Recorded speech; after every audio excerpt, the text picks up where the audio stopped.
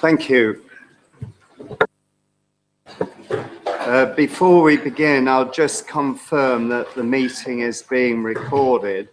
Details on page 15 of the order papers. Thank you. Item 1, apologies for absence. May I ask the Chief Executive to report any apologies? Chairman, apologies have been received from Councillor Allen, Councillor Mrs Brockway, Councillor Murray, Councillor Palmer, Councillor Miss Elizabeth Ransom, Councillor Mrs Sue Ransom, Councillor Mrs Rawlings. Item 2, declarations of members' interest. Do councillors have any interests they wish to declare? Thank you. Item 3, that the minutes of the meeting of the County Council held on the 16th of May 2014 be approved as a correct record and signed by the chairman. Agreed. Thank you. Item 4, submission of petitions. We have received one petition for submission today, which has attracted more than 3,500 signatures, thus triggering a 15-minute debate. The petition from Mr. Dobson is requesting pedestrian crossings at Thurlby and Northorpe junctions of the A15. Ms. Dobson, would you like to speak for up to 5 minutes and then hand me the petition? Thank you. For coming this morning and listening to me. I am Chairman of the Parish Council, and I'm here to represent the action group today for the crossings at Northorpe and Thurlby intersections with the very busy A15. This road is a funnel that takes all the traffic coming from Lincoln and surrounding areas. They can't go anywhere else but through along the 4-mile stretch of road that runs through that dissects our village.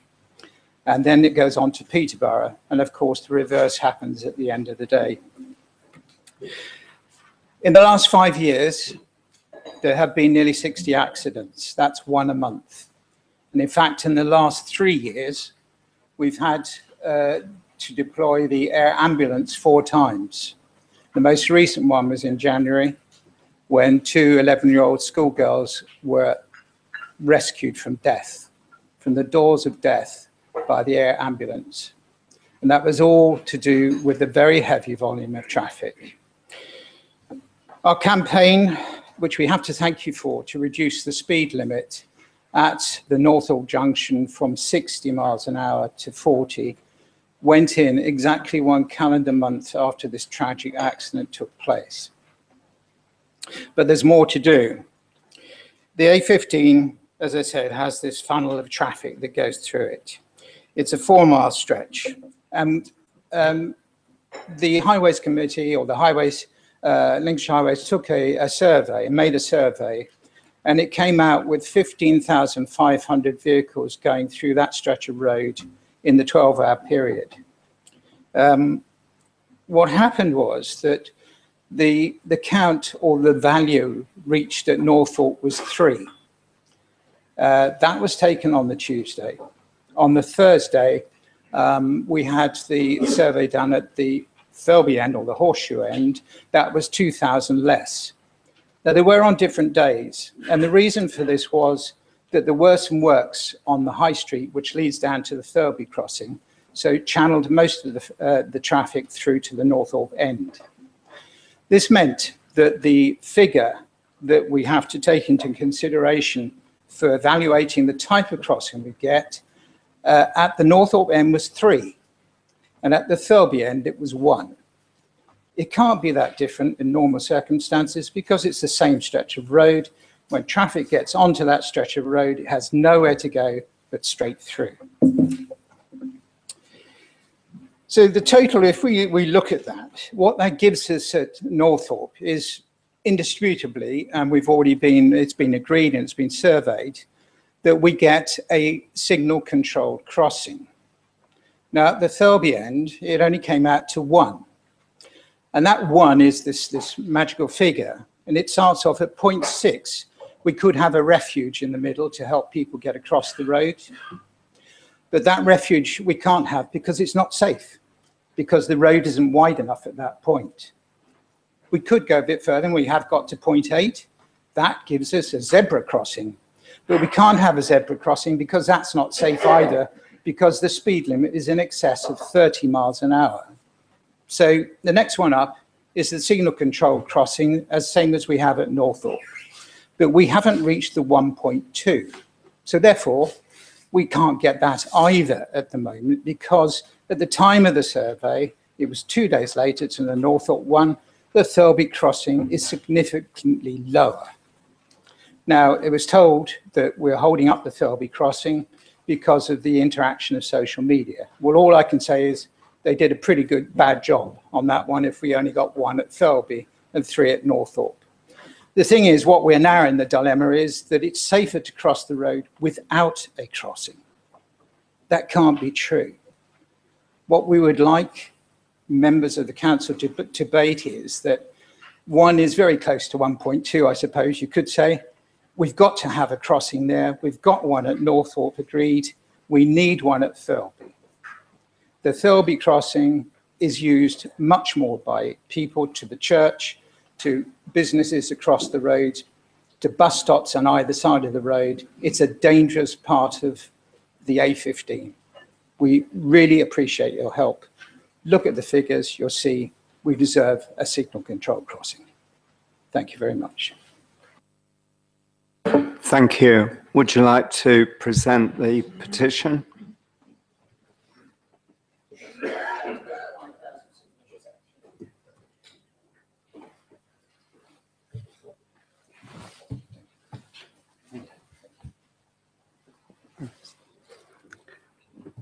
Thank you. I now invite councillors to debate the petition. Members are reminded of the rules of debate. I intend to allow 15 minutes for this debate.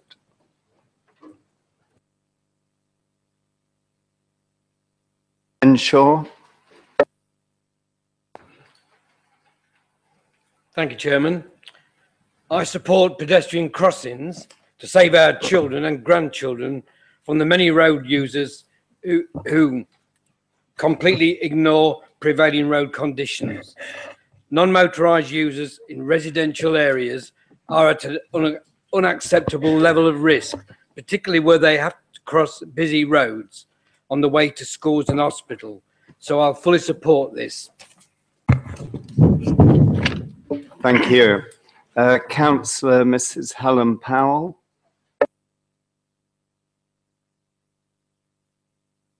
Thank you very much, Mr. Chairman.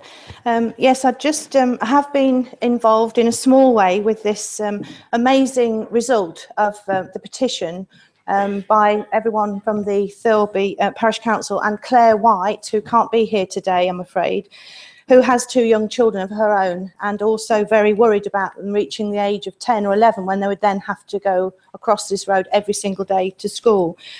The village is made up, quite rightly, as was said, about it being a funnel between the 2 roads north of Bourne, and then it splits again south of Thirlby. So everything goes through that crossing.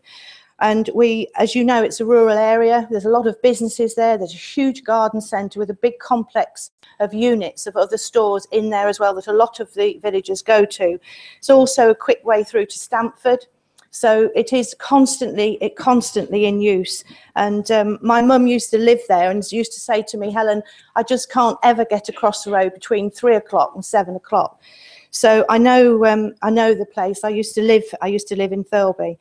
And also, I think, with regard to the amenity being needed, I think we have actually had fantastic response, and we have been agreed the crossing at Northorpe. We've also been able to get the speed reduced down to 40 miles an hour. It was 60 in both the crossroads. But for the Thirlby crossroads, we still need this extra crossing. And when you think of, even if it was your mum, going to Bourne on the bus, which is in the direction left, coming back home, but being too frightened to get off the bus and cross the road there, she then goes on to another village or two up the road where there's a controlled crossing, gets off the bus, crosses the road and stands and waits for another bus to get her home again in the opposite direction, where she can safely get off the bus and walk home without having to cross the road without the controlled crossing. And also I've just heard as well of one family that were just living in dread of their children reaching the age to have to cross this road, and they've actually moved out of the village. So it is a massively crucial thing. And I know everyone else takes this to their heart, the same as we all have, because safety of the children and the elderly are of paramount importance to all of us. Thank you very much. Thank you. Councillor Peter Robinson. Thank you, Chairman. I strongly support the call for the crossings that you're requesting. I represent Langtoft, which is just further down the A15, and I can, without any hesitation, say that the crossing that we got installed has made an enormous difference to the life of the village. I strongly support your request. Thank you. Councillor Dilks. Thank you very much, Mr. Chairman. I congratulate you on your petition and your campaign. It's mostly been said, but you know, people who don't know that area should know. I represent Deep in St James, next to Councillor Peter Robinson, and you know, there have been thousands, or at least hundreds, possibly thousands, of houses already built recently and planned to be built along what I call the A15 corridor. And, you know, I think we have got a responsibility, not just to, you know, to build the houses, but to build the infrastructure that goes around them and make the roads as safe as we possibly can. And I think we've got a responsibility to build safer communities and not split communities. And that's what we've got here. You know, I came up that road this morning. I used it twice yesterday. You know, it is hugely busy, and it's basically the corridor into Peterborough and out of Peterborough, used by thousands and thousands of road users every day. It is frankly dangerous and it needs sorting, and I fully support, along with others, your campaign. I hope we can do something about it. Thank you. Thank you. Councillor Pain. Thank you, Chairman. After looking at the area in question, obviously reading what you put forward, I fully support the petition. As a father with 2 young children, it's very important that the safety is there for the children and the people using the road, and I totally endorse your petition. Thank you.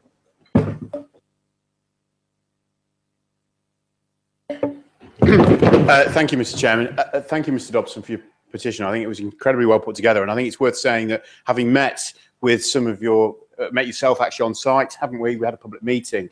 The way you've delivered the campaign has been extremely proficient, and it shows actually when local communities come together, they really can make something happen. I'm pleased to say that we're now in the formal consultation period for the Northorpe crossing, subject to any official objections coming in. That may have to go to the Planning and Regs Committee, but if it doesn't, we hope to be able to build it this financial year. And I think some of the concerns you've raised about the count at Thirlby lead me to agree with you. And I think maybe one way forward is to say, once we've got this crossing installed in Northorpe, do we look again at doing the assessment at Thirlby itself, just to make sure that we're absolutely certain that the numbers we're looking at and the traffic assessment and the pedestrian crossings are right? Because I think you flagged up some very real concerns. So thank you very much for your time. Thank you. Councillor Charmaine Morgan. Thank you very much for your excellent presentation and your petition. I'd just like to say that totally support what you're asking for. The figures that you raised, especially around the accidents that have occurred, do make me think, shouldn't we be monitoring these situations more and be more proactive as a council? Should you have had to come to us with a petition in the first place? And I do think we need to examine this particular issue. Thank you. Thank you. There's no further speakers. The Chief Executive has determined that the petition requesting pedestrian crossings at Thirlby and Northorpe junctions of the A115 will be referred to the Executive Councillor for Highways and Transport. Thank you. Item 5, Chairman's announcements. As there's a full agenda, I don't intend to read everything out. I do want to highlight the visit of Her Royal Highness Princess Royal to Sturton by Stowe and Boston, and also the official turf cutting ceremony for the International Bomber Command Memorial. And Amanda and I were also delighted to be present at RAF Coningsby to welcome the crew of the Canadian Lancaster. I'd just like to add one more thing. I'm sure that a lot of you know Councillor Steve Palmer has had an operation. I'm sure you'll join me in wishing him a speedy recovery, and no doubt he'll be watching us all on webcast. Thank you.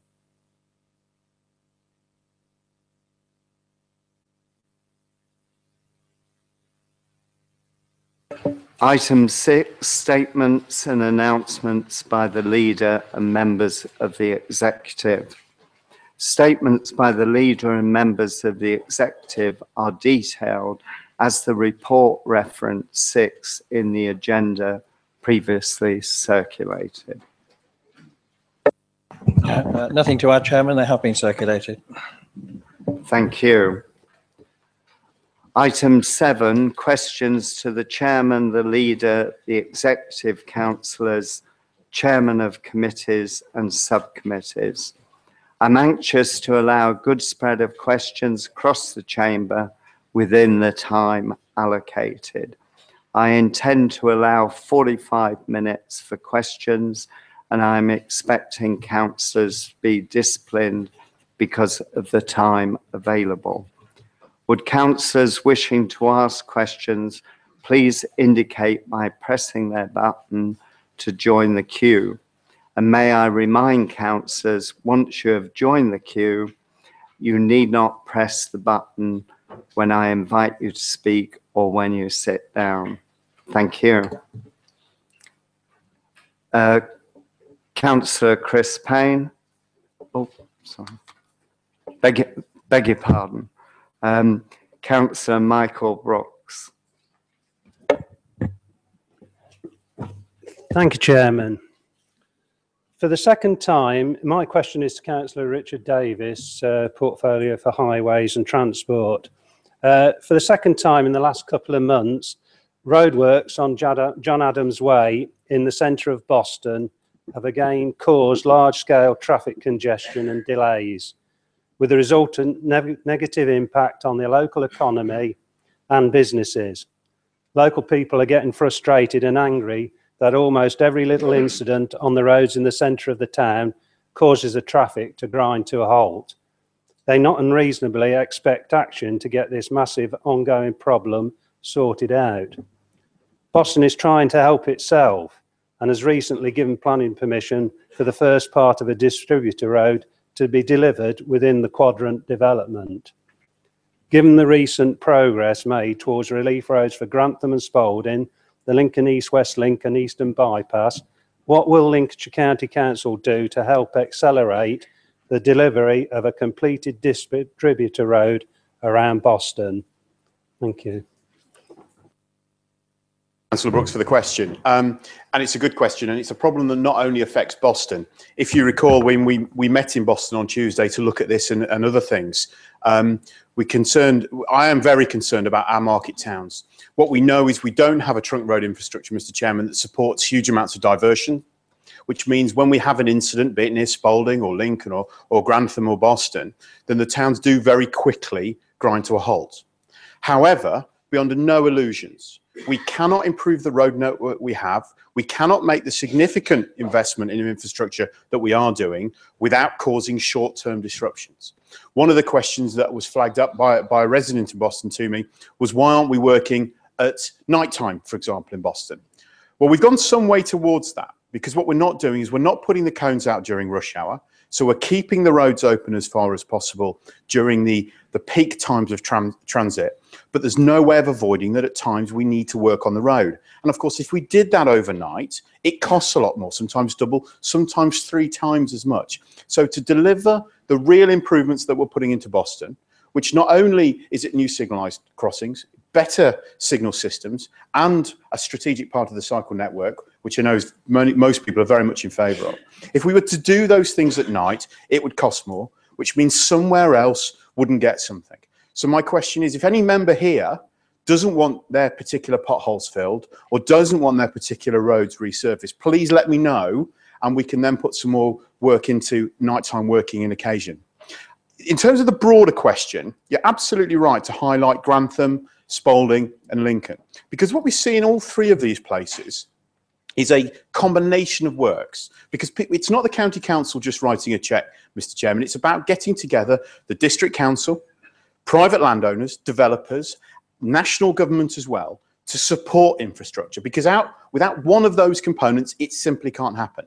And we only need to look, and members of this chamber will know a lot more than I will, at the people who have fallen on the altar to the false gods of the Boston bypass, to see the damage it can do to local communities and to local politics, and the reputation of local politics, where people come along and promise what they can't deliver. But what we are seeing in Boston is we really are seeing the beginnings of the distributor road. That's happening. The work yourself, in particular, Councillor Brooks, has done with the local plan, I think, is starting to show real deliverable, on-the-ground impact. Not pretty pictures, not lots of talk, but a distributor road that's going to help alleviate these problems. So in the future, when there are problems in Boston, like we get all over from time to time, be it accidents or breakdowns, then we can see a real improvement and a way to move traffic around more efficiently.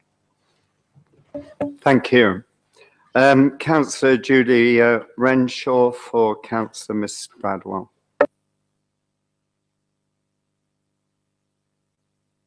Is my blind and deaf 97-year-old constituent being treated appallingly by the lack of an assessment by continuing healthcare for almost 6 months, forcing her to pay rent on her existing flat and the care home fees at the same time. Because of this long-winded process, it seems that LCC social services are being held to ransom by this group. Thank you. Thank you, Councillor Renshaw.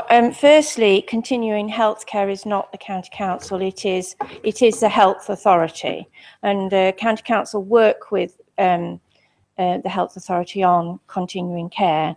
So in the first instance, I say, I don't think it's entirely our fault. I think it's a health issue, but if after the meeting you give me the name of the lady and her address, we will look into what's happening. We've had issues in other places only the last few months, and you know, we have been able to help things out and help things along the way. So I'll do all I can to help, but as I say, it is a health problem, but I'm sure that we can rattle some cages, so to speak. Thank you. Thank you. Councillor Mrs. Marion Overton for Councillor Worth. Thank you, Chairman. I'd just like to raise a question, and I have to say Councillor Palmer has already been on the phone this morning with us, so he's here in spirit, and so he has actually, as you will imagine, written one out for me and given me an extra briefing, so I'll cover that. The question is, will the alternative proposals for libraries that were put forward by Mrs. Palmer be allowed to be put forward again, but this time the pure proposal as she actually wrote it, and not how it was described to the scrutiny committee, not how it was described to the judicial review. There were 2 comments that came back from the judicial review which demonstrated that there were some serious errors in the way in which her proposal had been presented. One, the suggestion that the number of hours for tier 1 and 2 libraries had reduced, which was not so. And also the point that also the point about the internet is that there was not mentioned that there were large sums allowed for those who couldn't afford the 50 pence that was programmed in. So 2 serious errors with what was presented. So the first question I've given, and the second question, furthermore, will the circumstances... Chairman, I understand it was 3 minutes for question and answer. So I would like to explain the second sentence, one sentence. Furthermore... If you can finish it off very quickly. Thank you. I'll finish the sentence, certainly. Furthermore, will the circumstances of the way this proposal was handled be investigated after the judge's decision in London at the judicial review, and in the light of the fact that he was misled into thinking that the proposal altered tier 1 and 2 provision, which was not Mrs. Palmer's proposal? Thank you.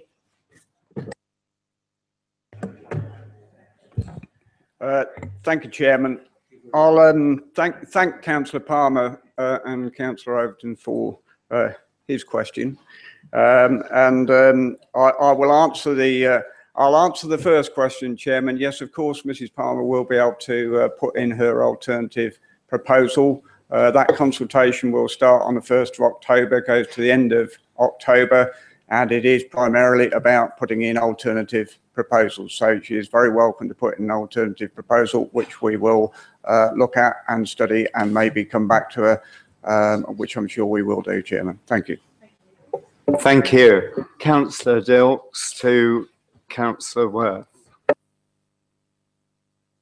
Thank you very much, Chairman. Councillor Worth, at every meeting of this council over more than a year, you poo-pooed those who repeatedly told you that your draconian library closure plan was flawed.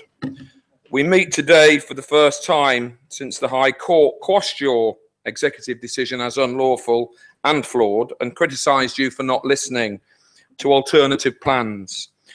Why have you still not supplied all the information requested by Greenwich Leisure?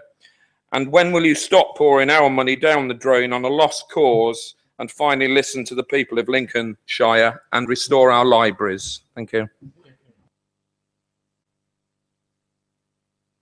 What I will say is that we have supplied all the information that Greenwich Leisure have asked for. We've gone into some considerable detail and asked some very complicated questions that they have asked for. As far as I'm aware, everything they have asked for, they have got. As regards your other comment, Chairman, I would maybe quote from the judge who said very clearly, if the consultation were the only ground, I might not have granted release since the proposals were accepted and considered. I think that's all I need to say, Chairman. Thank you. Thank you. Councillor Mrs. Alison Austin for Councillor Richard Davis. Thank you, Chairman. When is Councillor Davis going to visit Boston? I know he has just been. The county's second town, and actually engage, most importantly, with the businesses of the area, listen to them, and then take appropriate action to resolve the ongoing high waste problem, instead of frequently leaving it to councillor officers to apologise for his absence, and to actually do some homework to see that no one in the past has ever promised to deliver a bypass for Boston. Thank you. Well, thank you. It's lovely to be invited on a date via a big screen. In terms of my attendance in Boston, it's worth noting I was there on Tuesday. About 6 weeks ago, I attended the Boston Business Club breakfast meeting. I can recommend the bacon rolls, where the discussion of high waste came up a lot, Mr. Chairman.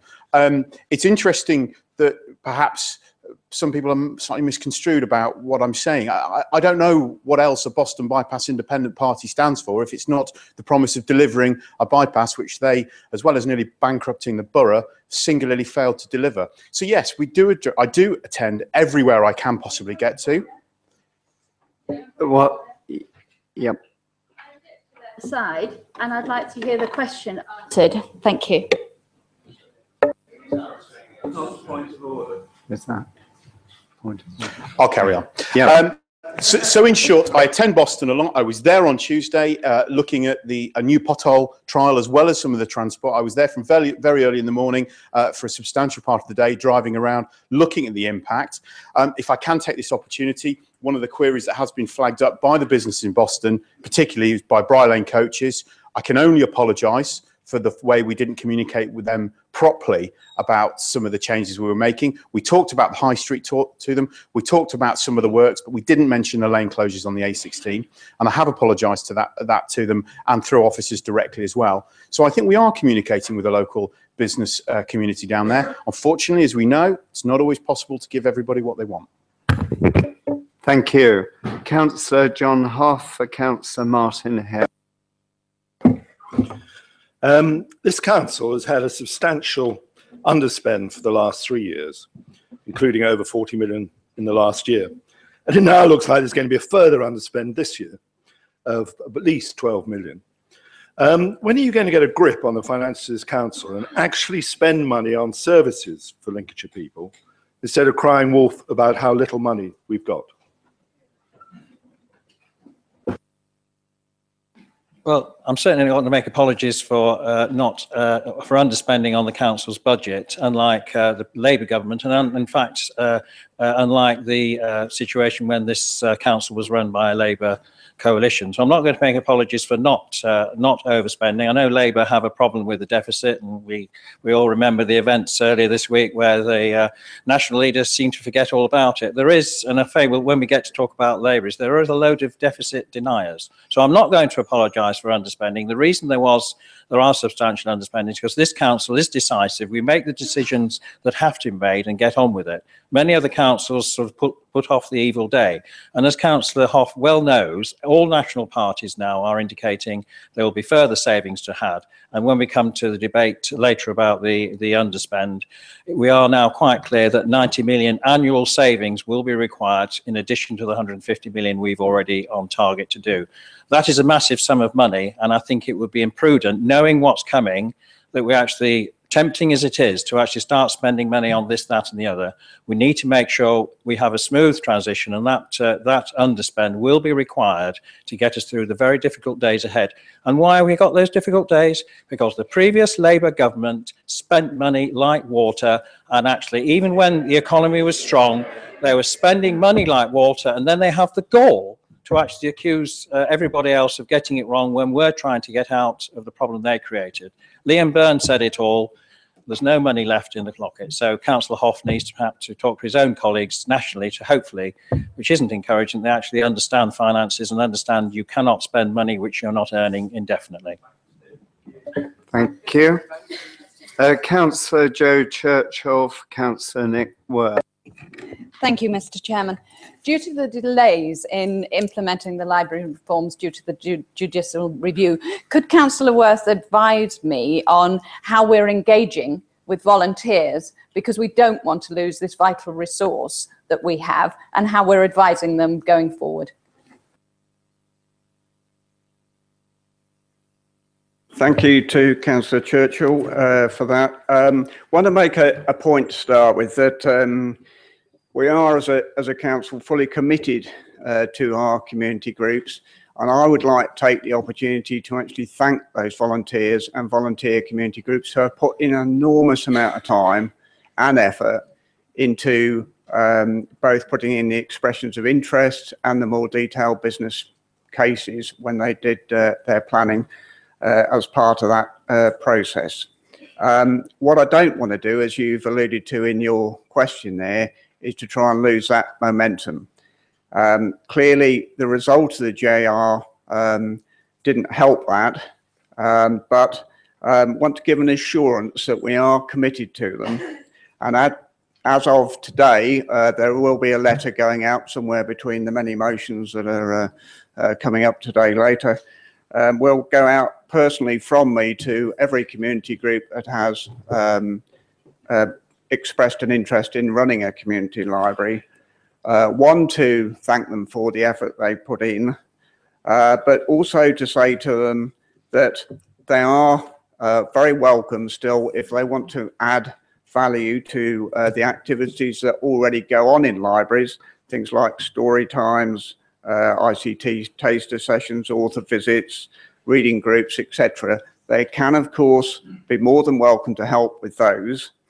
I have had a few that have asked about whether it be possible to use volunteers to have additional hours. We're certainly receptive to that, and if they are interested in doing that, then please do either contact me or the officers about that.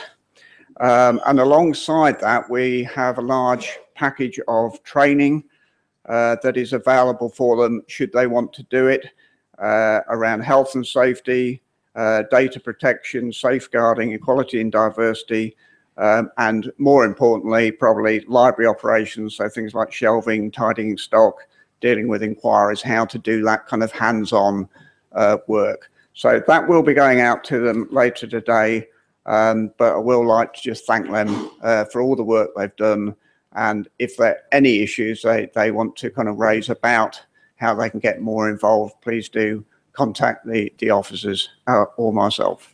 Thank you, Chair. Thank you. Councillor Sarah Dodds for Councillor Patricia Bradwell.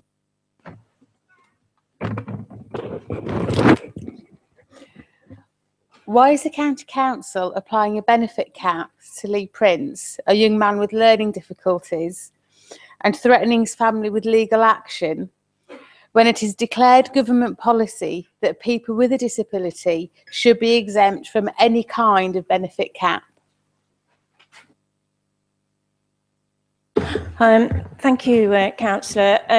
I'm actually not going to discuss this case in public. You've mentioned someone's name, and it just isn't right that under data protection that we go into discussing a person's case. I can tell the council today that Mr. Prince and his father have been liaising and writing, and he's been through an appeals process regarding the benefits that his son has, and he's very well aware of that. Officers, as I say, have spoken to him as well. So on occasions there are people who don't get the benefits that they want. He has the maximum benefits that he's entitled to, but that's all I'm going to say. I can refer you to the Director of Adult Care. Glenn is very much aware of this case. I'm aware. We only responded back very shortly, so I'm not prepared to go into great detail about it. Thank you. Councillor Paul Wood for Councillor Colin Davey. Thank you, Mr. Chairman. My question to Councillor Davey is about economic development. Now, I hope everybody in the council recognises economic development is vital for the county, but it's a service carried out by the districts in the county. So my question is, would Councillor Colin Davey please explain the different services and priorities carried out by both the county and the district on economic development matters? Thank you. And thank you, Councillor Wood, for the question. I think it's really important that you've highlighted the work that the County Council is doing and working with our district colleagues around economic development. At a recent meeting, I'll give you a couple of examples. At West Lindsey District Council's offices, we discussed at the Economic Scrutiny Committee a scheme called Food Matters, which is about identifying the next set of workers in the agricultural and food industries. For Council's knowledge, there are a requirement of 15,000 new people in this sector within the next 10 years as people retire. So it is a massive ask and a massive challenge, but one we should take on. I think that meeting highlighted the role of district councils, particularly around the issues of planning and neighbourhoods and place in their areas, and we should be respectful of that. Schemes like Food Matters, though, can only really be successful if the county council uses its influence and its knowledge base and working with big businesses to deliver the things that local district councils have as aspirations. You should be aware also that the county council delivers about 80% of the economic development functions in the county of Lincolnshire. So this council is doing a huge amount of work there. I'd also say, I mean, another good example of working together with the district would be the Aventus Business Centre in Market Deeping, which I'm sure Councillor Dilks knows very well. A huge success, delivered by partnership working and with EU funding to support it. And that is something that's looking to expand. But I mean, all this only happens when we use our influence of working together. I would say, however, there are a couple of challenges as well. So it's not all a completely rosy picture. Firstly, I think the economic pressures we all know local government is under, the resource that is available at the district level is a bit patchy. Some councils have more emphasis and more money to support economic development than others. So we have to be careful that the whole of Lincolnshire moves forward rather than just parts of it. So I think that is a challenge. So I would say to any dual-hatted members in the chamber, please encourage your district councils to be really active in this regard. The other thing I would say is also there are other contributors to economic growth which are incredibly important. The provision of infrastructure, some of which is outside of our control, such as utilities, electricity, water. These are really important big challenges for the future. But through my work on the County Council and with the LEP board, we recently met with Anglian Water at the senior level and we had a really fruitful discussion. So I think there are plans coming forward of working with them to deliver the economic infrastructure we need from that particular utility. The challenge for central Lincolnshire, of course, will be around power and how we address that in the future, but those discussions are already underway. I'd finally conclude with saying that the council has just recently, the executive just recently adopted an infrastructure statement which sets out how we're going to address the infrastructure challenges with our colleagues at district in the future, and that is how we need to progress. Thank you. Thank you. Councillor Martin Trollope-Bellew for Councillor Richard Davis. Chairman, in the summer, Mark MacDonald, who were doing the consultation for Network Rail at Tallington, stated that Lincolnshire County Council was in favour of all routes. Will the portfolio holder please confirm that LCC has never been in favour of any route that means that houses will be demolished? Yes.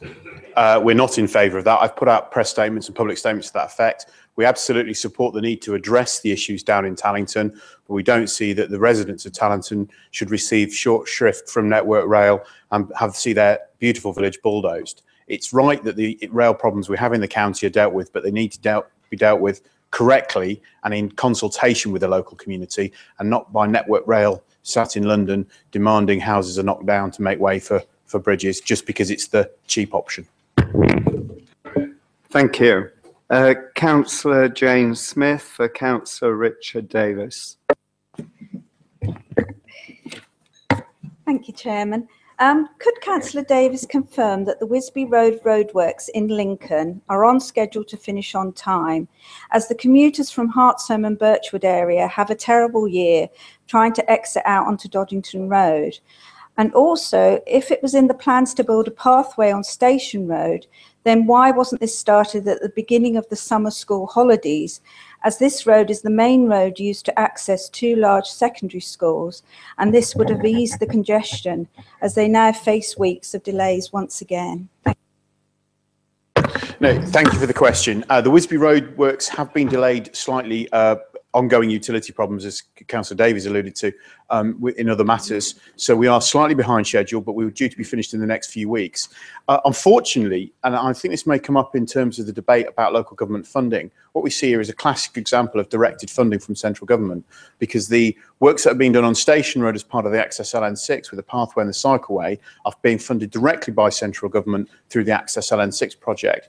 So because we don't get the budgets devolved, we're not always able to manage manage and resource and program these things as we'd like to. Because you're absolutely right, it makes sense to do as much as you can in one go. Unfortunately, from a programming perspective, that's always not possible, just to the way the money's come down. But thank you very much for your question. Thank you. Councillor Jeff Ellis for Councillor Nick Worth. Thank you, Chairman. Councillor Worth, could you advise me if the County Council have concluded the sale of Bootham Library to the Lincolnshire Co-op? I ask this as the Co-op have a for sale sign up at their pharmacy that they propose to re-site in Bootham Library should they acquire it. And clearly a sale of this library is likely to affect any proposals submitted by Greenwich Leisure.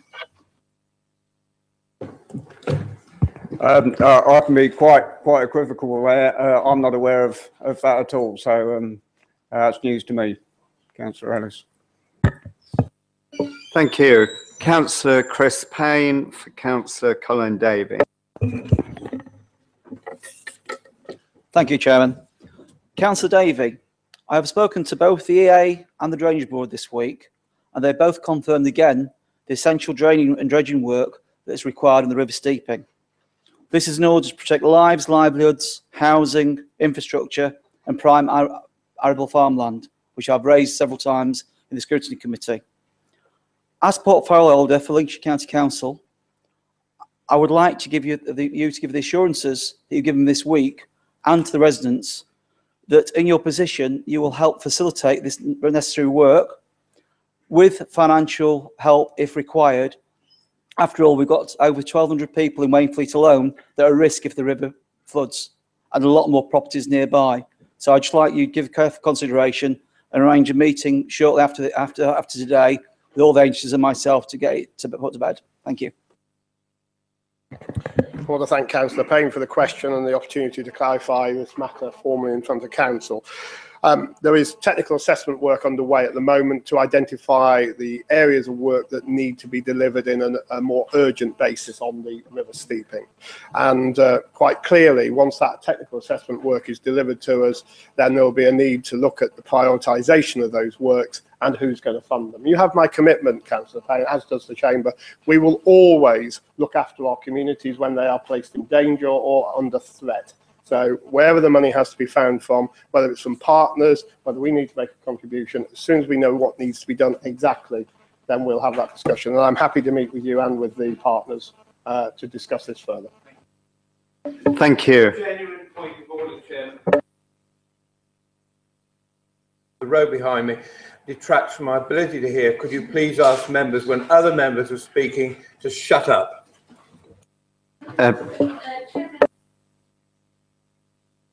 In this chamber, so the language might be useful to be altered, and if there's any problem with the seating, perhaps it could be rearranged. Thank you. Thank you. I hope you'll all have respect for one another. Councillor William Webb for Councillor Richard Davis. Thank you, Mr. Chairman. Question for Councillor Davis. May I ask you, Councillor Davis, for an update on the rollout of high-speed broadband, particularly in the extreme southeast of the county, that is to say in the Holbeach, Long Sutton and Sutton Bridge areas, where the line speed is particularly poor and causing disadvantages to business and private users alike. Thank you. Thank you for the question, Councillor Webb. I'm pleased to report that we're ahead of schedule. We're currently in phase 3 of the deployment. There are 7 phases in total. We're ahead of schedule in delivering properties, and unfortunately, the south of the county, where in the areas where I live and you do as well, we are at the back end of the project in terms of delivery. But I am pleased that all districts now have received some updates to some exchanges in their area. So tens of thousands of properties now in Lincolnshire are receiving the benefits, and I'm pleased to say that by 2017 the vast majority of properties, including people living in your area, will also see those same benefits. Thank you. Councillor Robert Parker for Councillor Richard Davis.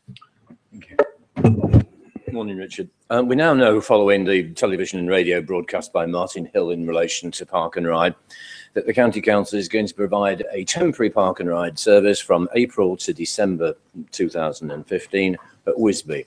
Can you tell me how much revenue and capital money have been made available to you to deliver that service? Thank you. At this stage, no, I can't, I'm afraid. While the negotiations are being finalised, I think in the interest of commercial confidentiality, it's important that we don't spike our gun, so to speak. But I would add a note of caution, actually, that we saw this week, and it's interesting, isn't it, whether the local city council as the parking authority, and I'm sure Councillor Parker will know a lot more about them than I will, are unable and unwilling to join with us to deliver a project. It's interesting we see Cambridge seeing a drop-off of take-up for their Park and Ride because of a tweaking in the pricing structure, which is why the negotiations we're going through currently are so important, because we owe it to the residents of Lincoln and Lincolnshire not to repeat the mistakes that people make in other areas. Thank you. Councillor Bob Macaulay for Councillor Richard Davis. Thank you, Chairman.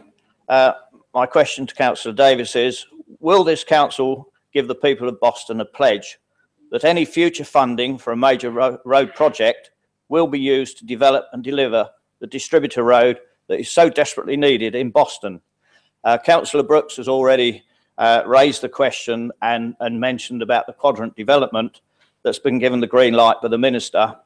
This means that the first phase of the distributor road will be built and funded by the developer, and the people of Boston and the East Coast particularly are now looking to this council to step up and show their commitment to this part of the county and not just Lincoln. Thank you.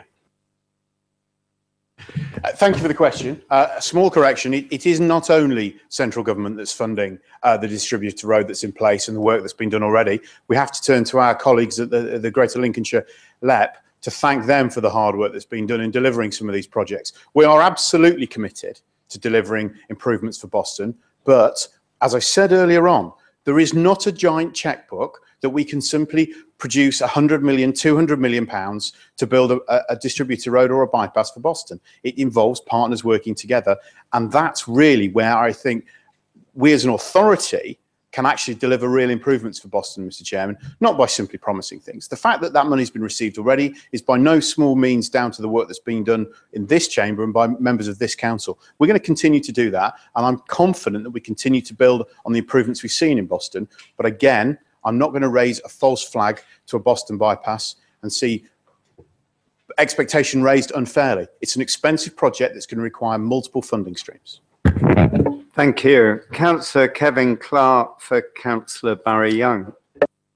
Thank you, Chairman. Councillor Young, a recent report states that Lincolnshire Police don't attend all crimes. Could you, unlike other county forces, could you inform the Chamber what crimes don't they attend and what impact does this have on crime reduction? Thank you for the question. I have no responsibility whatsoever for the way in which Lincolnshire Police operate, and your question should be directed at the Chief Constable.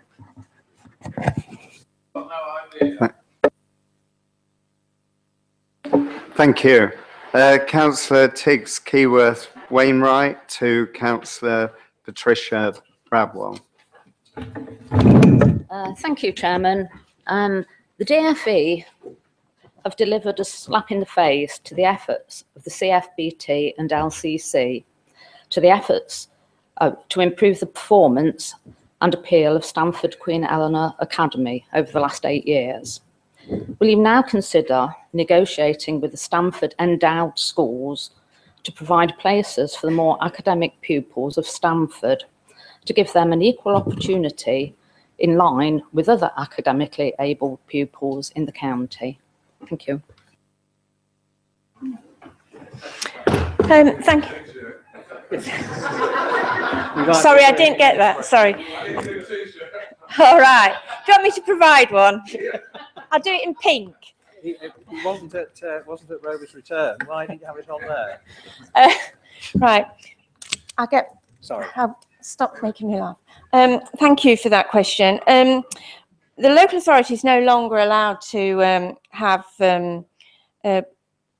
procure private places from the Stamford Endowed School. And actually, Queen Eleanor over the last couple of years has really improved. We had an excellent head teacher there up until September of this year, and it was unfortunate that they've changed academy sponsor, but I am assured, and I'm going to meet with the new sponsor in October in Stamford. So I'm afraid we can no longer provide places at the Endowed School, but I'm really sure that the quality of teaching and learning at the Stamford Queen Eleanor School is really, really improving from what it was, say, 6 or 7 years ago.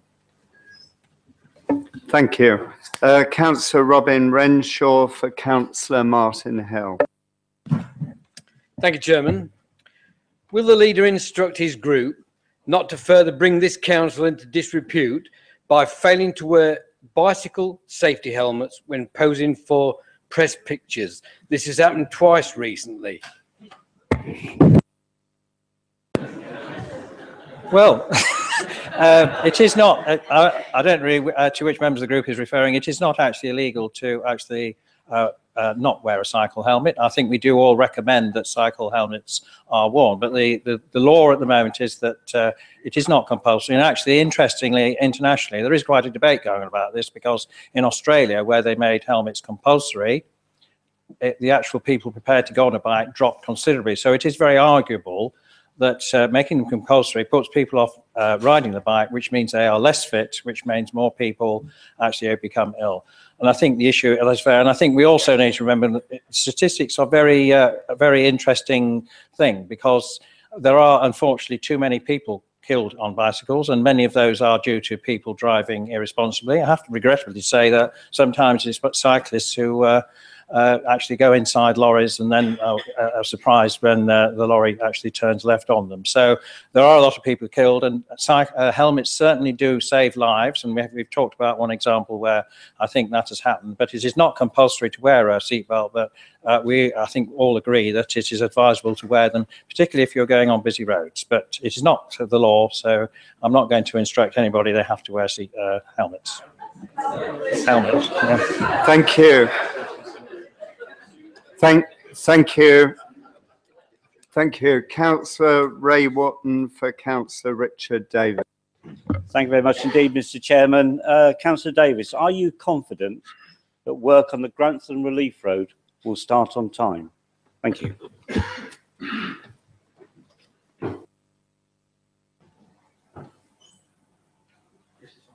Oh, thank you. Yes, thank you for the question, Councillor Wotton. I am confident, as I've talked about a number of times this morning, because of the partnership arrangement that we've come to with central government, local developer, local landowner and local authorities.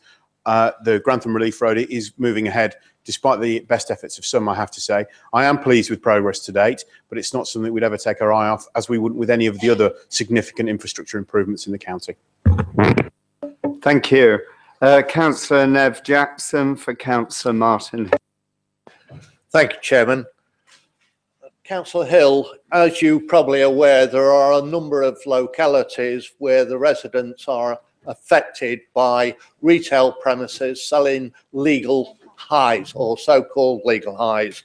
I wonder if he would make representations through the LGA and local parliamentary members in order to get legislation on the statute book that will enable these shops to be dealt with by both trading standards and the police forces in the county.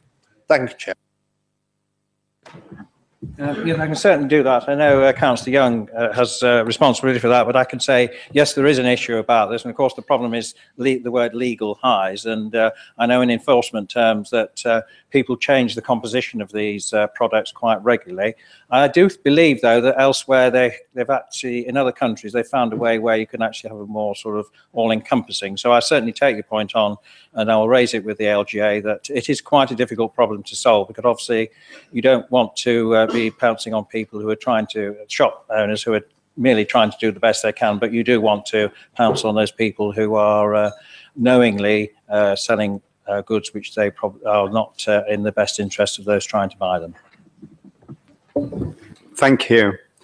Councillor Mrs. Helen Powell for Councillor Richard Davis. Thank you. It's already been addressed. Thank you very much. Thank you. Councillor Charmaine Morgan for Councillor Patricia Bradwell. Thank you. Now the first quarter's report for wellbeing service has been submitted. Can you advise what steps are in place to address the issues which have emerged through client feedback? For example, a delay in support, which one of my residents experienced coming out of hospital and being bedridden, when it took 3 weeks for us to even attempt to resolve an issue because her telephone point was not in the same location as a power point. Concerns that have been raised regarding the amount of time carers are actually spending on paperwork as opposed to actually delivering care on site, and key gaps in the service where, for example, people are having to wait to be assessed with no food. I'd very much appreciate a response to that. Thank you.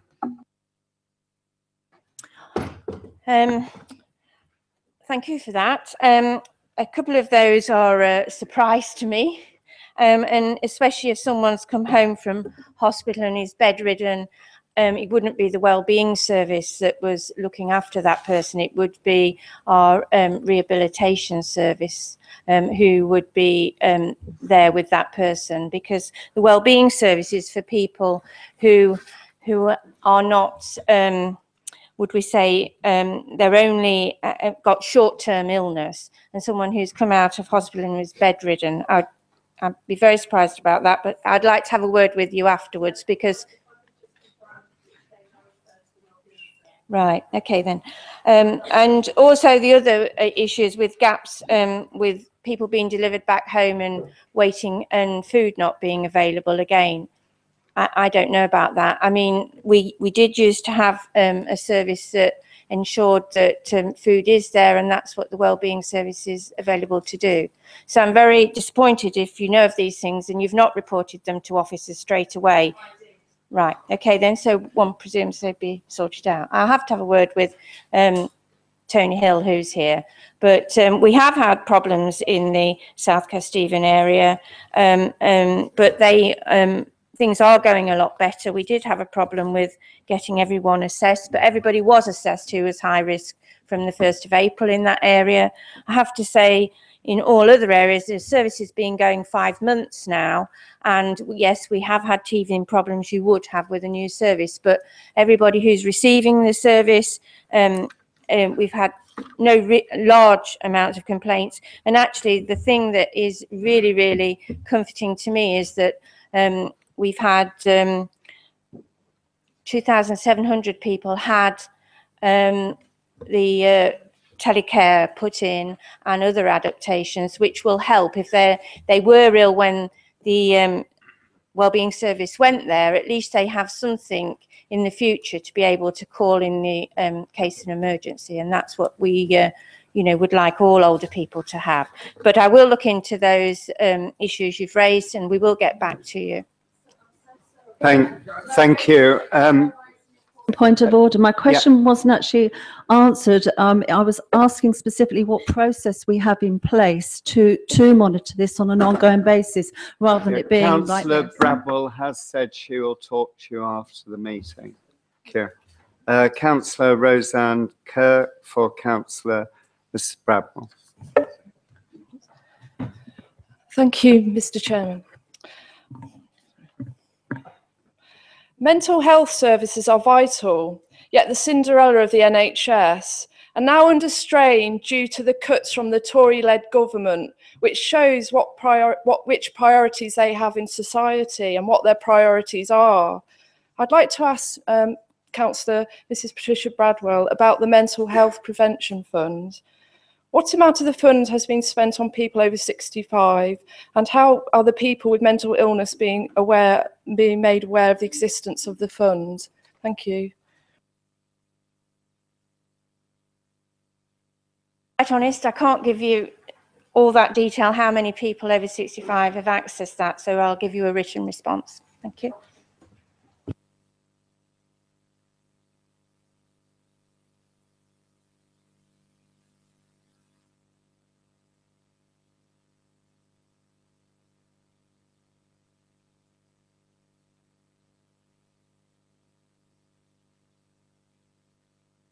Minister for Environment and Economy has been circulated.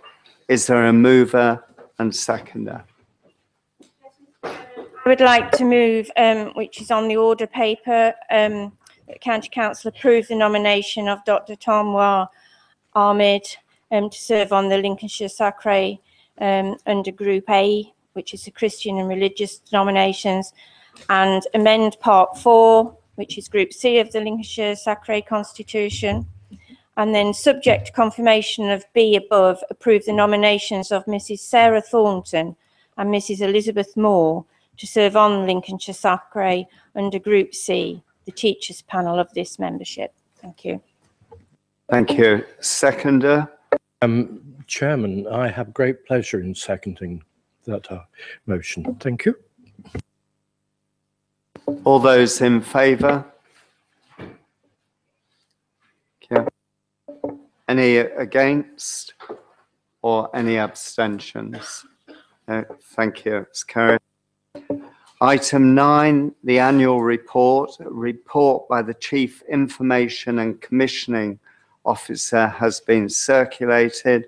Again, is there a mover and a seconder? Yes, thank you, Chairman. This has been, and it's also been through the scrutiny and the whole system, so it is for final approval by this council. Seconder? I'd like to second that, Mr. Chairman. Thank you. All those in favour? And oh, no. Yeah. Okay.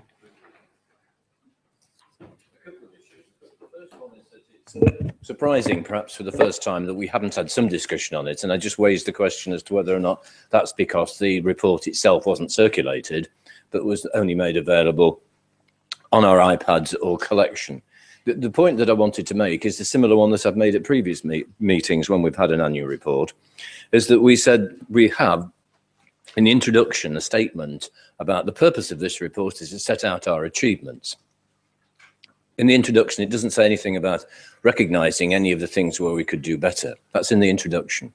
When we look at the individual areas for each of the specialisms, education, economic development, corporate services, only occasionally do we see where we could improve. We can see regularly what we achieved. We can see regularly what we intend to do. But there are many areas where there are gaps. And I'm just asking the question, perhaps to the leader, for him to say something about an examination by each of the executive directors and portfolio holders as to whether or not everybody's comfortable that where there are no statements about where we could improve, that is really the case. Because it seems to me that in one of those organizations, which is a learning organization that continually demands improvement and continual improvement, in fact, that there shouldn't be any area where we couldn't improve. And I think that the whole council, without being individually critical about areas, could actually take that task to heart. Thank you. Go to the vote. All those in favour? Oh, sorry. You want to respond? Sorry, yes, thank you for the comment and your interest in the report. Yes, we did take the decision not to print lots of copies of this off because it is a considerable bulk each one, and indeed have them online. And of course, members, if they want them, which I'm not keen, if they want them sending, some members do request that. And of course, there are hard copies available. But I do think with the technology we're all granted now by the council, that we all need to move towards more paperless. We know that Value for Money Committee, I believe, is trialling paperless meetings, and we're going to see how that goes. On your point of, the good stuff, yes, well, thank you for acknowledging all the good work we all do together. I'm not going to say it's all down to the executive or just one particular group. I think we need to acknowledge that we do well, and I also need to remember that I think scrutiny does a valuable job in this council, holding the executive and officers to account, and I think that is all our job. And yes, I think we do a pretty good job considering the financial pressure we're under. We could always do better, and of course we all make mistakes, and we need to acknowledge that and learn from that. So I think that is dealt with, and with the annual report is basically a public document which people can read, because sometimes in the past I think we've made the mistake of making a long turgid thing which nobody ever gets around to finishing. So we try to make it user friendly and try to give people a flavour of what we're about, and I think we have been pretty fair in there, acknowledging where things could get better, but I do take your point.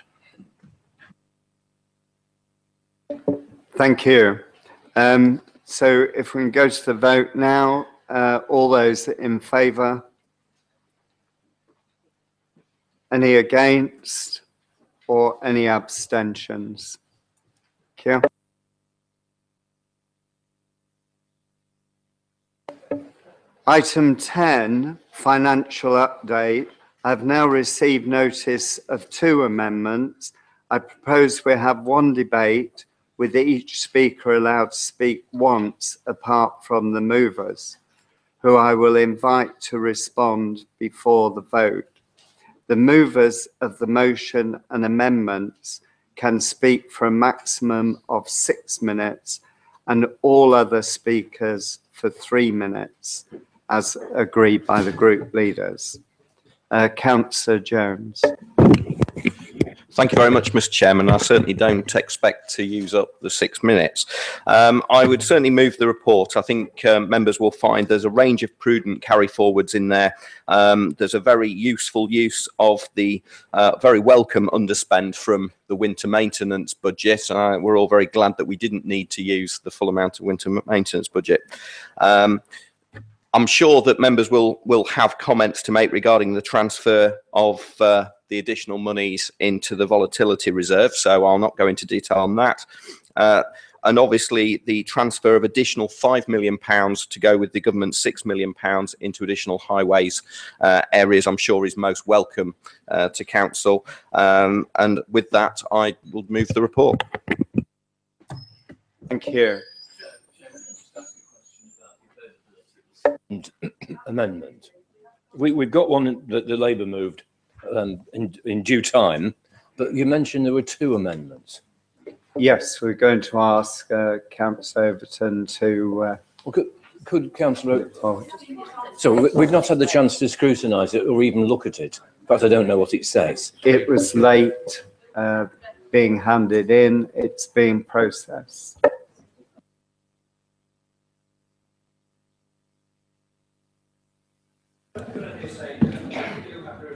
To try and have orderly, and we did have an agreement yesterday that we thought there was going to be 1 amendment. The Labour group have very clear what they're saying, so we all understand it.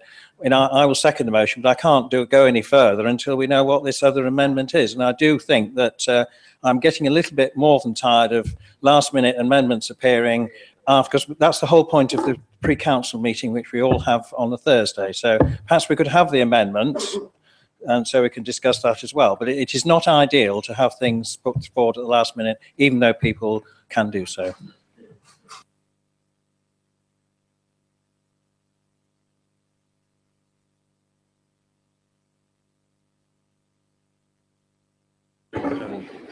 We'll adjourn this item and move on and then come back to it.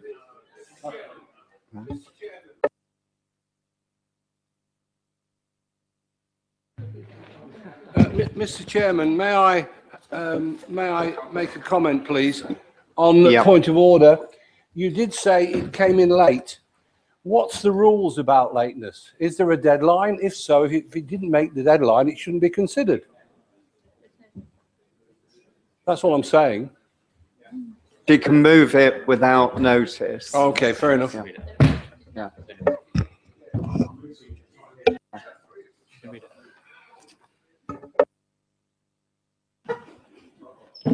Item 11 on the agenda in the second part of the motion today means that we're having further amendments to the Constitution at our meeting on the 19th of December. And I would suggest to this council and to the constitutional working group that this matter now be defined, because it's beyond the call of duty that we're now expected to digest a second amendment on all sorts of financial issues when we haven't got anything to hand. And I think it's unforgivable of the independent group to behave in this fashion. Councillor Overton, could you read out your amendment?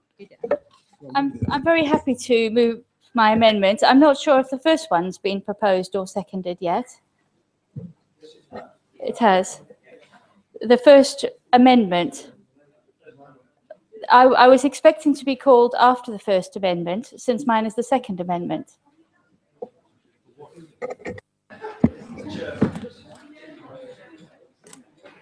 We had agreed on one debate. Chairman, on a point of order, Chairman, I think it is only right that we have the information, not that Councillor Overton moves her amendment, but that we're all aware of what is in the amendment, because that's the issue. Because I, like Councillor Hill, I mean, it's very difficult for me to move an amendment without knowing what on earth they're doing.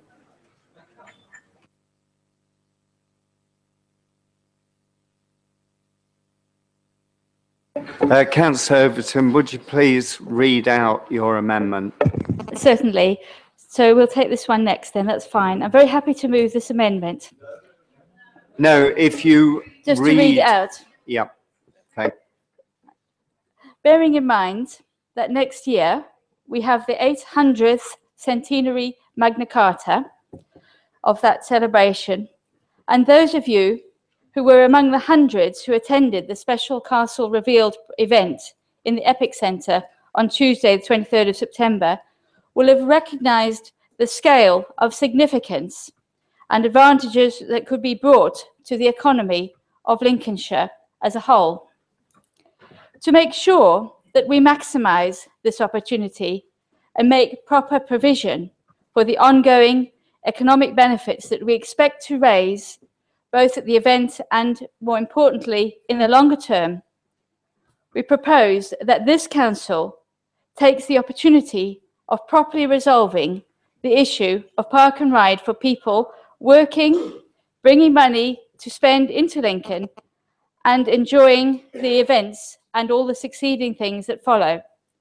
So we propose, therefore, that 5 million is set aside to introduce this system and settle the issue once and for all. We propose further that the 7 million be set aside for negotiating the solution to the Tallington Bridge in partnership with Network Rail and central government. The route for this road that goes with the bridge could then be far more appropriately set in a way that serves both the village of Tallington and serves the quality of their lives and also for the through traffic. Our group, therefore, I propose that the following amendments to the financial update report.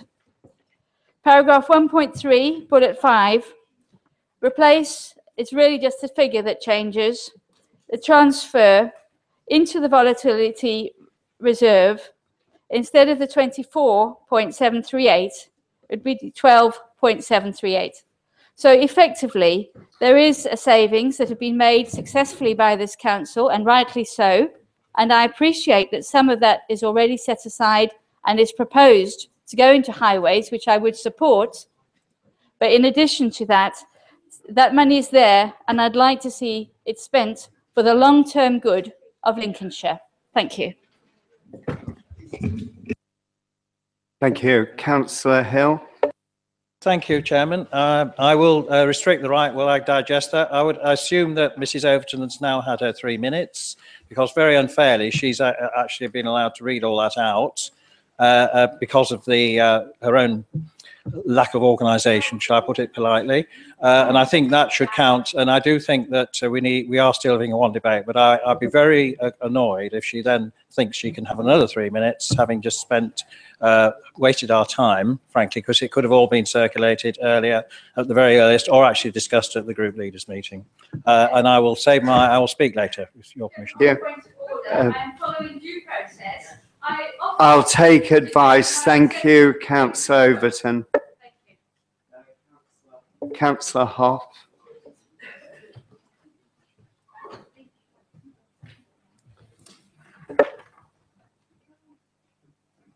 Right. Thank you, Chair. After that interesting diversion, I have to say, looking at this amendment, and Councillor Park will deal with it in more detail, it says nothing about libraries.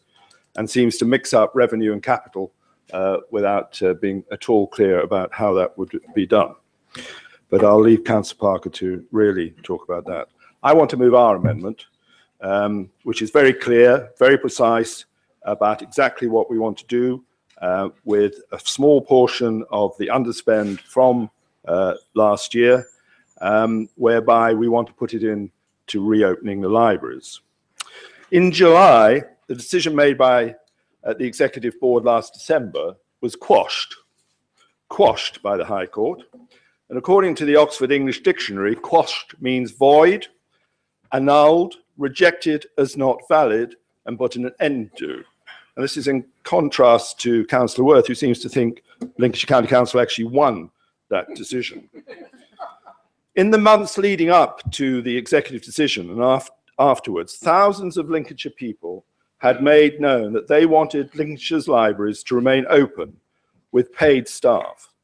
They showed how they valued the libraries and made comments and wrote comments on websites and so on. For example, Patricia from Dunholm said, "I've used libraries all my life, and despite the worldwide internet we have, in a civilized society, nothing replaces actual books in our libraries."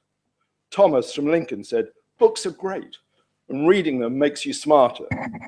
Rebecca from Lincoln said, "As a teacher, I find it shocking that local libraries are under threat. How will Mr. Gove, of much loved departure, ever achieve his mission to improve literacy in this country if these most vital resources are taken away from our community?" And Sue from Skegness said, "Our family use the local library all the time. Our grandchildren joined the reading club over the summer and got a certificate for reading all their books. They love their library." Later, in fact, quite recently, we learned about the council's massive underspend in 2013-2014. People in Lincolnshire found it very hard to understand why the libraries had to be so shockingly cut when millions of pounds has not been spent on anything at all. People also wondered why, in the light of the court's judgment to quash the decision of the executive, the effects of that executive decision to reduce library opening hours, to get rid of more than 100 mobile stops, to lose over 170 jobs, were not reversed. This amendment seeks to put that right. By transferring £294,000 less into the financial volatility reserve, what a wonderful expression that is, almost as good on the tongue, and the air is quashed. The opening hours can be restored, the mobiles can visit the villages again for the rest of the year. This would restore the service, give the council time to assess the bid from Greenwich Leisure, and anyone else for that matter, in a considered way while complying with the judgment of the High Court. Then next year, we can get on with the job of maintaining and improving public libraries in Lincolnshire rather than destroying them. I move our amendment.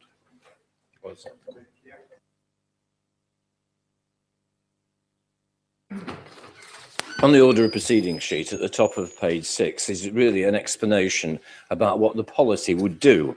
You know, I'm not going to read it because I leave that to others. But the policy would be to use the increase in funding to reinstate library access. Dead simple.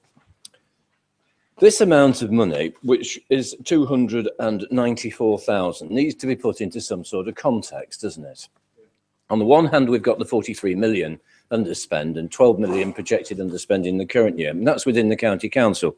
But let's look at a wider sort of way of looking at 200,000 pounds up till the 31st of March. Let's look at the fact that it's 48,000 pounds a month. Then let's look at, for example, John Terry of Chelsea, Wayne Rooney of Man United, 150,000 pounds a week they're getting. 150,000 pounds a week. Now, I'm not complaining about the amount of money that they get, but that's their value that their club has put on, in case of Chelsea, John Terry, and Man United for Wayne Rooney. And And let's look at the value that we're attaching to continuing library services during that very same period. We're saying essentially that we can afford £48,000 a month, not 48,000 a week, but £48,000 a month. It's that politics is about the authoritative allocation of values. And we're saying we value the library service. That's exactly why we're moving this motion. But it's a continuation of a series of value statements that we've made, which go back over recent times to say that we value the library service.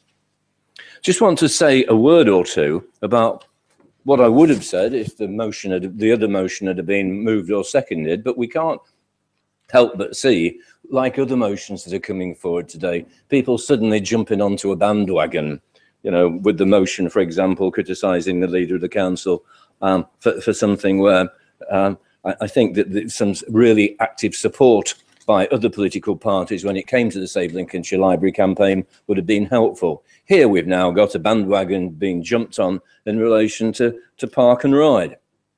You know, it's not always the case that we get political support on this side of the council chamber, but it does seem as though we are seeing belatedly an attempt to recognise the importance of park and ride. But that is essentially, as I asked Richard Davis, you know, how much money have you allocated for the capital scheme? That's the first starting point. The second issue is question about revenue. There's no detailed statement about it, which is why I was looking for an indication this morning. We seem to have £5 million, if I do the maths right, between the £7 million at Tallington and the £12 million difference. So £5 million is being set aside. Now, everybody knows this is a complicated issue. I don't think that the situation can be delivered in such a, I would say, ramshackle sort of way. And the Labour group certainly will be voting against this particular recommendation. But I second the original proposals put forward by Labour to put money into library services to keep them going till the 31st of March. Thank you. Thank you.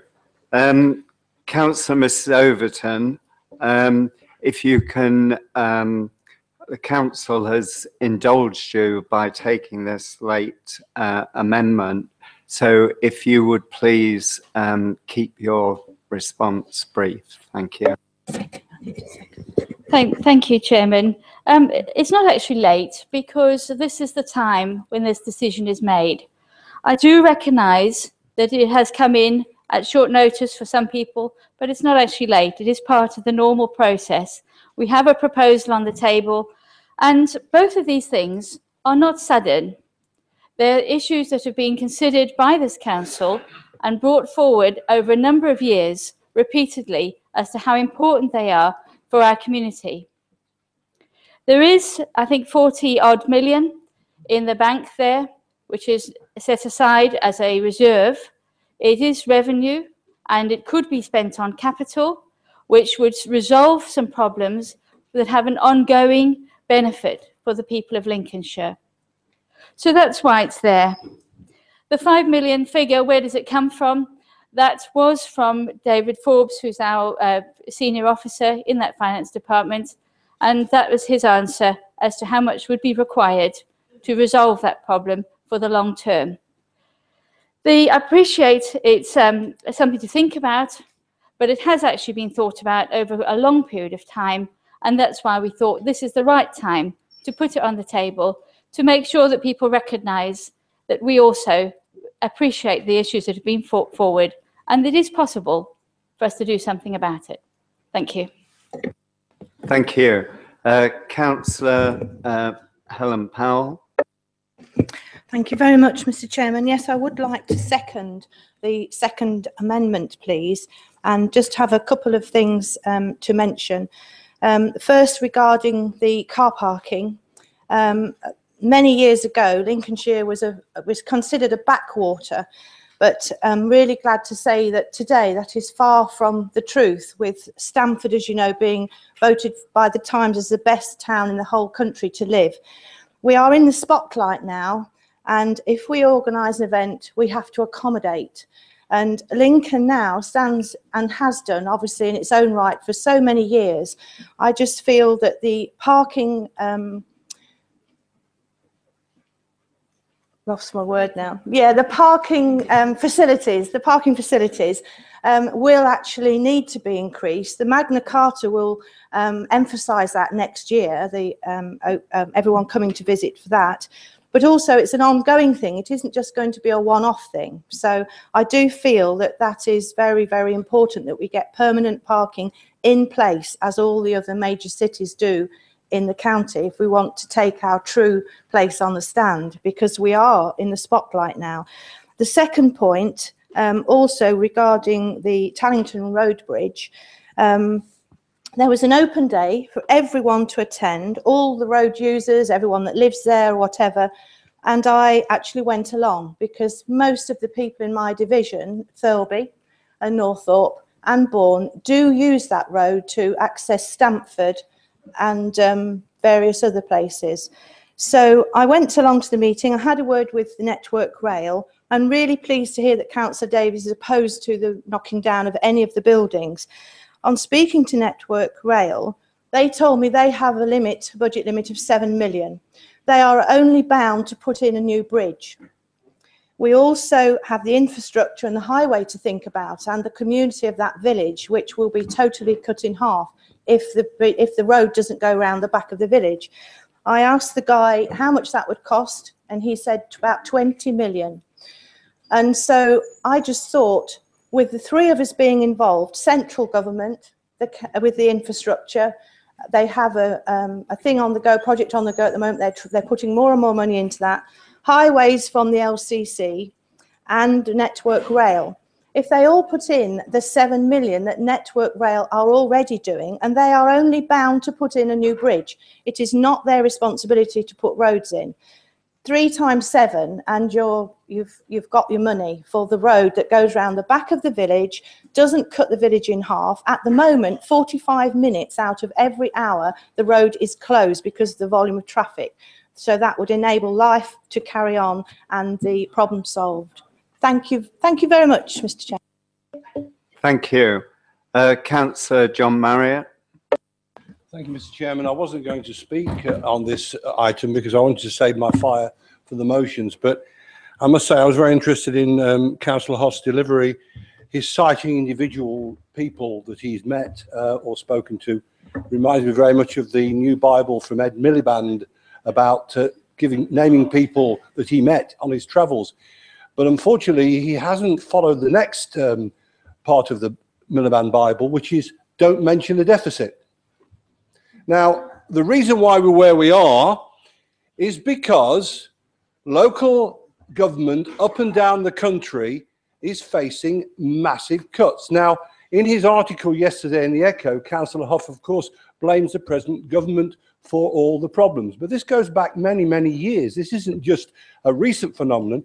And I have to say it again, the original problem that we faced was caused not under the present government, but under the previous government. And you've got to accept we have massive debts in this country. We've got to bring the deficit down. Otherwise, our children and grandchildren will be suffering. And Lincolnshire isn't the only area looking at libraries. North East Lincolnshire has announced it's going to look at libraries. Labour controlled. Hull has said the same. Labour controlled. So it's not a party political thing.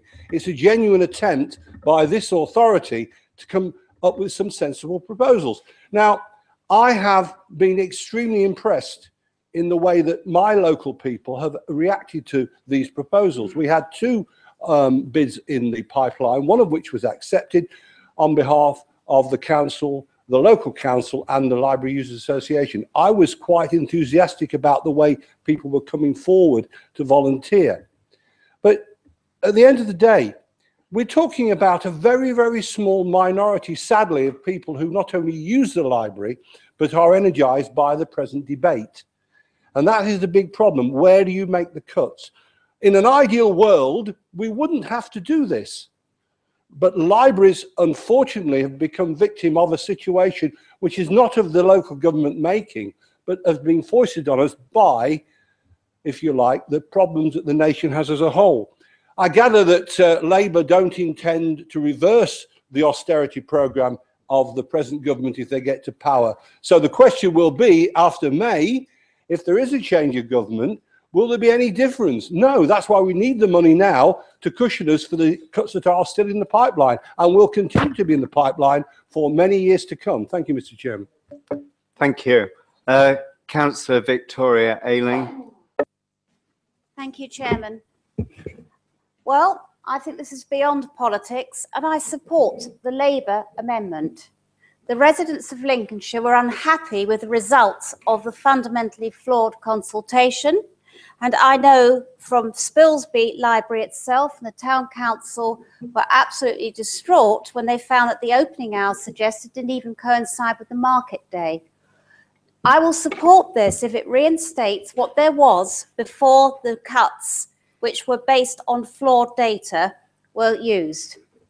Regarding the independent motion on the park and ride, I'm sorry, I'm going to have to abstain on that one because I haven't had a chance to actually look at the details or cost it or work out really what it's about. But again, I would be delighted to support the Labour version to get our library service back to what it was. Thank you. Councillor Paul Wood. Yes, thank you, Mr. Chairman. I don't intend to get into party politics, but I've just got some observations, I think. I generally consider myself fairly financially prudent sort of person, but when I looked at the reserves, that worried me slightly. I mean, don't get me wrong, I'm fully aware we need reserves, and they should be at certain levels. So you always need some money put aside for certain things.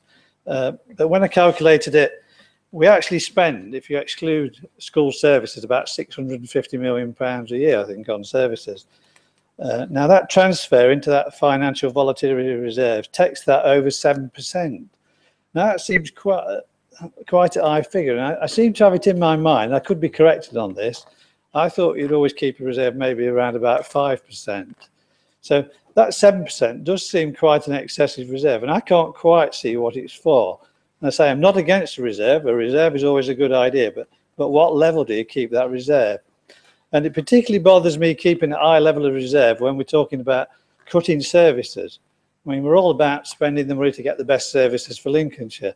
So I would question, why do we need such a high level of reserve? And is it better to spend some of that money on services that we need? That's all. Thank you, Mr. Chairman. Thank you. Councillor Colin Mayer. Thank you, Mr. Chairman. First of all, I do support the amendment put forward by Councillor Huff and his team.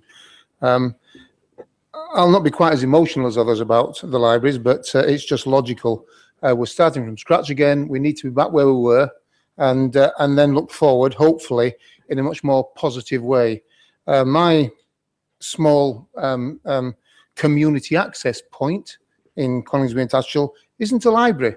People keep talking about libraries. We've got the district council office, the parish council office, 10 computer workstations which are used, tourist information. It's a job centre. You can buy bus tickets there.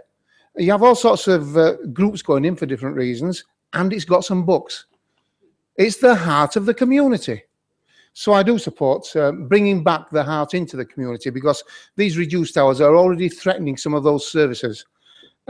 As far as these financials are concerned, I thought we had all sorts of other groups studying budgets, transport task and finish groups.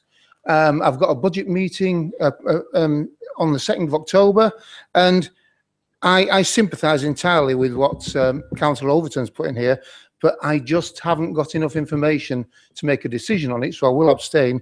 And also I'd say, let's throw this into the pot with the demands of other selfish people like me, who might say, hey, I've got a road that needs doing. So I'd suggest we defer this and study and think and chew about it later. Thank you. Thank you. Councillor Sarah Dodds. Thank you. Just want to kind of answer some of the points that Councillor Marriott made in his speech. I think the reason that this is different to comparing it to the national picture is that we know the money is there. that is money now sat in our reserves that hasn't been allocated to anything. This is not overspending. This is not being flippant or wasting money. This is using money that the county council already has for something that would add an enormous amount of value to our local communities. I thought that that was what I was here for. Please correct me if I'm wrong.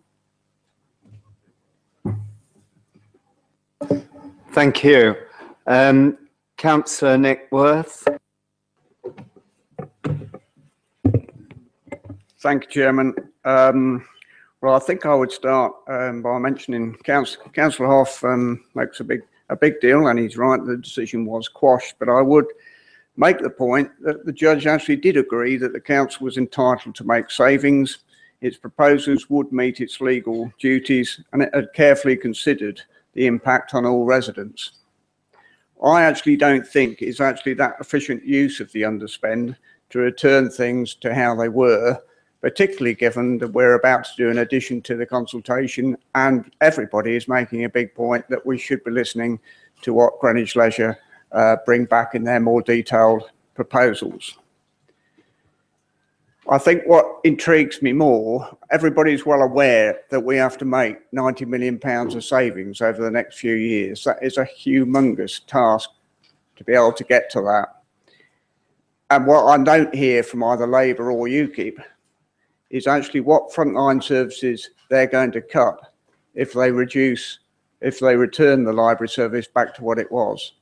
Very easy to say, let's just bring it back to what it was, but what are you actually going to cut if you don't do that? Thank you. Councillor Nev Jackson. Thank you, Chairman. I always thought consultation took a stage from status quo. Things remain as they are until the consultation has been completed, assessed, and then the outcome decided upon. Doesn't mean that in this authority. It means the consultation takes place at a background of changes taking place. I regard the library service, especially its provision for young people, as an investment for the future. If you do not invest in the future, you do not have a future. There are 3 schools and a primary school surrounding Bootham Library. School children leaving at the end of the academic day have 1 day in the school week to access the library. Bracebridge Library, a few hours on 1 day. If you ran a corner shop like that and asked why customers weren't coming in, you would know the answer. Now, we're simply saying today, we're putting this money back in. We're consulting against a background of an equal approach, and the cost is not significantly high if you're investing in young people whose life expectancy might be another 60 or even 70 years. We talk about deficits. Bank chairmen don't seem to have to worry about deficits, and those that fail walk out with football transfer fees in the back pockets. We need to have facilities that people can move in. And when, if they do, Greenwich Leisure put a bid in, they are doing it against a background that's changed from the outset of this consultation. So I urge members to support the change. And by the way, can I warn members that when we've got the independent motion this afternoon, could you please read the 28 pages that have been sent out at 9:30 this morning? Thank you. Councillor C Pain. Thank you, Chairman. On the libraries, I've worked hours and hours and hours and put a lot of time and energy. In fact, to the degree where I thought Wainfleet was my second home, but it's got a very nice Cantonese restaurant. The thing is, when we went to the Scrutiny Committee, it was quite obvious that Pauline Palmer's proposal was actually the best one on the table. But at the time, it seemed to be brushed under the carpet. It made virtually the £2 million savings this council was looking for, but actually saved more services than the council's proposition. I know it meant jobs would go and it still involved pulling voluntary workers in, but it was actually the best action on the table. So I don't think in the cuts we're going to make, we can go back to status quo as they were, because we have got to make £90 million worth of cuts over 4 years.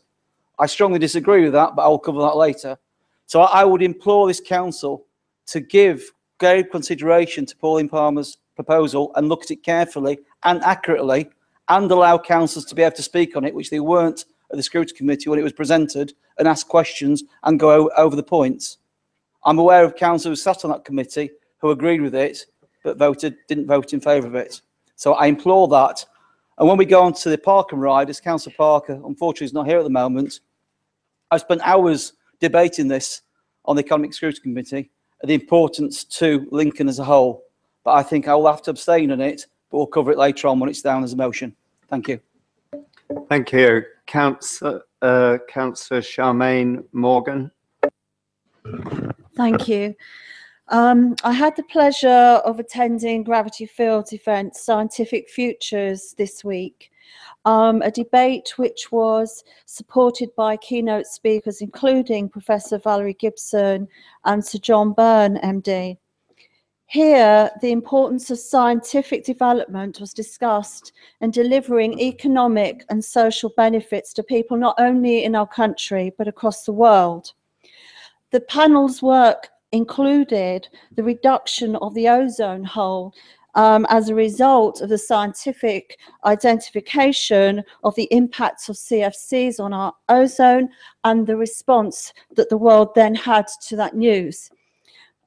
The invention of a new tool was also discussed that will enable people with taking warfarin to have a genetic test in future that will save them a considerable amount of anguish and suffering. During the debate, some key observations were made by the scientists, completely independent of any of us here today.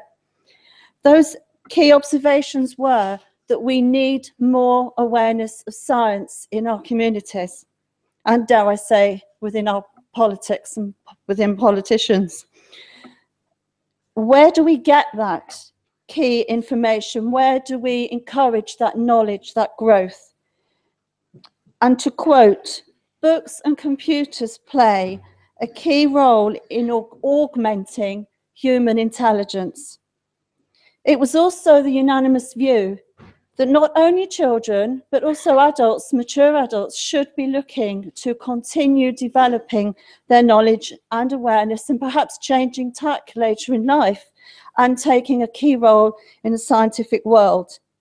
Libraries provide that unique opportunity across our whole community.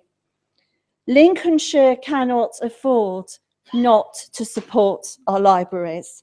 And in response to the comment made by Nick just now about where the cuts will come, well, we've already debated the fact that actually we don't have to make these cuts at this time. We don't have to make them. I'll ask him to show me who he is going to deny the opportunity I've just described to read or to access a computer. Thank you. Councillor Rosie Kirk. Thank you, Mr. Chairman. I wouldn't be standing here today if it wasn't for public libraries that gave my grandparents, great-grandparents, great-great-grandparents access to free education and access to information. I'd just like to say that Save the Children UK have a campaign to encourage children to read due to the literacy levels decreasing in the United Kingdom.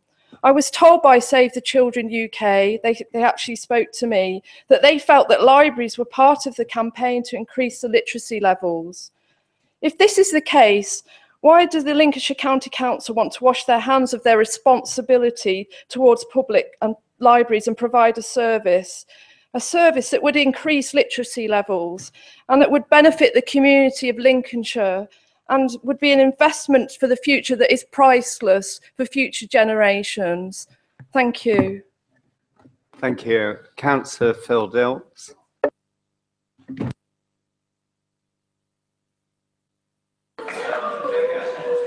Mr. Chairman, for those who didn't notice, actually, there was a world recession, John and Martin, and we're now in the slowest recovery for over 100 years.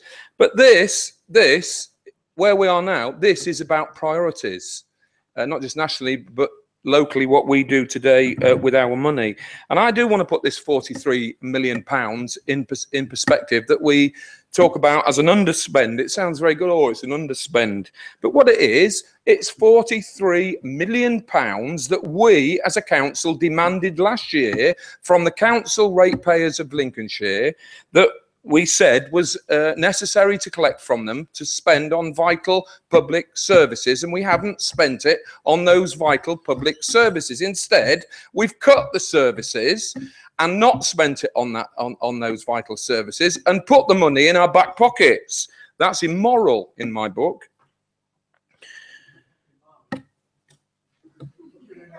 And it's that money has sat in the bank for months and months and months until we decide today what we're going to do with it.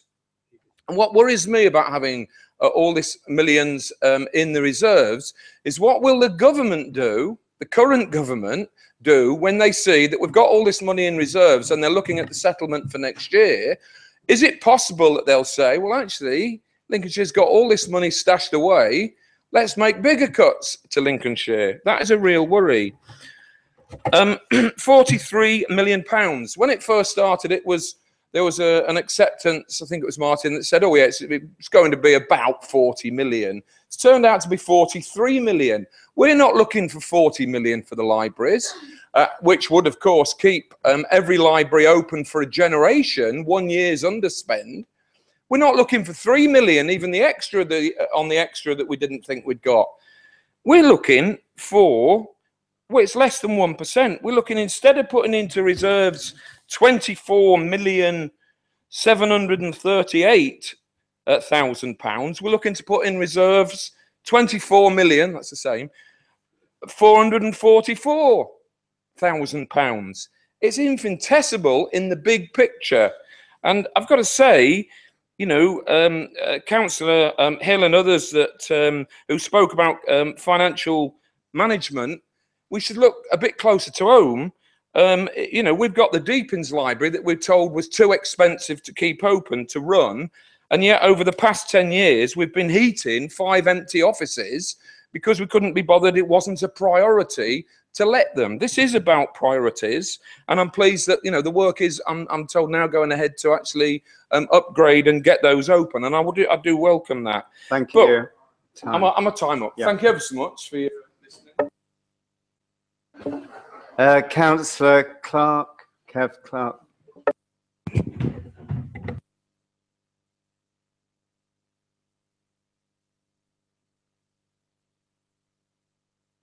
Right, I'll keep this short because it's all been said. But one thing Councillor Hill said is we all make mistakes. The executive made one bloody great mistake over the libraries. So by supporting the Labour amendment, you can rectify your mistake. Thank you. Councillor Hill. Chairman, well, you'd think listening, I mean, first of all, I'd like to thank the Labour group for having a coherent and understandable and, you know, something brought forward in a good manner. I'm afraid I can't support the rather untidy last minute jumping on the bandwagon, as Councillor Parker's words, not mine, motion from the independents. And Councillor Powell is not actually a local member for Tallington. It would be helpful if she did consult with the local member before she started talking with lack of authority of what's going on there. You'd think, listening to the Labour group, that our original proposals were going to slash the whole library service to pieces and there'll be nothing left. What they're forgetting to mention, of course, is that what we would have had is all the libraries open and more libraries open with the support of volunteers, of course. And actually we'd have saved the £2 million. And of course, as Councillor Worth has said, the judge did, there's two misunderstandings here. One, that people are claiming the judge thought our actual proposals were wrong. He didn't. He said they were okay. Yes, he said the way we got there wasn't correct, but there is a bit of, when you look at some of the people, they seem to forget the fact that the actual proposals were acceptable, and I think that should be borne in mind when we move forward. The other misunderstanding, which, to be fair, I won't include Phil Dilks in that, is the difference between a one-off figure of 40 million or whatever and an annual requirement to save money every single year, £90 million out of our base budget. I know councillors understand that, but there is a big difference. So every single year, we will have to, in future, we know this is coming, we will have to reduce our budget every year by £90 million. That is why it is such a colossal task we do. And I won't repeat what I said in questions, but I think it would be not right at this current time to actually start spending money when we know this cliff is coming towards us next year. So I strongly advise the council not to go down that road and start spending millions. To be fair to the Labour group, they're not talking about spending millions, but I do think, again, we have got to where we've got to with the libraries, and we know we've got to wait for, and as the judge has said, he's talking about a short period of consultation at the end of his judgment. We need to wait and see what comes forward from Greenwich Leisure Limited and from others and what develops. And I think it would be a mistake, having got to where we've got to actually put, it's still a considerable amount of money, £250,000 or £300,000. I don't think that would be the right thing to do at this time. And in fact, we have volunteers there who we now know can help with the issue of keeping libraries open longer. And I think the better way for everybody, because we've heard earlier about engaging with volunteers, the way to help that is to run through this shorter period, use the volunteers to actually extend the hours where that is required and necessary. Thank you, Chairman. Thank you. Councillor Mark Jones. Thank you very much, Mr. Chairman. Yes, regarding the second amendment that was put forward, I mean, what I failed to see is any kind of a costed plan. We've got a figure of £5 million for a park and ride. Well, is that to build some tarmac? Is that to run the facility? If so, for how long? Who actually should be running it? Should it be the parking authority, which actually is the city council, not ourselves? And I'm sure if we had your colleague here today who is responsible for parking at the city, I'm sure he'd be able to give us some enlightening views about the work they're doing towards park and ride with the Magna Carta coming up. But, you know, it's an uncosted vision. So that in itself doesn't work. Regarding the Tellington Bridge proposal, I've never known anybody go into a negotiation by saying how much money they're prepared to put on the table before they start talking. That's just the weirdest way. You know, if you went to Network Rail hoping to thrash out an agreement of any kind with your checkbook open, I'm fairly sure they'll take you for every penny that was in your checkbook, which I'm not sure is the best way to protect taxpayers' money, if I'm being honest. So I don't necessarily think that that's the best way to start. With regard to the initial amendment, I think it's got to be recognised that the overall reason for this amendment comes from a good place, and I would acknowledge that. What I would equally acknowledge is that there are many, many important services that this council provides, some of which I would put above libraries, adult social care, perhaps. Nobody is here today saying, well, you've got all of this underspend. Why aren't we putting more money into that? Why aren't we putting more money into something else? What about children's services? It's all about libraries. And I'd have to say we're becoming very, very focused on a very small, relatively in financial terms, issue, which actually is then taken out of context of the whole council budget, the whole council services. And I don't think that's particularly helpful to the public at large when they see that. There are lots of people that would like us to spend enormous sums or small sums bettering their areas. We've talked about crossings today, relatively a small amount of money. So, you know, all of these decisions must be taken on their own merits. We are facing massive changes in the way we are expected to manage our finances. Some people are saying that they will get to a point where there will be no central government settlement at all. We'll talk later about whether we should have more devolved powers, etc. That would give us much more control over our destiny. But at the moment, what we know is that massive savings have to be made. Now, I remember when I was a child and my mother would want me, well, you'll have to wait for the second instalment of that 'cause my time is up.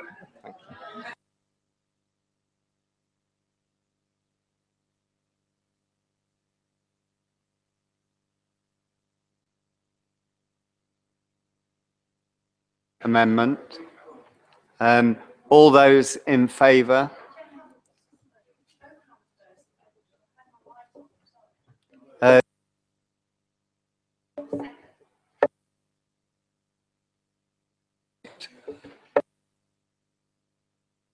Favour of the Labour amendment? Those against?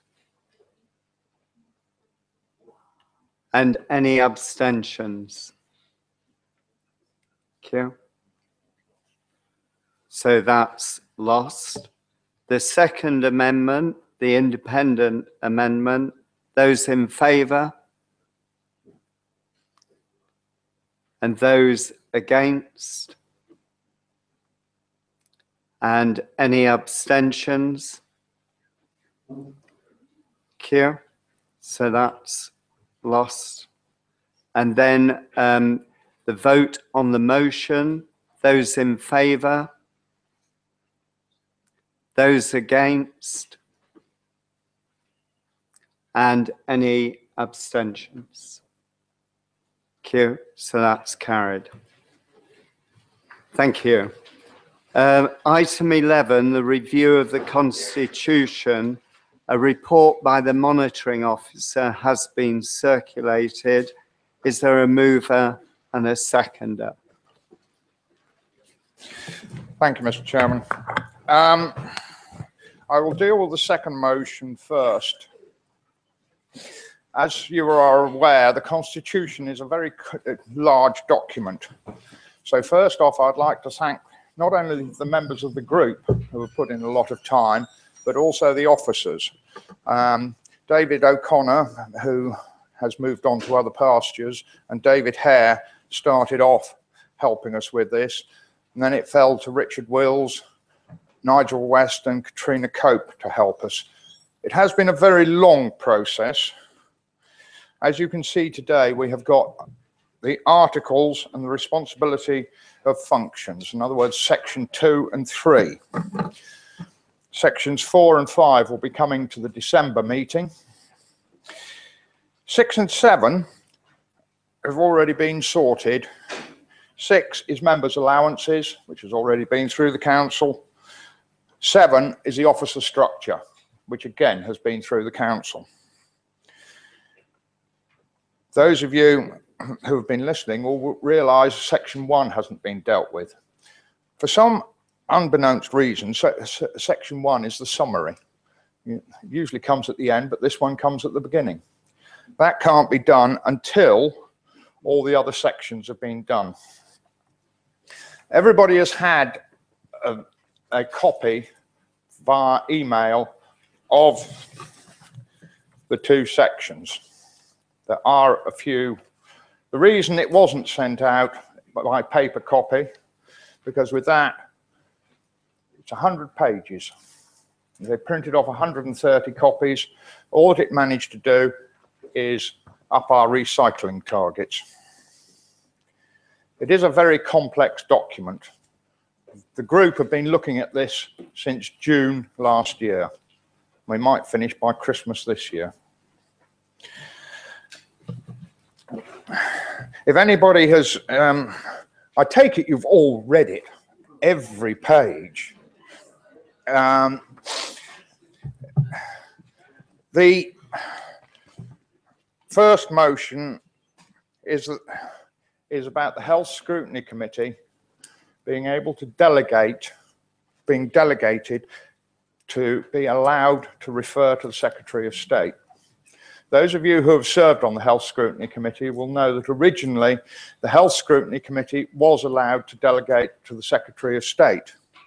Then 18 months ago, with a change of legislation, it wasn't allowed to.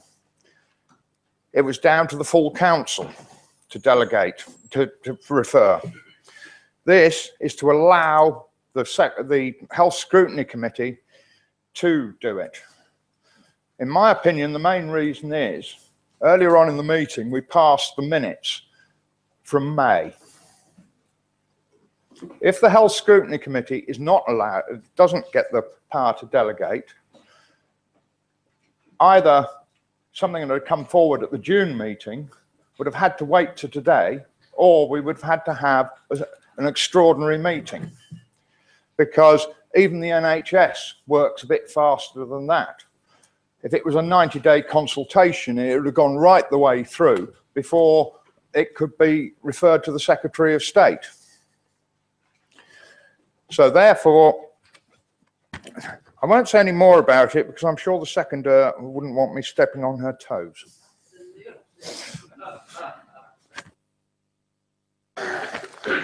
I will move that the Council delegates to the Health Scrutiny Committee for Lincolnshire the power to refer to the Secretary of State for Health, so that the amended terms of reference for the Health Scrutiny Committee for Lincolnshire reads as set out below.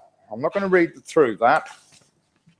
And secondly, the Council agrees the recommended amendments to the Constitution contained in Appendix A and B to the report, and notes that a further report will be received by the Council on the remaining parts of the Constitution at its meeting on the 19th of December 2014. Thank you. And is there a seconder? Thank you, Mr. Chairman. As Councillor Trollope-Bellew was 1 minute 13 seconds with time to spare, can I have that extra 1 minute 22 seconds to my 3 minutes? I've already wasted enough as it is. Can I also go to the second motion before us today, and I'd like to speak in favour that further amendments to the Constitution are agreed, that they come to the meeting on the 19th of December.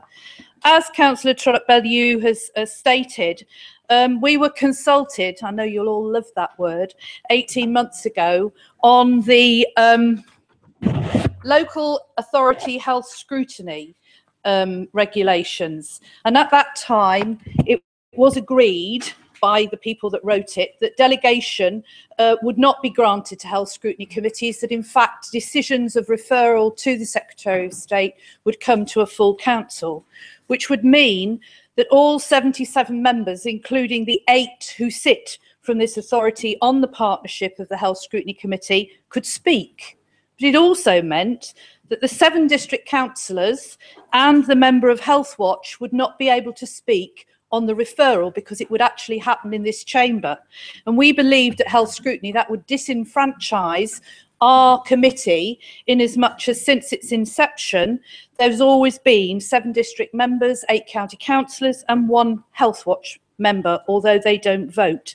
So in fact, we responded to the Secretary of State saying we thought this was unfair. There was a lot of discussion nationally, and it was then agreed that the Health Scrutiny Committee could have the delegation. Then we got another set of papers and another set of papers.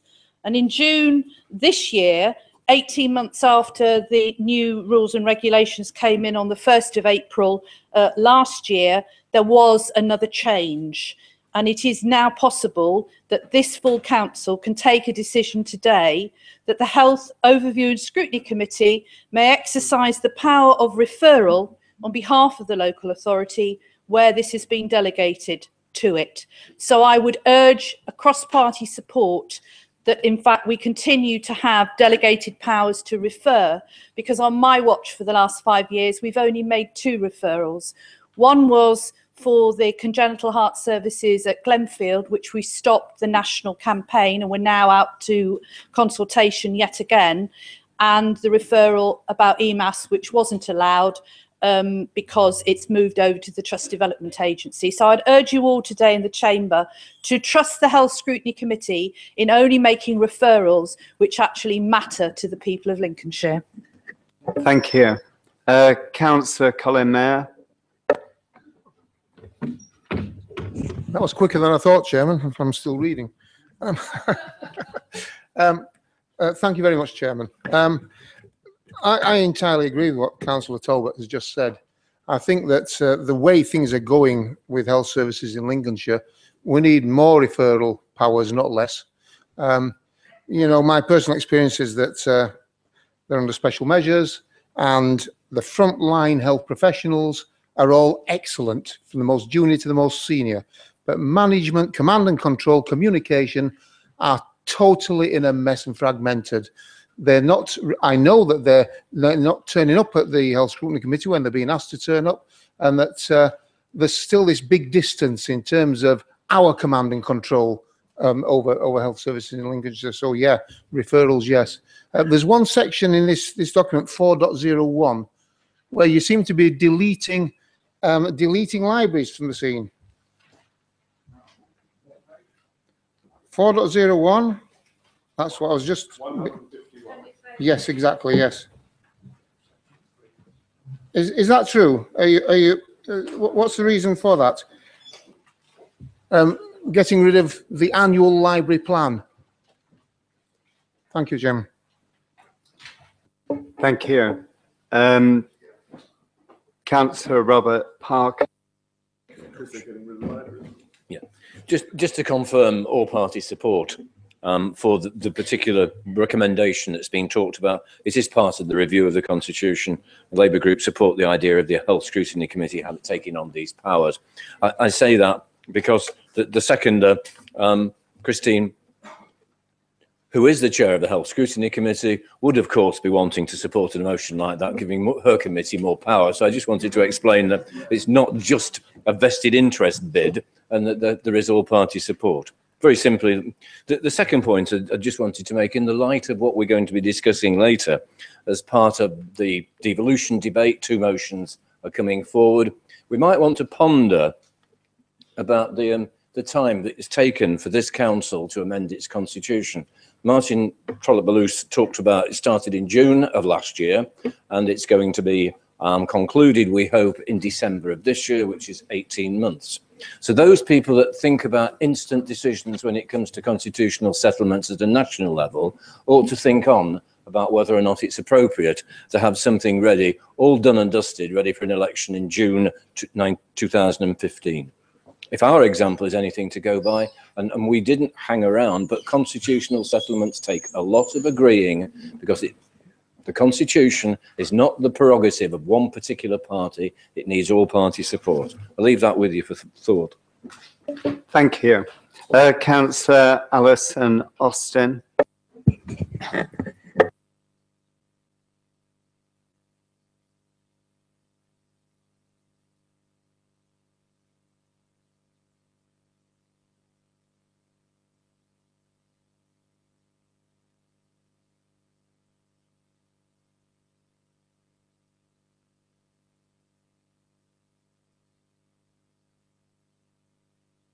There is definitely need on occasion for direct intervention by that committee and representation made to the minister. So thank you.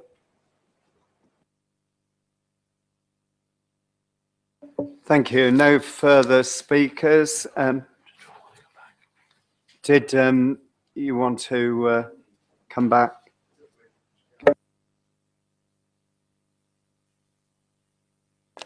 It's not deleting the libraries, it's deleting the library plan. There is a change in what has to come forward at any time. If you look, there is other things that have been deleted there, like the adult learning plan, asset management plan. Government change what has to come to full council, and this is just picking that up. It doesn't. I think you ought to ask somebody else that. We're just dealing with the constitutional point of view, Councillor Hoff. On that, I recommend it to the council. Thank you. All those in favour? Thank you. Those against? Or any abstentions? Thank you. Item 12, the minutes of the committees, the audit committee. Thank you, Mr. Chairman. I would like to move the minutes of the audit committee held on the 23rd of June and the 21st of July received. There were no recommendations there too. Thank you. Thank you. The pensions committee. Thank you, Mr. Chairman. I'd like to move that the minutes of the meetings of the Pensions Committee held on the 29th of May and the 24th of July be received. Thank you. And the Planning and Regulations Committee. Thank you, Mr. Chairman. I'd like to move that the minutes of the Planning and Regulation Committee held on 7th of July, 28th of July and 8th of September 2014 be received. There are no recommendations and I'm pleased to report that the Planning Committee maintains a busy schedule. Thank you for that. I'd suggest we break for lunch and return at 2 o'clock, and then we'll go straight on for item 13, the motions. Thank you.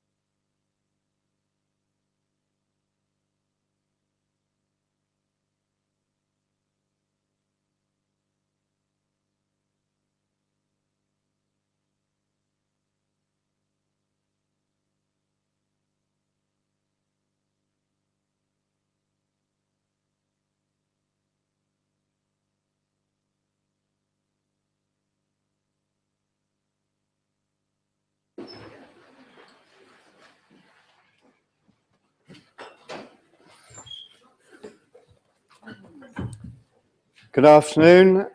We'll now start with item 13. Item 13, members are reminded of the rules of debate, and they're set out below, as well as on page 14 of the order papers. First motion, Councillor Mrs. Ayling.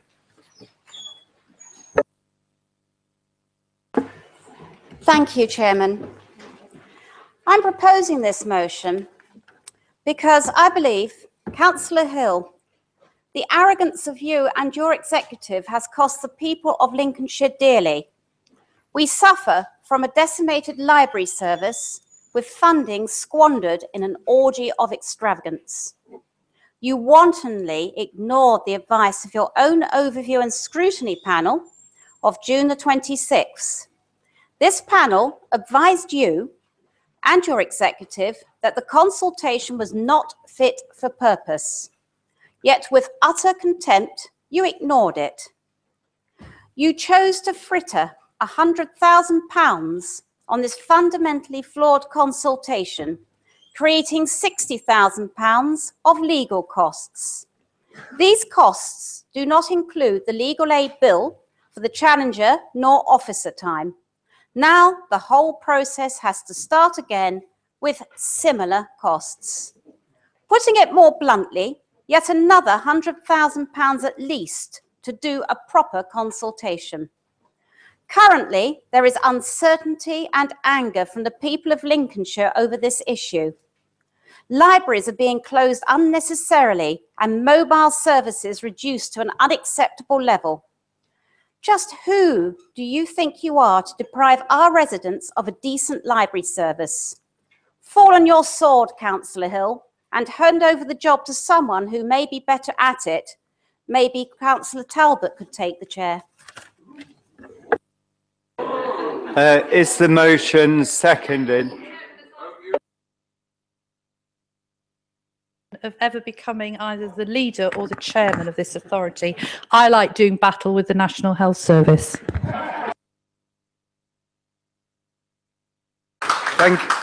Thank you for that point of information.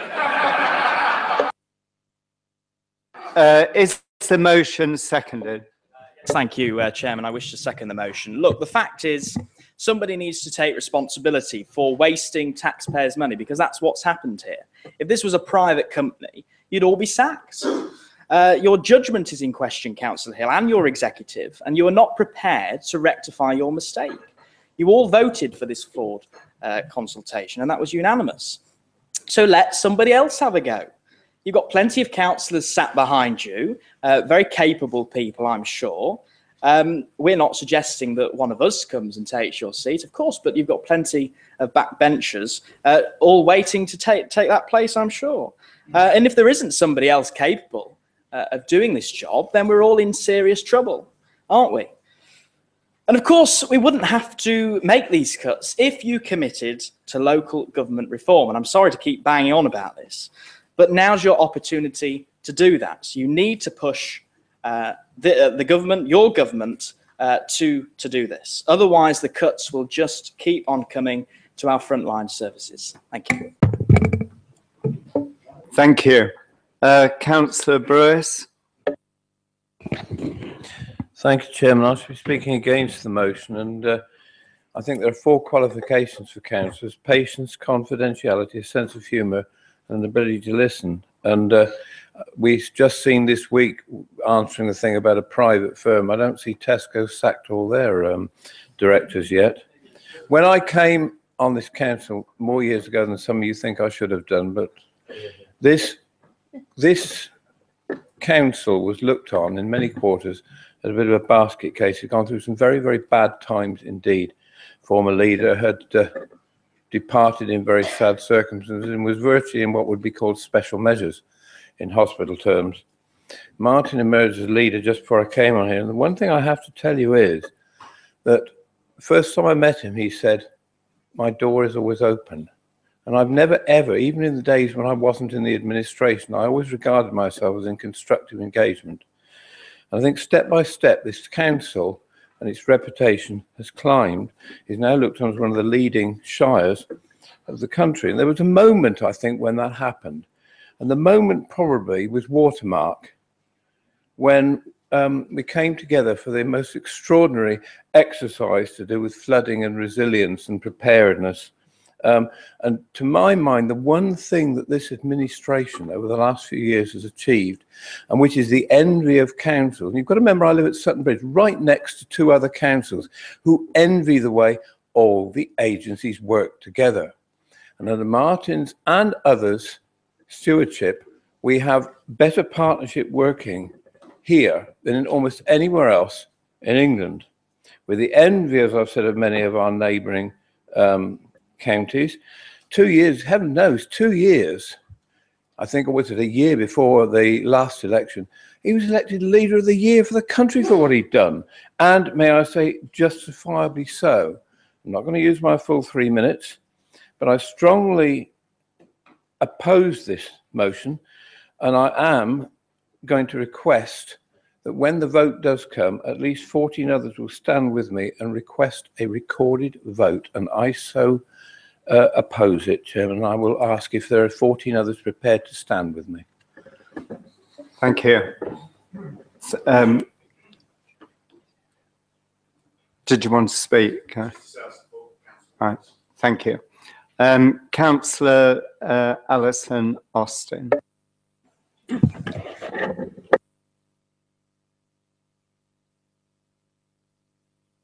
I won't be supporting this motion.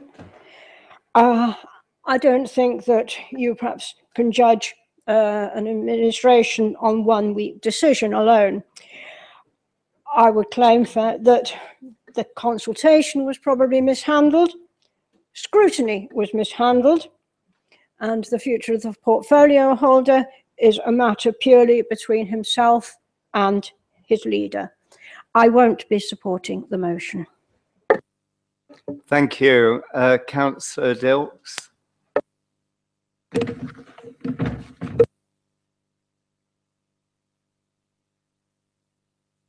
Take my jacket off to you. Have I got confidence in the leader and the executive? No. Not now, not ever. But I won't be supporting this, I've got to say. What would it achieve? I've got to say, you know, if we got rid of the executive, there's plenty more there. And they all supported it. They all backed it as well. I'm happy to, I'll leave it to the next elections myself, you know. And I do think it is, quite frankly, a bit of grandstanding. And I'm not in the business of writing somebody's general election manifesto for them. And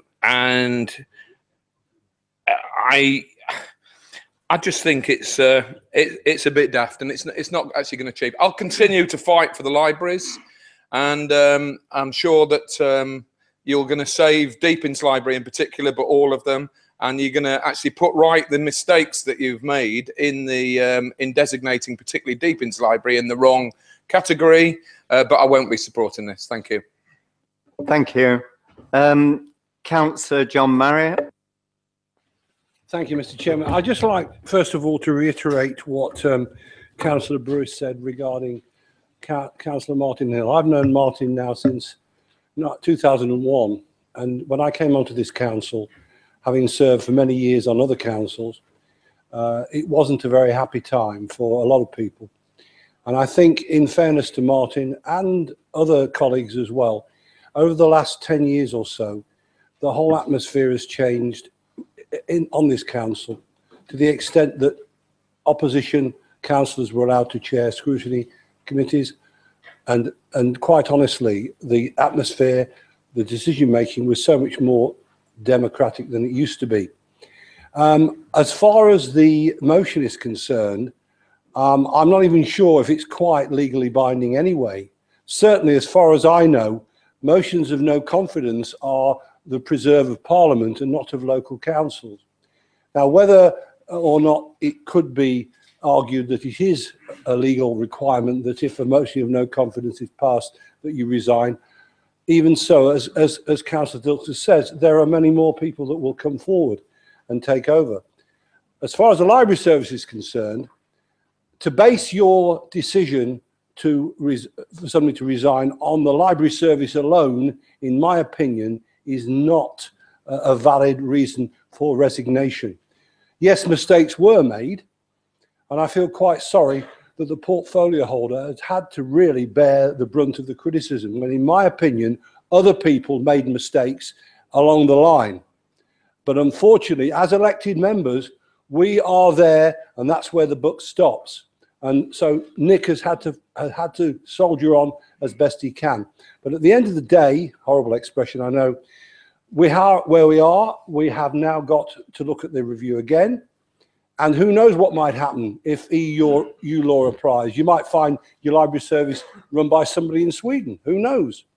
And the people who brought this court case have got to realise that this could be the result of what they've done. So it's got to really be much more clearly thought out. But certainly at the moment, this particular motion, in my opinion, is out of order. Thank you. Councillor Charmaine Morgan. Thank you. Leaders do make mistakes, but I think we should learn from them. And I think the key issue for me with the library issue, apart from the outcome, is that there was a degree of arrogance within the cabinet, that they just felt that it was okay to ignore the recommendations of the Community Scrutiny Committee as if our work was worthless, when we had spent hours and hours and hours going over every document proposal, and little feedback at all, or acknowledgement that maybe what we said made sense, and that's now been borne out. It would really have been decent to have apologised. I actually asked that of Nick Worth at the community's PDG, but sadly, no. Sorry, the Scrutiny Committee, apologies, wrong council. But no, not even a sorry. And as I said at the time, the sorry is not just owed to the people here, it's owed to all the people involved in the entire process across all those communities, all those volunteers, not only the people who came forward, but the people who then had to fight and use their own money and their own time because they feel so passionately about the library service. And even now, we still haven't had that simple word that can make so much difference, sorry, from anyone. I just hope that as we move forward in the process, that we have learned something, and this time the Cabinet will actually listen, and this time will be open to the comments of others that were legitimate comments.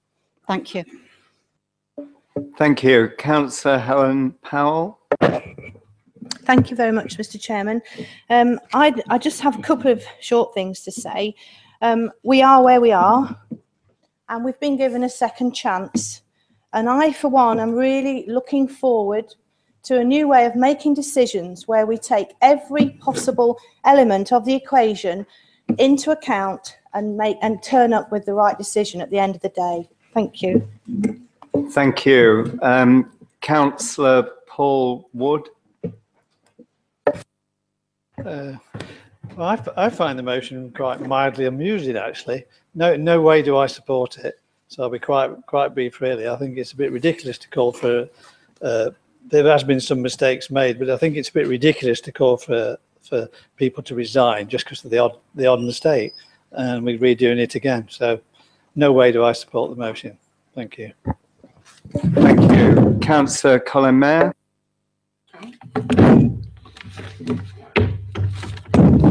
Thank you, Chairman. Obviously, I support the motion. I think that there's something deeper to this than saying, I've heard the phrase today, lessons will be learned. There has been an apology, I'll admit that, and there's been apologies to the media by Councillor Hill. But in these times of austerity, we just can't go throwing away very large amounts of money. For the average person in the street, maybe 160,000, maybe 200,000 pounds frittered away, and now we start again. we need a big apology at least, not just a quiet apology. And we need to decide whether or not these scrutiny committees have any place in the council if they're completely ignored. And whether the council is run by, the executive of 9, who can go ahead and do exactly what they want, make this one mistake and maybe another and maybe another, and we shouldn't sit quietly by while that's happening. We want to make the waves that say these things shouldn't happen. I'm worried. We talk about getting more efficient. I'm worried about the council's work, not just in this council, but in adjacent councils, being shuffled off to private companies. All of a sudden, huge amounts of our money are going to a private company, and we're not allowed to see what they do. You can't send in a freedom of information request to a limited company. You can't to a public authority. And so we're on the edge of an area of operation where it's been mentioned already by Councillor Marriott. We might, for goodness sake, be run by, some Chinese company or Scandinavian company running our councils, running our libraries. And that is a great danger. The whole thing is a great danger. We need more control. We need to work together better, and the council needs to listen to its own scrutiny committees and needs to accept and scrutinise all the alternatives. I mean, we heard Mrs. Palmer's presentation was excellent and showed how we could keep the libraries running and save money. We've got another similar presentation from someone else I know, I hope will be prepared to present it. And this whole thing just needs us to shake ourselves up and say, we just can't carry on behaving like that. Thank you. Thank you. Councillor Nick Worth. Thank you, Chairman. Certainly when you're looking at this motion, I kind of smile the way the figures have been kind of very nicely rounded up. It would be nice, actually, we saw some accurate figures in here than the figures that are just rounded up here for a start off. I want to make it clear, because a number of people have referred to starting again. Very clear here that this is not about starting over again. The existing consultation will stand. The existing comments that are made from that consultation will stand and will be acknowledged. This is an extension to that existing consultation, and this is picking up on the judge's comments that what we need to be doing is finding alternative ways of delivering the library service within the budget that we currently have, and as long as it's comprehensive and efficient. That is what we will be doing. So it's not starting again. Would make it also clear, Councillor Morgan mentioned a number of times whether I would apologise. I have nothing to apologise for or to be sorry for. I have done nothing wrong, and I'll make that quite clear. So I won't be doing that. On this particular motion, I obviously won't be supporting it, Chairman. Thank you. Thank you. Councillor C Pain. Thank you, Chairman. I've already confirmed to this council my commitment and hard work that I've already put into library. I can't say on a par with Councillor Dilks. I've not got the T-shirt, but I've been there and active on a weekly basis. I have already endorsed Pauline Palmer's proposal, and I would really like to ask executive not to go into the bunker and actually consider it and look at the details properly this time and the full details. Unfortunately, we are where we are. We're an underfunded county, crumbling road network, need more money from the government, but yet we're facing 4 years worth of cuts at £90 million savings. So I do understand the executive's plan to save money, but unfortunately, I still think Pauline Palmer's was far better plan than we adopted, and I think it needs to be addressed. Obviously, there's further issues about Scotland and South East funding from government, but I'm sure they'll be addressed later in later motions. This motion, unfortunately, is not about the exec. It's about political promotions and pontifications by certain people. It had been released to the press prior to it actually going to the council and the leaders committee, which I think is disgusting. The funny thing is, the two councillors that put it forward weren't even at the final scrutiny committee where the libraries were discussed. They couldn't be bothered to attend. So that does bring a smile to my face. Obviously, we want the libraries to go ahead. We need the libraries to go ahead, but it wants to be for the real reason of libraries and not scoring political points. I do not think politics should play a part in this chamber. We should all vote what is best for the public and their interests. And that is the important thing, what we seem to be missing, unfortunately. When we play party politics and come with the hat on, you're actually not doing a service for the people. And it amazes me that this morning I've had to get involved with Spilsby Town Council. The Town Council have asked Victoria Hensher-Brooks some questions about the library. Not only has she not answered the questions, my information officers today, she's not even asked officers the questions in the first place. I've had to answer the questions of the way in and pull in a lay-by to answer the clerk. I'm sorry, I find that unacceptable. Yep. Yeah, quite a bit of email correspondence between myself and the clerk and Spilsby Town Council, and this is wrong. Councillor, could you please take out the personal? Yeah, I'll clarify that then. Unfortunately, the Town Council was awaiting response from Councillor Ayling last night, but not only did she fail to turn up for the meeting and apologise, they're still waiting for the response. And this is getting personal. Could you and please? I have kept the council informed, and I have responded. Yeah, thank you. A lie. Yeah, thank you. Councillor Pain, will you please refer to the point in question? Thank you. But I would like to confirm that that is a true statement. According to the chairman last night, anyway. So there's no way I can support this motion. It is not about the libraries. It is not from people who's put hours and hours of work and dedication into the libraries and to save them or want to do so. It's about political points. Thank you. Thank you. Councillor Rob Parker. Thank you. At one point, when Chris Brewis and John Marriott were speaking, somebody passed me a note saying, "Has Martin died over lunch? This sounds like an elegy." And I can't. I'm not saying I supported that view, but I have been to some memorial services where I've heard people speak in less than fulsome tones than being said about yourself. I feel as though I'm involving myself in a private spat between two political groups at the moment. I mean, it seems to me that there's a plague on both your houses. I mean, when it comes to Councillor Ayling, motions 13th of September and 13th of September about the libraries, Councillor Ayling wasn't present. When it came to the major motion by the Labour group just before the executive meeting in December, asking for support for libraries to continue in their present form, Councillor Ayling voted against us. Okay, so, you know, that's one view that you can take. Martin had an opportunity on behalf of the executive, having discussed it, to come up with some compromise that set aside a small amount of money, 248,000, to sort out the problem that was brought about as a result of some failure from whatever source on behalf of this council when it came to the judicial review. That could have been done easily and quickly. That's politics. Okay, real politics. Just like, for example, something could have been done about park and ride.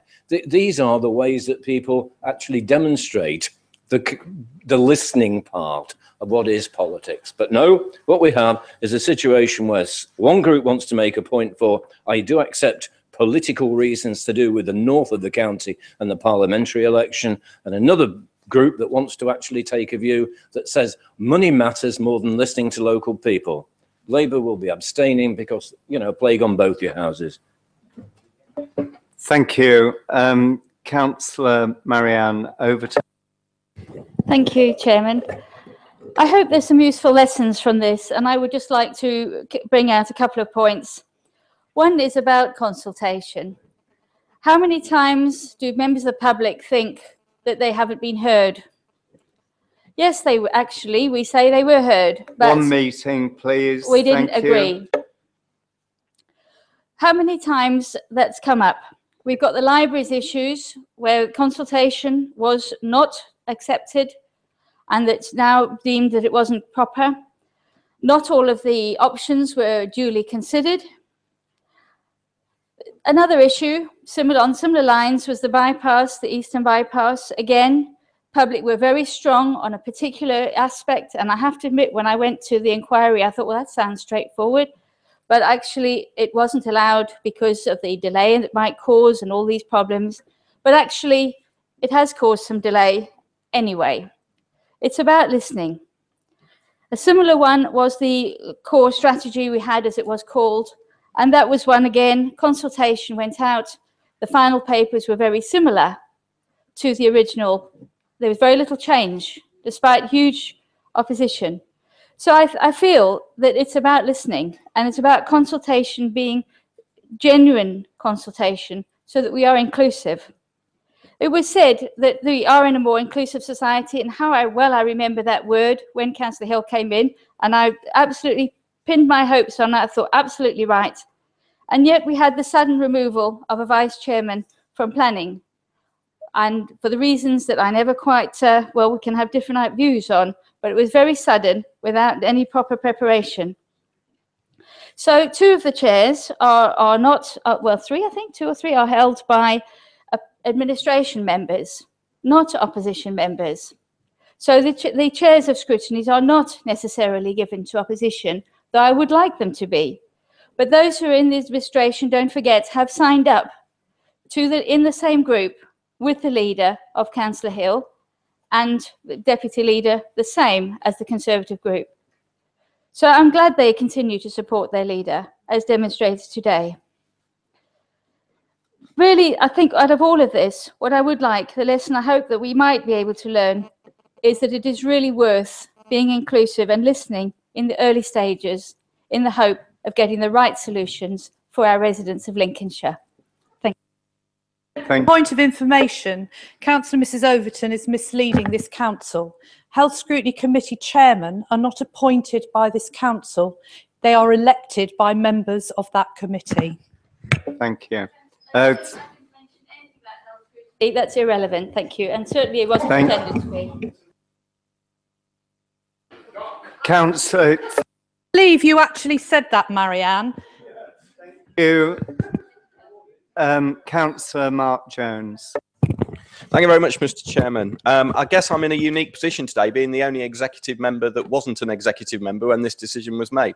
That's not a plea to become leader.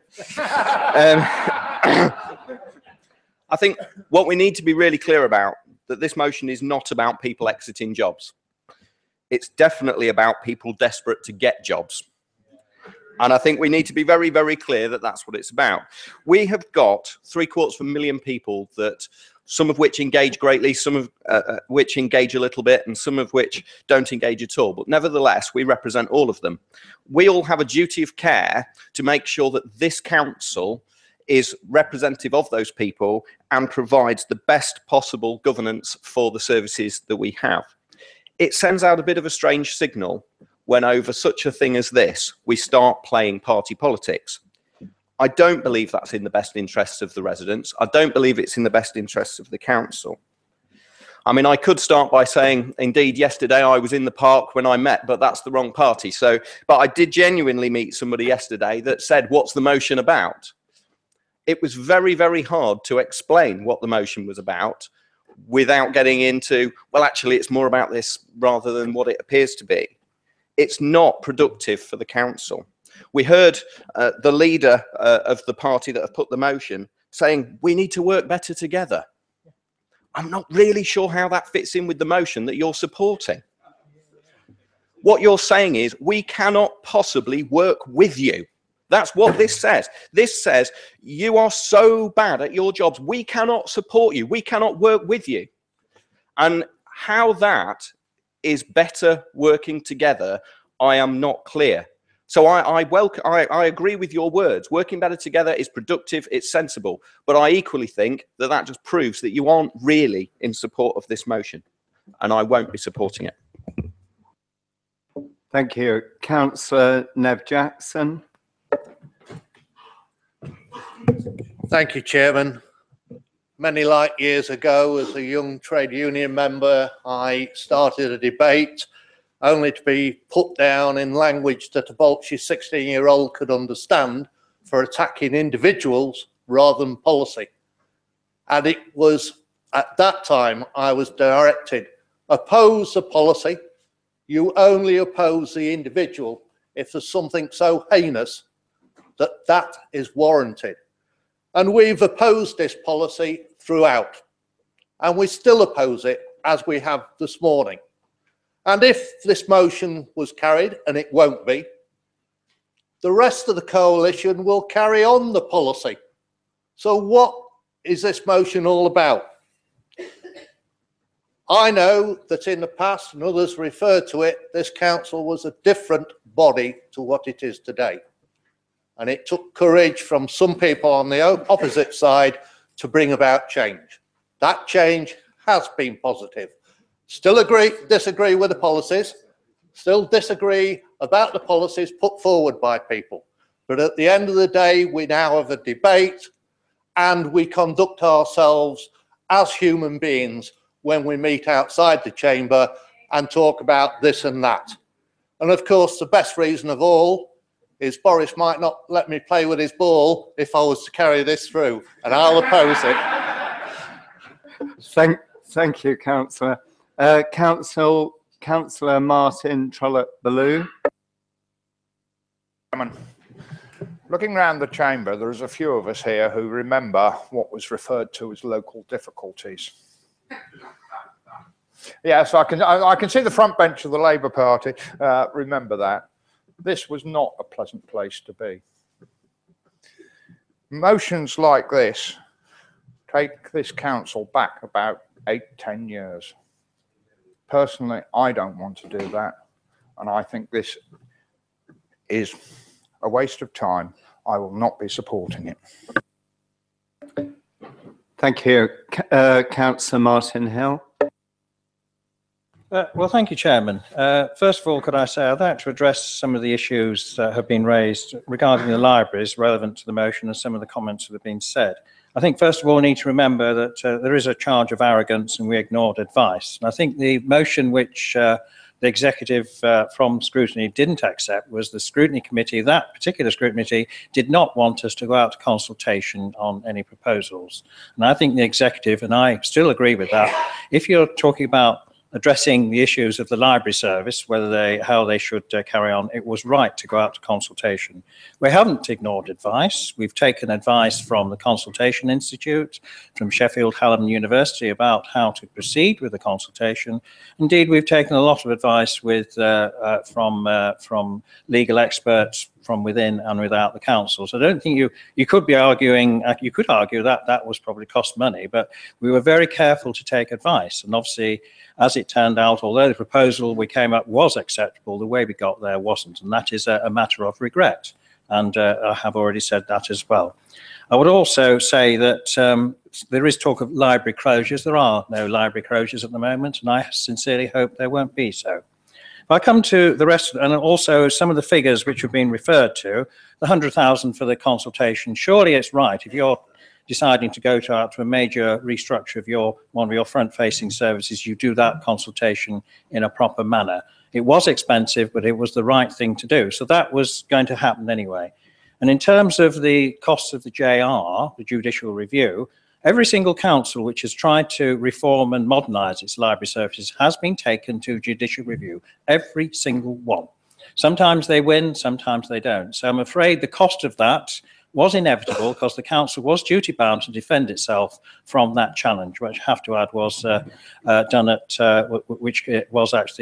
through legal aid. So I think even the money, even the finance argument doesn't really stack up.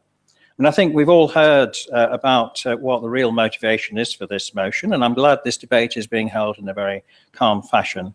But there is parliamentary ambitions. We've got two people on the front bench there who have parliamentary ambitions, at least. There may be more, I don't know. And I think we've got the UKIP conference going on today, and one wonders if it felt like a good idea at the time to just show off a bit and show how the UKIP are sort of kicking over the traces. I don't think that's a right way to go forward. We all make mistakes. Of course we do. Who is here who has not made a mistake? And I do think that this is a nuclear option. You know, this should not be taken lightly. one imagines votes of confidence, the likes of Rotherham, events happening there. In this council, I think we can all be proud, all of us, not just the executive, what we've achieved. What we've achieved in providing good services. We've saved the 150 million so far we needed to save. We've got things like, notwithstanding that, we're still protecting frontline services. We think of Cllr Park, the castle, the bypasses we're providing, excellent in safeguarding at the moment, good adult social care provided at lower costs, and various more, all sorts of things. And I can point to all sorts of things. We had the annual report today. There's a lot of good work which we all should take credit for. And I've felt it's not just about the executive, it's all of us. So I do think that on that basis alone, we should not be actually hauled over the coals and have this over-the-top motion. And I do appreciate the calm comments, because we do not want to go to a different place where we were before. And I do regret, and I had a lot of respect for Colin Mayor, but I do think he was a bit confused there. And I understand he's been put in a very difficult place. All I could say is that we have two people here who've played this game on all of us, I think, not just including their own group, for various reasons. And all I could say to them is, well, off you go up the A1, go and get patted on the head by Nigel Farage. The rest of us will carry on doing what we were elected to do, helping to provide the services for the people of Lincolnshire and actually standing up for Lincolnshire and not indulging in this. So I certainly hope that as few people as possible support this motion, because it frankly is not on.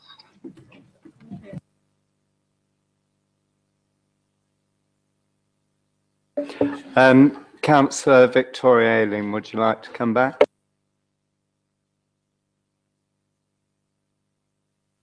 Real change. They want libraries. They were not happy with the service which was offered to them. This strikes me as a cosy little cabal, all the established parties doing deals in a cabinet system which is so secretive. Nobody really knows what's going on, which is why this fiasco has happened. What else is going to come on? I find it one very speaker at a patronising time. to say this Thank is political. Why?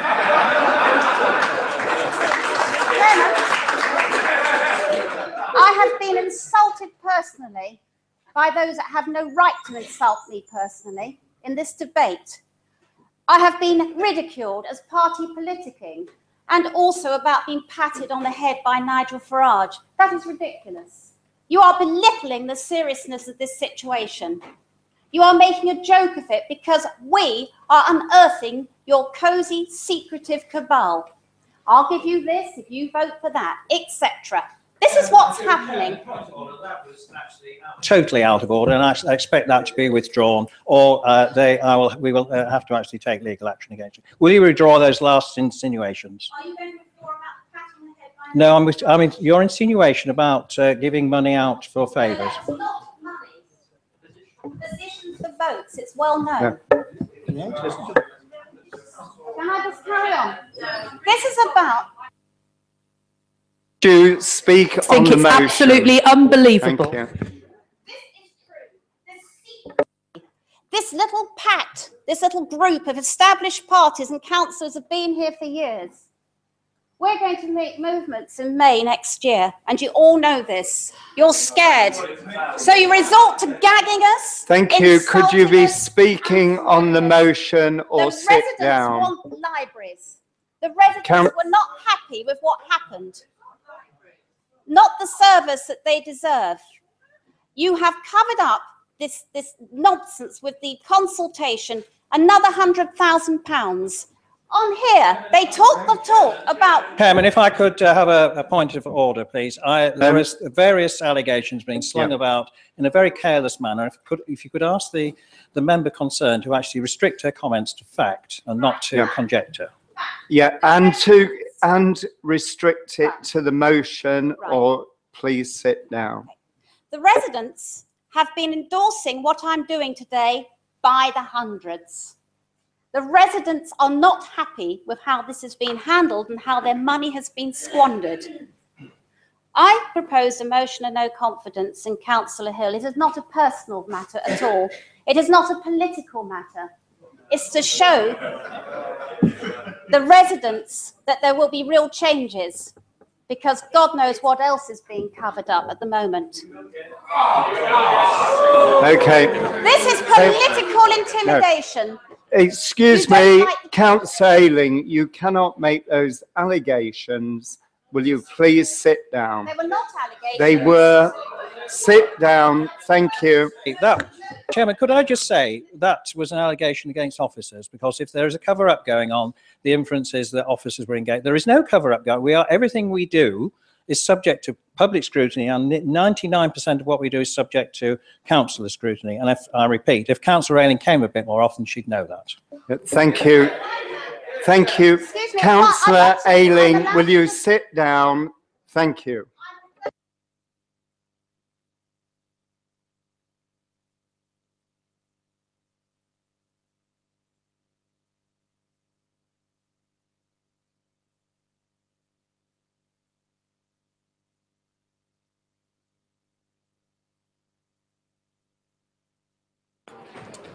Right. There's enough for a recorded vote. Thank you, Chief Exec.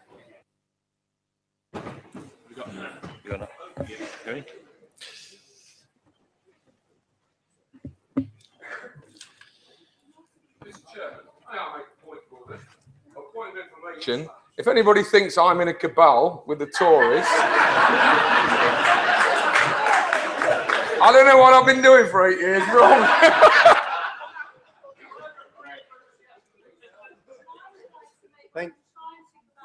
Minutes, and notice Martin Hill said something really important about the scrutiny committee. He implied that the scrutiny committee in effect disregarded the fact that we were to have any consultation on the libraries. It says quite clearly here, any information that could mislead this council needs to be corrected. That was not what happened in the scrutiny committee. We actually looked at it from a number of angles, and there were a number of issues about the actual way the consultation was occurring itself. Thank you.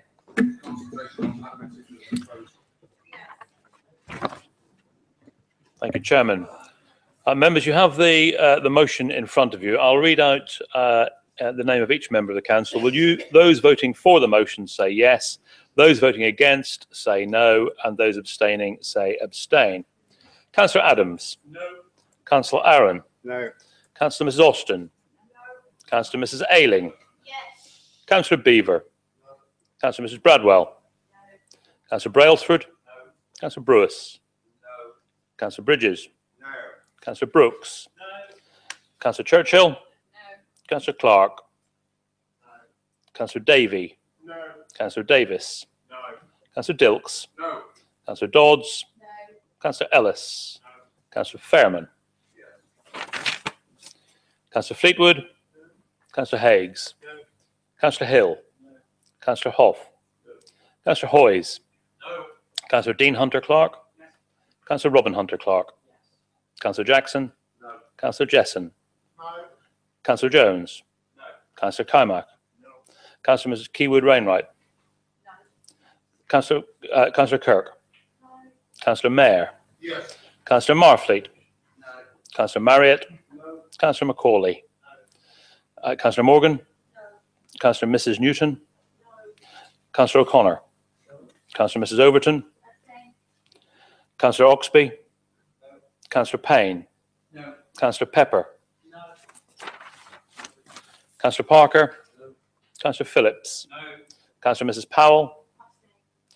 Councillor Mrs Rawlins? No. Councillor Mrs Reynolds? Yes. Councillor Mrs Judy Redshaw? No. Councillor Redshaw? No. Councillor Robinson? No. Councillor Shore? No. Councillor Mrs Smith? No. Councillor Mrs Sneath? No. Councillor Strange? No. Councillor Mrs Talbot? No. Councillor Trollope-Bellew? No. Councillor Turner? No. Councillor Tweedale? No. Councillor Webb? No. Councillor Wood? No. Councillor Mrs Woolley? No. Councillor Mrs Wooten? No. Councillor Wooten? No. Councillor Worth? No. Councillor Mrs Ray? No. Councillor Young? No. Is there any councillor whose name I've omitted? Thank you. Thank you. So that's...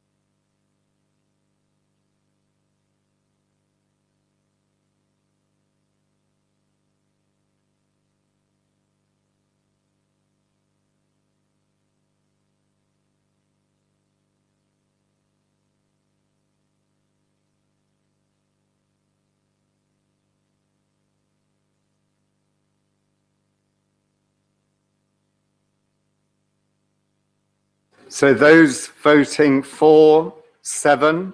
Those voting no, 57, and 2 abstaining. Thank you. The second motion is from Councillor Pain. Would you like to put your motion? Thank you, Chairman. I do like to think, whilst in this chamber, I represent the local people and their views and what they require. So when I actually have a phone call out of the blue concerning council actions and what they state in this chamber, I feel it's quite important to look at it and take it up. I would like to bring everybody's memory back to 2 chamber meetings back when the UKIP group put forward the grammar school proposals. Cllr Ayling stated in this very room, she was put into state school because her parents ran out of money. And I think later on, I became a barrister. But the complaint I had from a resident, albeit not locally, was the fact that this was unfortunately not true. But I've actually, excuse me. Attack, and that is a lie and a slur on my reputation. This is a lie. Councillor Pain, can you not put personal twists to your statements? Thank you. So I'll refrain from that in here. I'll pass it on to anybody who wants to look at it afterwards. But it's quite important that whilst it... It's Councillor Pain. Well, it's from your mother, so don't worry about it. I'm sure she'll send you a copy. My mother, that is out of order, sir. Yep. And my mother has been proven in the papers to be out of order. I would demand to have that document for my lawyers. Yeah. Councillor Pain, I will not tell you again. Now then. Basically, I feel it's important here to behave properly to each other and responsibly and be answerable and answerable to the public that actually vote for us. I do not think we can come into this room and not be honest with the residents and tell the truth. And this is very, very important. Be it Labour or Conservative and go each other, I think it's fair game to criticise, but I think when Labour stand up, you expect them to be honest and truthful with what they say. I'm the same with the Conservative and myself. And I find these values very strong. So unfortunately, when I look at the motion that's been presented today and the information I've got in front of me, I find it quite unbelievable. I think the motives, as already been proven, are not there. The motion against Executive and Council Hill, I'm sorry, was just political and not an honest motion. So I think it's quite straightforward. I will let Councillor Ayling look at what Mother said to me later on, and anybody who wants to discuss it, that is not an issue. Order. I will not warn you It again. is out of order, sir. Would you give that to my lawyers, please? This is absolutely outrageous. Yeah, thank you. Yeah, I have.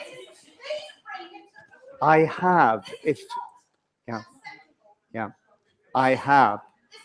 Right, Councillor Pain, if you want to finish your motion, no personal attacks whatsoever. I will, Thank Chairman. you.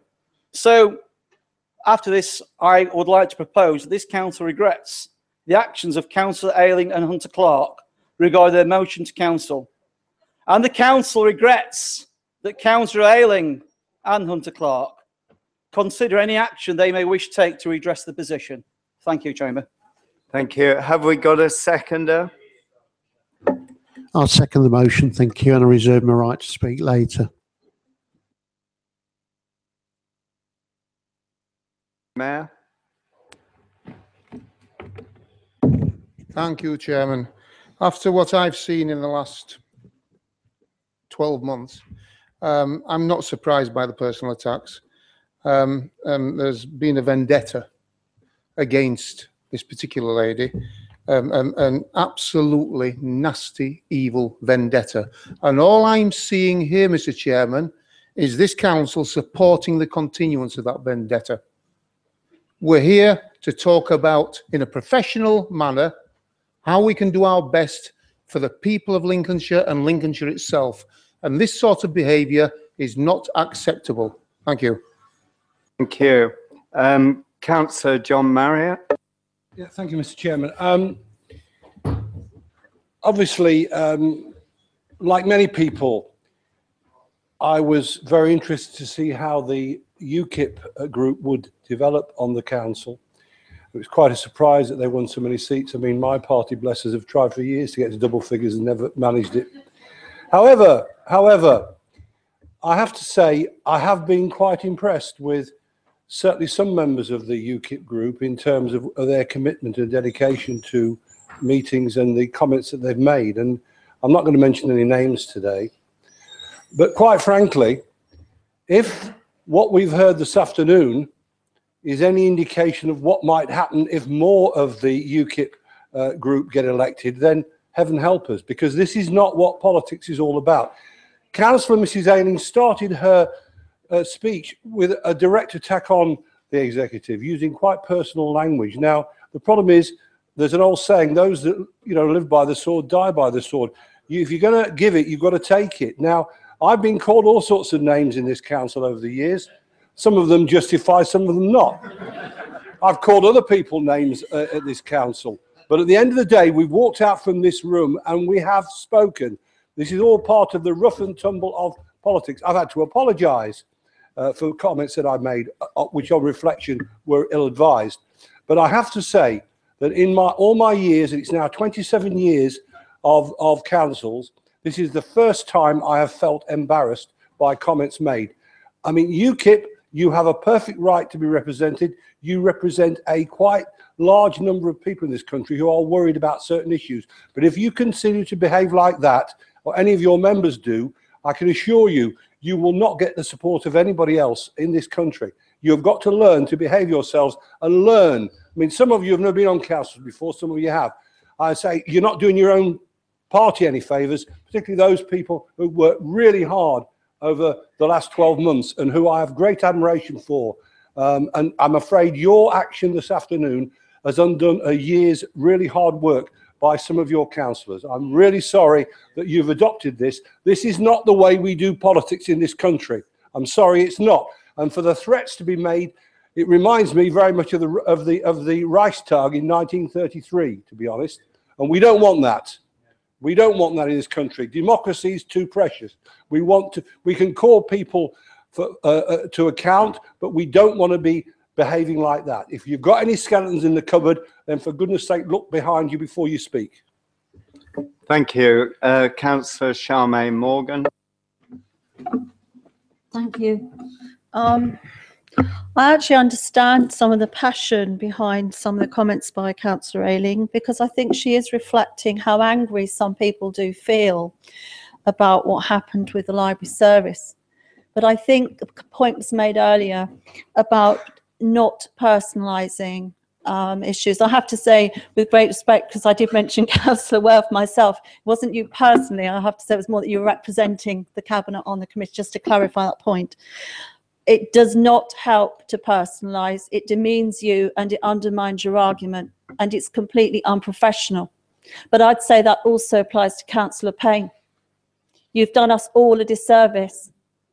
And I actually wish, I will say, Chair, I feel on behalf of Councillor Ayling, you should have stopped that much earlier. That was a show I did not want to see. Thank you. Thank you. Councillor Martin Trollope-Bellew. Thank you, Mr. Chairman. At the last motion, I got up and spoke about the bad old days. For a horrible moment, I thought they'd come back again. That was probably the worst exchange I've seen in this chamber in 17 years. There is fault on both sides. It shouldn't have happened. And for Councillor Mrs Ayling's information, you don't use the L word in the chamber. Being more than economical with the truth is as far as you can go, because it's actually a breach if you do use that. Thank you. Thank you. Councillor Martin Hill. Yes, thank you, Chairman. I mean, I think hopefully we can move on quickly from this debate, because it is a very uncomfortable place to be. I will be supporting the motion. I think it is a fairly, I think obviously the council has regretted, because you can just tell by the weight of votes, but I will support the motion, and it's not actually attacking anybody, it's just a statement of fact. So I'd like to move that hopefully we can just get the vote out of the way and move on. Yeah, I've got one more speaker, Councillor Helen Powell. Thank you very much, Mr. Chairman. Sorry, put my foot in my handbag there. Sorry? What's in your mouth? No. No, I assure you. Yeah, I just wondered if our chief exec would bear me out on this. Sorry, Tony. I did hear a few days ago, weeks ago, that the laws of debate in local authorities is completely different to the laws of debate in Westminster. Thank you. Thank you. Right, Councillor Pain, as long as you do not take any personal or make any personal comments, would you like to sum up?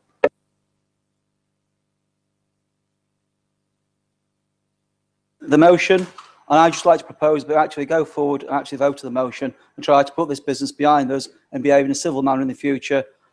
We need to go to leaders pre-council meeting and be civil to each other. We have to talk around the table, argue things out rationally without the knives in the back. I think this council is a better chamber than that, and I'd like to move the motion. Thank you. We'll go to the vote. Those in favour of the motion?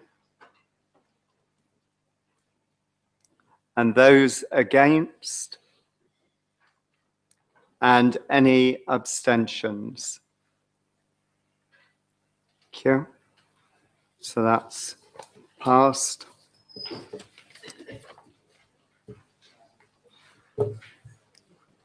For motion 3, I propose there's one concurrent debate for the following two motions.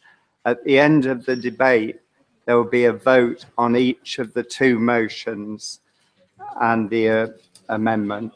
Yeah. Councillor Hill.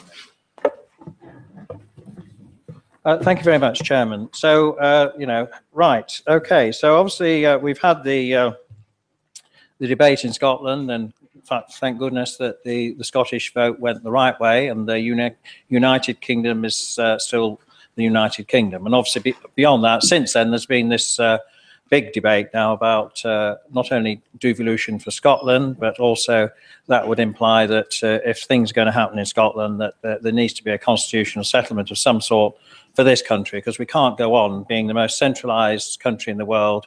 There is an issue of the MPs, but I don't want to dwell on that, because my own concern here is the MPs seem to be talking about that a lot. And I think the more important issue to me is the devolution of powers and responsibilities to local government in England. And I did circulate earlier online, there's some excellent work done by the CCN, actually just what they call the offer to government. So there is a campaign going on at the moment for all parties, at all party conferences, where members of all parties are going to their MPs and just saying, look, this needs to happen. Because what happens every single time is that those in opposition of all parties talk about devolving, and then when they get into power, it gets forgotten or even worse. So I think there are some suggestions there, and I think there is an amendment, a Labour amendment, which has hopefully been circulated as well.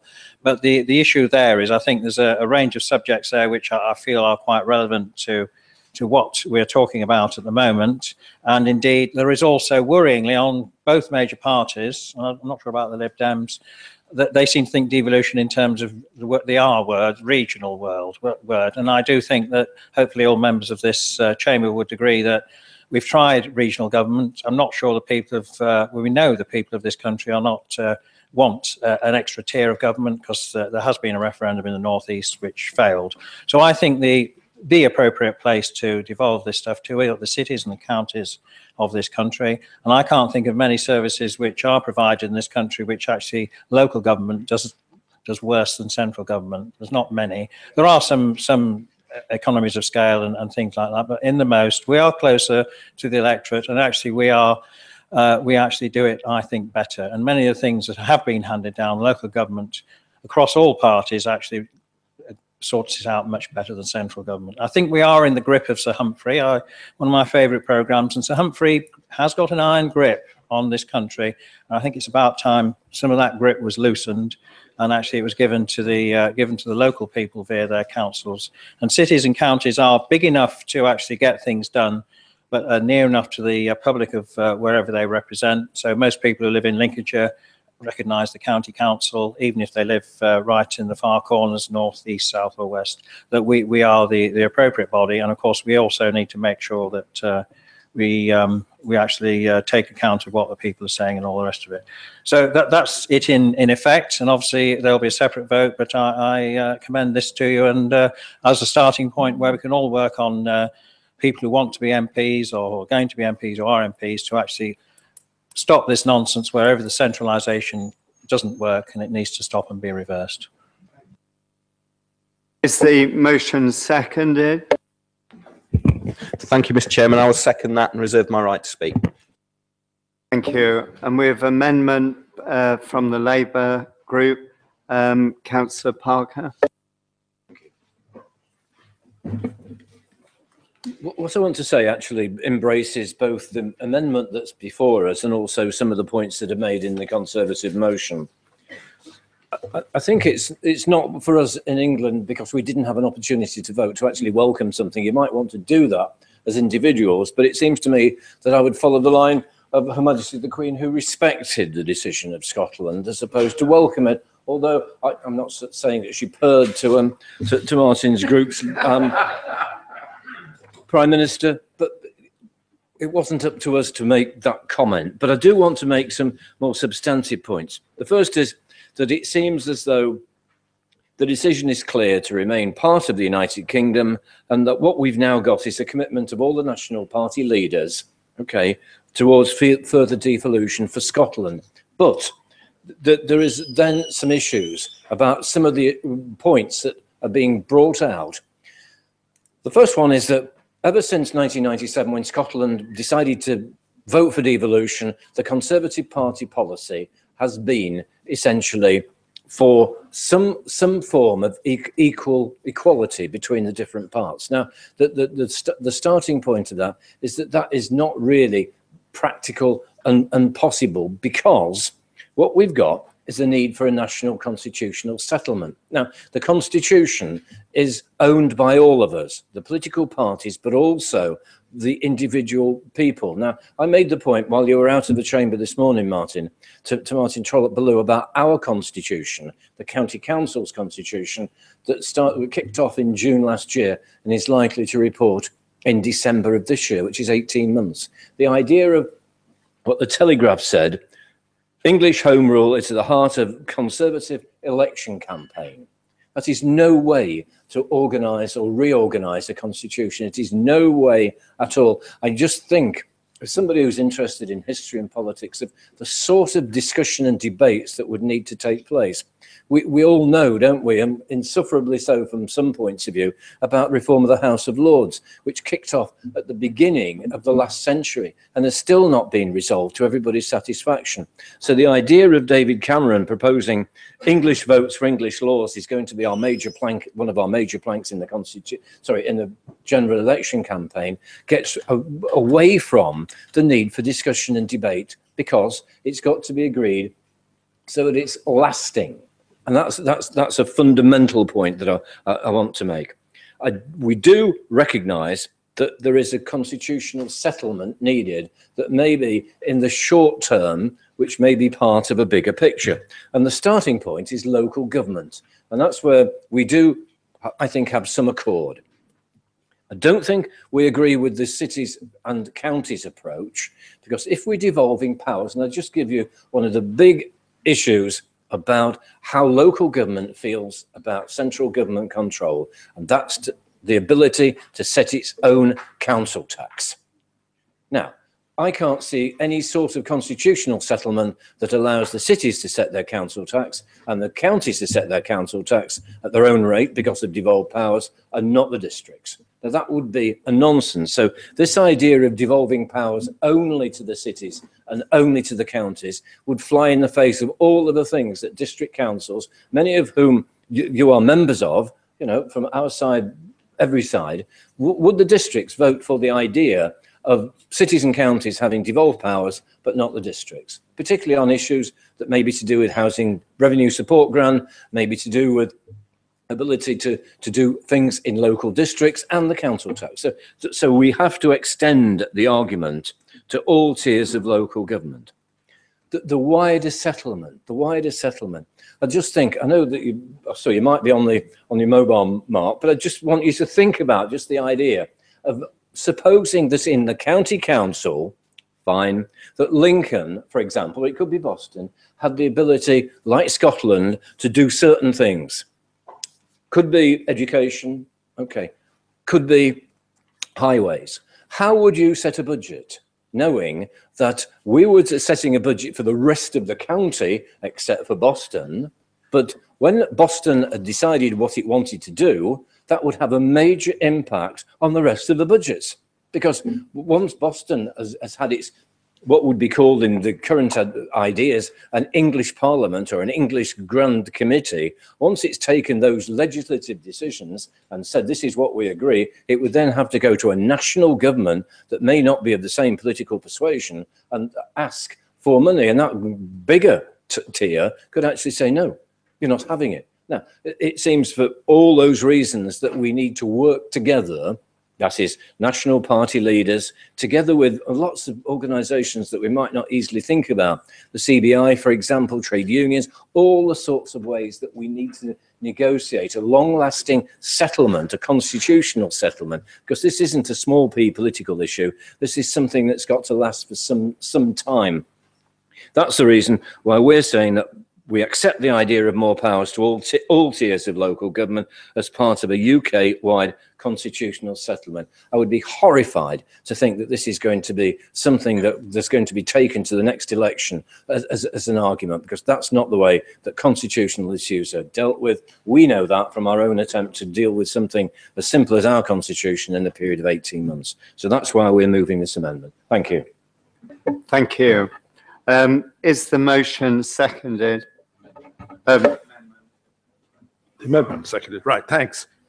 I mean, I think there are real issues here. I mean, there's been a lot of talk by your leader about a parliament for England. A lot of your Tory MPs have talked about such things. I mean, one of the lessons that came out of the Scottish debate was that the last thing people want on the ground is more power for MPs. That absolutely was a big turn off in the Scottish debate that really made people unhappy with actually keeping the link. They wanted more power. Even the people who voted no still wanted more power for Scotland.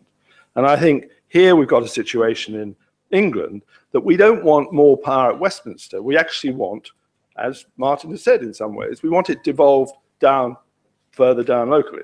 But as Rob has said, it isn't necessarily to us alone. We have 7 district councils in Lincolnshire. Plus, of course, we have the region. And I think it's very difficult with these things to actually prejudge how you're actually going to turn out. And I think that's one of my major worries about your resolution, Martin, is that it seems to saying we do not support the recreation of statutory regional structures. I mean, I think some of the regional structures were very good. EMDA did a fantastic job. And I think just because the Tory government got rid of it, didn't mean to say that what it did was not very valuable and very helpful to Lincolnshire, and did a lot in terms of investment. So I don't think we should rule anything out or rule anything purely in other than devolution. I think there's a particular problem for us in Lincolnshire too about devolving powers. We see at the moment in Lincolnshire, in the county council, we have had some services devolved to us or moved over, like public health, for example. And the reaction has been here of the administration is how much money can we get out of it? It hasn't been how can we improve that service? How can we work together to actually make it better? When it comes across to us with a budget, wow, here's some money, we can use it for something else. And I think that's a real danger for people in Lincolnshire because it is, in effect, a single party monopoly. Ever since the county council was set up, with respect to Rob, there was a short interregnum when they did a lot of good things like the university. But otherwise, it's been very much over to you. And I think it's unfortunate. If you want good government, what we've seen in Scotland, in Wales, and in Northern Ireland is, on the whole, it hasn't quite worked out like that, but a more inclusive system of government, whereby it's been shared around all parties or parties have worked together. So I think there are real dangers, and I think trying to rush it through before we sorted out those dangers, I think would be a mistake. And that's why we're calling for the constitutional settlement. Thank you. Councillor, Mrs Overton, do you want to put your motion forward? Taking the two motions and one debate. So very much on a similar lines, as it happens, we have had the Scottish debate, and that's now been decided. We've also had, and some of you will also have had an email yesterday to say, what did we think of the Syrian question? And I'm thinking, well, that is the preserve, I think, of our central government. That's not something I would see as local government's brief. And I don't think how often we collect our bins is anything but local government's brief. That is our preserve. So I do think there are very separate areas of work which we should rightly be embracing. And that's why I support the proposals for a constitution. It's very important that we have our own constitution for local government, so we don't have the long arm of central government giving us diktats for reasons we have trouble understanding at times. So following the referendum, we can see that there's a significant shift towards people wanting more ownership of their local councils and more ownership of their local budgets. I would like to see that extended, and as has been pointed out, we've had public health, but we need to go further than that. Government has drastically cut the amount of funds devolved to local government, hitting local government, in fact, more than any other part of the public sector. Scotland has been financially favoured through all of that, receiving enough money to have their free home care, free prescriptions, and free university fees. If that's to continue, with them having more through the Barnett formula, which has already been discredited, then clearly that means less for us. So this whole process is very important time for us to stand up for Lincolnshire. We do want more devolved down to local government, but we also want to make sure, and I know you all do, that Lincolnshire gets its fair share. And it is the right time to be making that statement as loud as ever.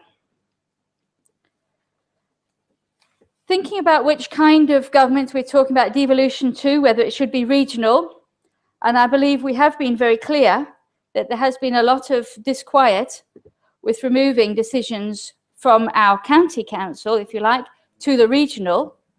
And of course we had planning that way, and now it's coming back. So I think there is a very strong sense that regional is a little too far away for many of the decisions.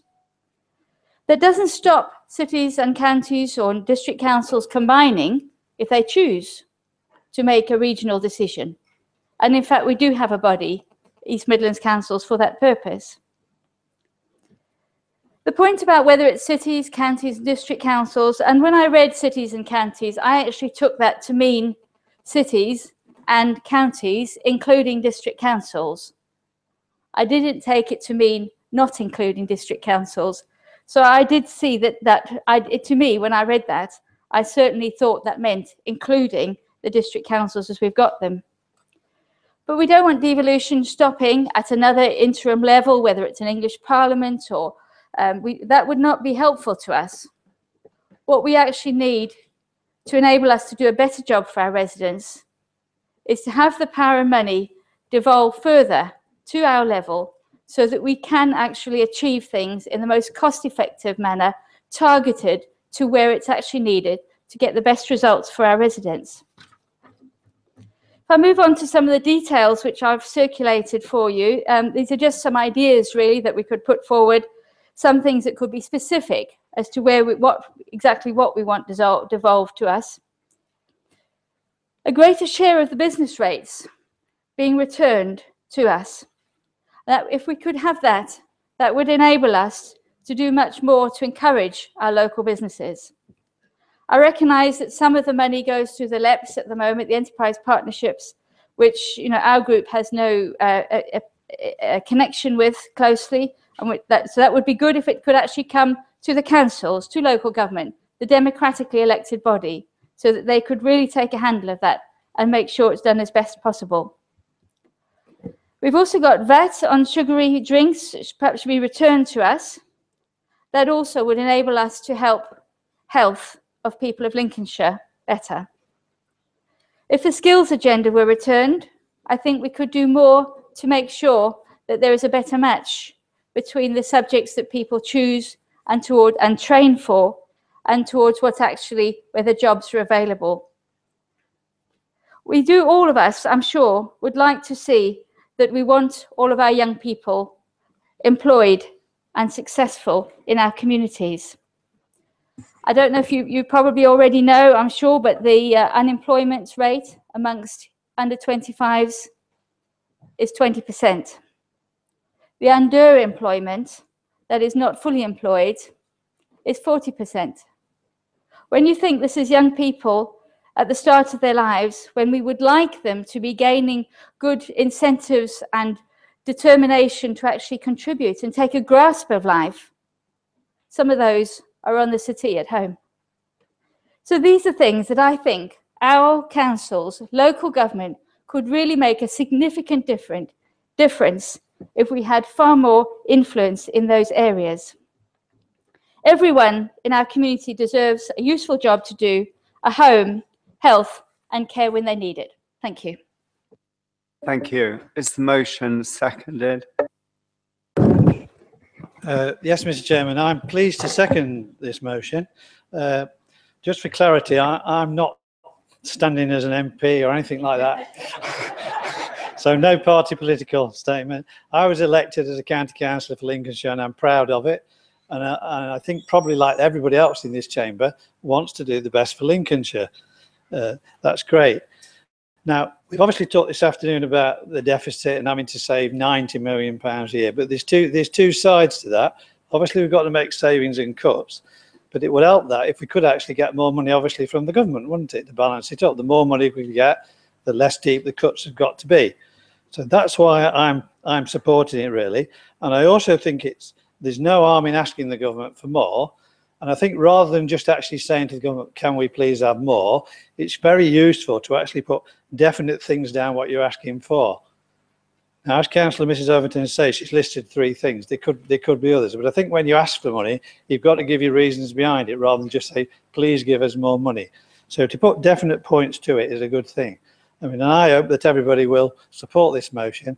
And I think it's essential that we do right and actually state that to the government, rather than just make a statement in here. Thank you. Thank you. We'll go to the debate. Councillor Marriott. My first comment is welcome back, Lord Redcliffe Maud. All is forgiven. And for those of you who don't know who he is, get your iPads out and Google him. Because if we'd adopted his policies in 1969, we'd have had county unitaries now. So there's what, if you don't listen to me, check him out on your iPad. Right. I've been a fan of devolution ever since I've been a councillor, which goes back to 1987. And I can remember Mrs Brighton trooping down to London complaining that her Conservative government weren't giving her enough money. She wasn't party political in those days. That came a bit later. Anyway, I actually had an article published in the old Local Government Review. I even got 50 quid for it, where I compared this was the time of the Banham Commission. Well, we never know, we might do. It's a long time ago. 50 quid, that was a lot of money. You're wasting my time, John. The analogy I gave was the baronial hall of old. There at the top table was central government tossing out scraps to us, dogs barking around, being local government on the floor. Now, we move on now to the present situation. We talk about devolution. I'll leave the Scottish question for the moment. But if you compare the 4 nations of the UK, right, think of it in terms of a 400-metre race. The gun's gone off. In a blink of an eye, Scotland goes into the lead, followed by Wales and Northern Ireland. Scotland's halfway around the track. Northern Ireland and Wales are halfway around the first bend. England, still in its starting blocks. Not even started. Why? Scotland, population, 5.3 million. Northern Ireland, population, 1.8 million. Wales, population, 3.1 million. All with unitary authorities, all with devolved parliaments. What have we got?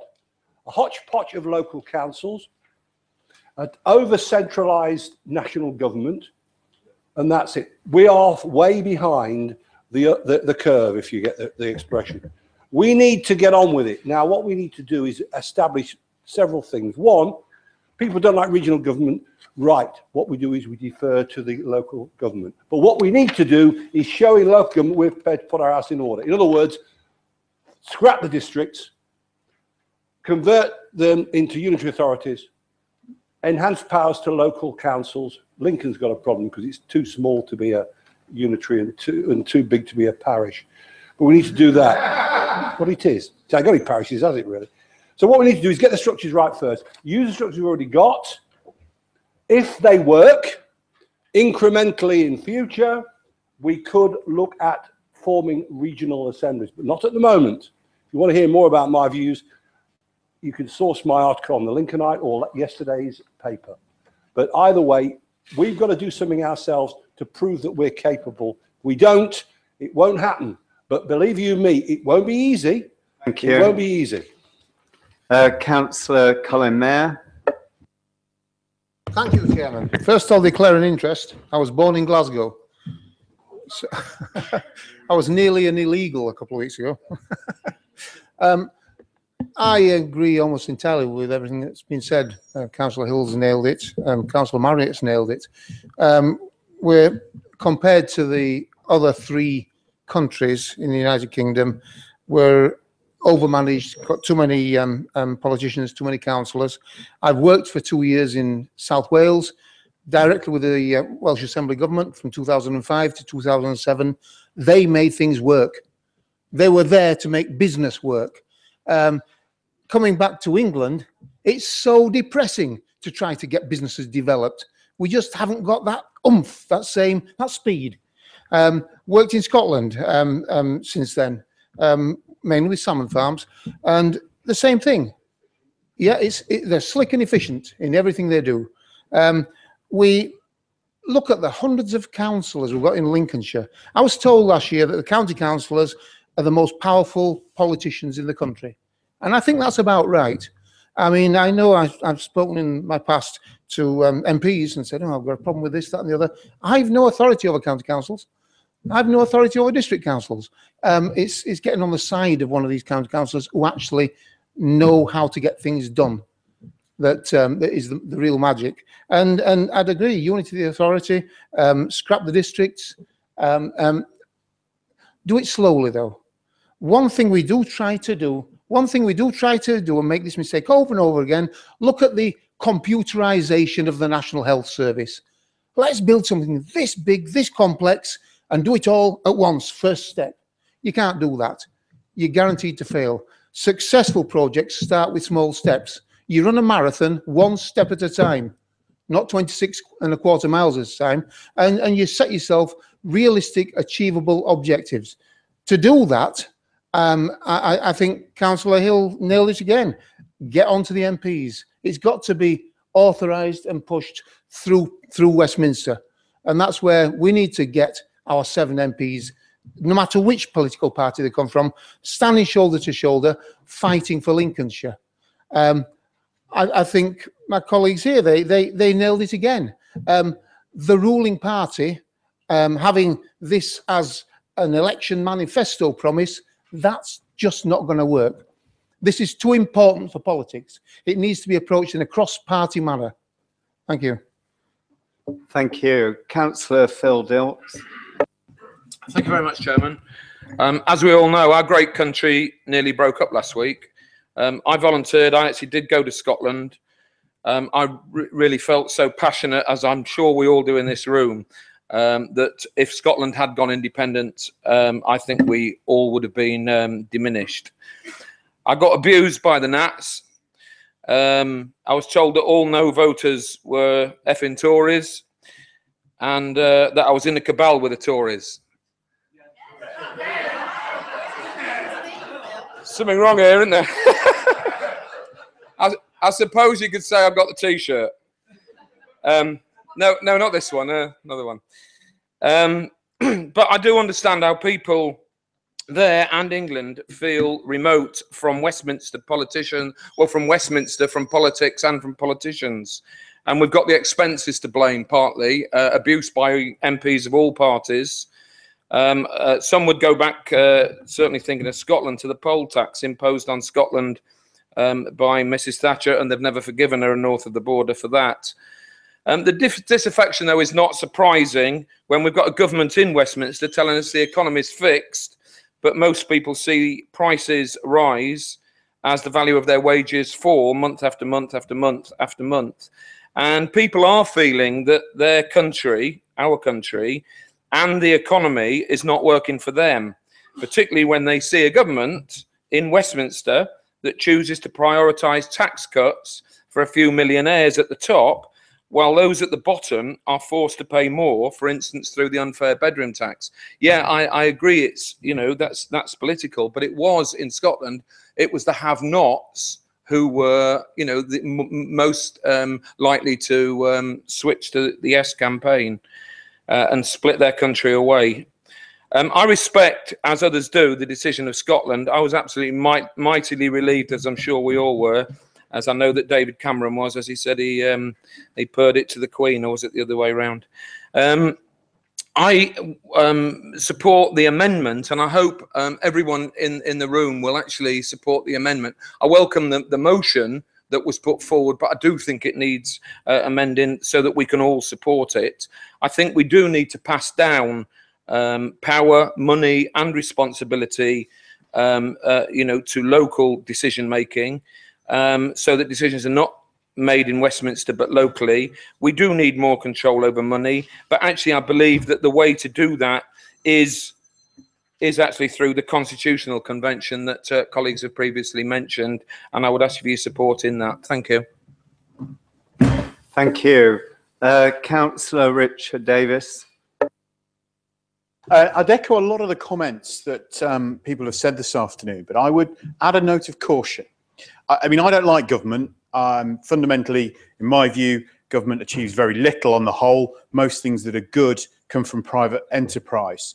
So fundamentally, most of what I believe is very different to what the people in our cabal, I think we're in now officially, that's got to go on a t-shirt, is different. The note of caution I would add, and I go to a lot of parish meetings, as you can appreciate, and being about traffic wardens and potholes, I get a universally positive response everywhere I go.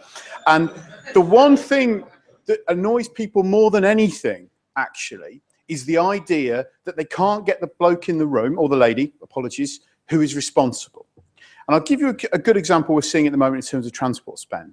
The government decides, and people in offices in high-up buildings who all went to far better schools and got a better education than me, decide that really what we need is more cycleways or footways or green things on buildings or these spinny things that generate electricity.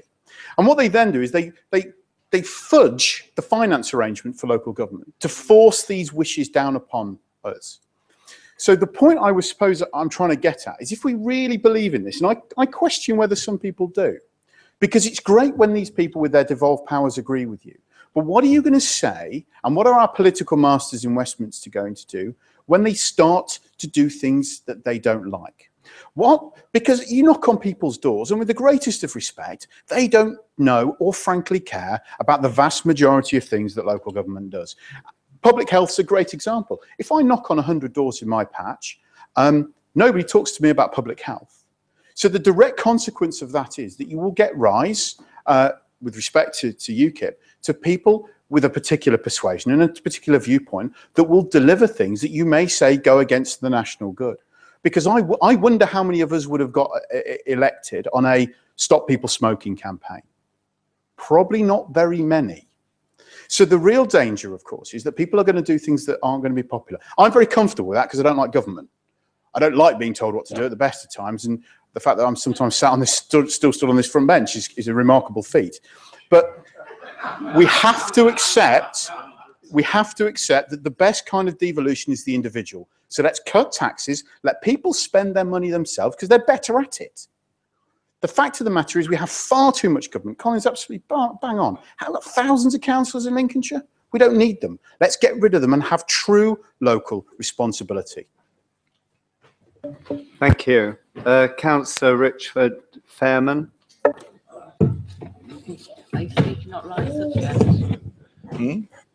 Yes. Right. Thank you, Mr. Chairman. Yes, the original motion here that Councillor Hill put forward reads well to me, and in this, I especially like the fourth paragraph. We do not want another layer of Parliament, no more layers of bureaucrats and all the rest of it. Despite the previous arguments that have gone on in this House, I'll support you. Thank you. Thank you. Councillor Charmaine Morgan. Thank you. I'd just like to reflect. I don't know if you can remember how you felt a couple of weeks ago when we were about to go to the referendum in Scotland, and we had absolutely no say. And the key point being our NHS, our national security, everything about our way of life could have been affected by that outcome, but we had no say. So my first point is we can never be in that position ever again. And we should never have been in that position. So is there a problem with the mic or something? Is that okay? No, it's fine. It's a mic over. Oh.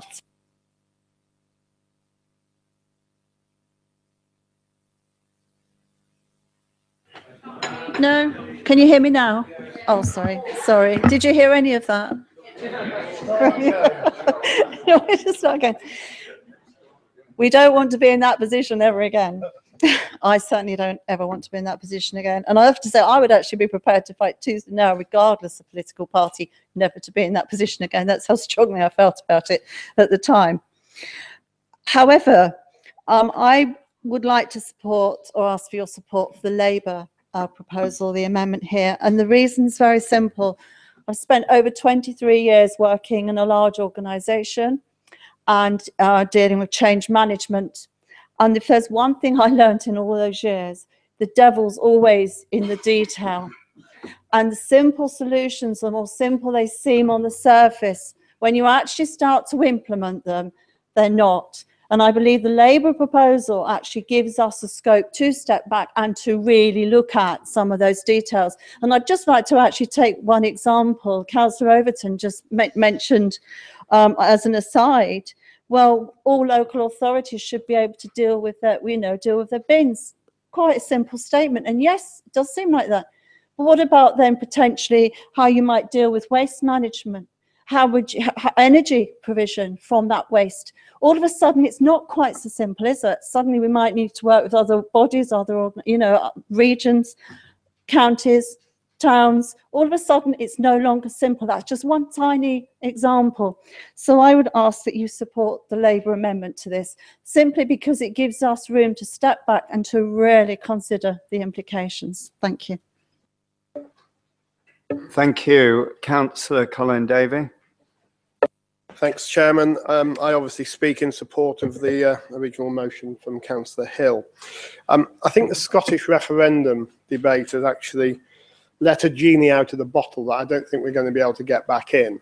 And I think the unrest that English people feel right now about being powerless, being unable to control, being able to influence, the points that Councillor Davis picked up, is absolutely there. And they're not going to wait 2 years while there's a convention on what we're going to do about it. Though a convention will be necessary because the issues of the House of Lords and all those kind of things can't be dealt with simply. I was very struck by what John Swinney said, the Scottish MSP, when he was a member of the Westminster Parliament. There was just a convention that they agreed they would not vote on matters that affected England. No reason why MPs cannot be elected from Scotland to sit in Westminster, but they would not vote on English affairs.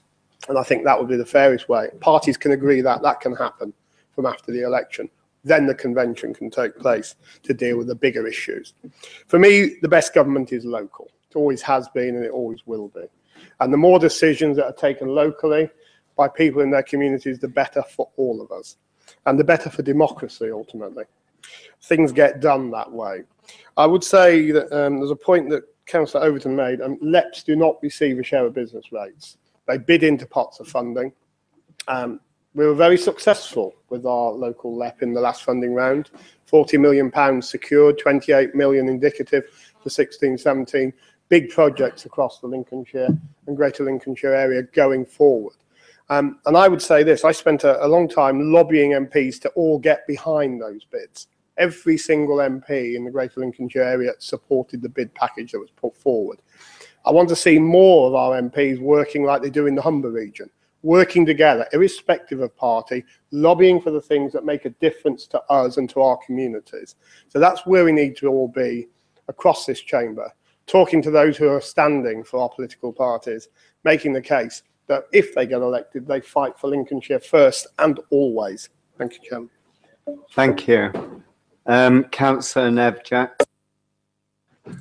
Thank you, Chairman.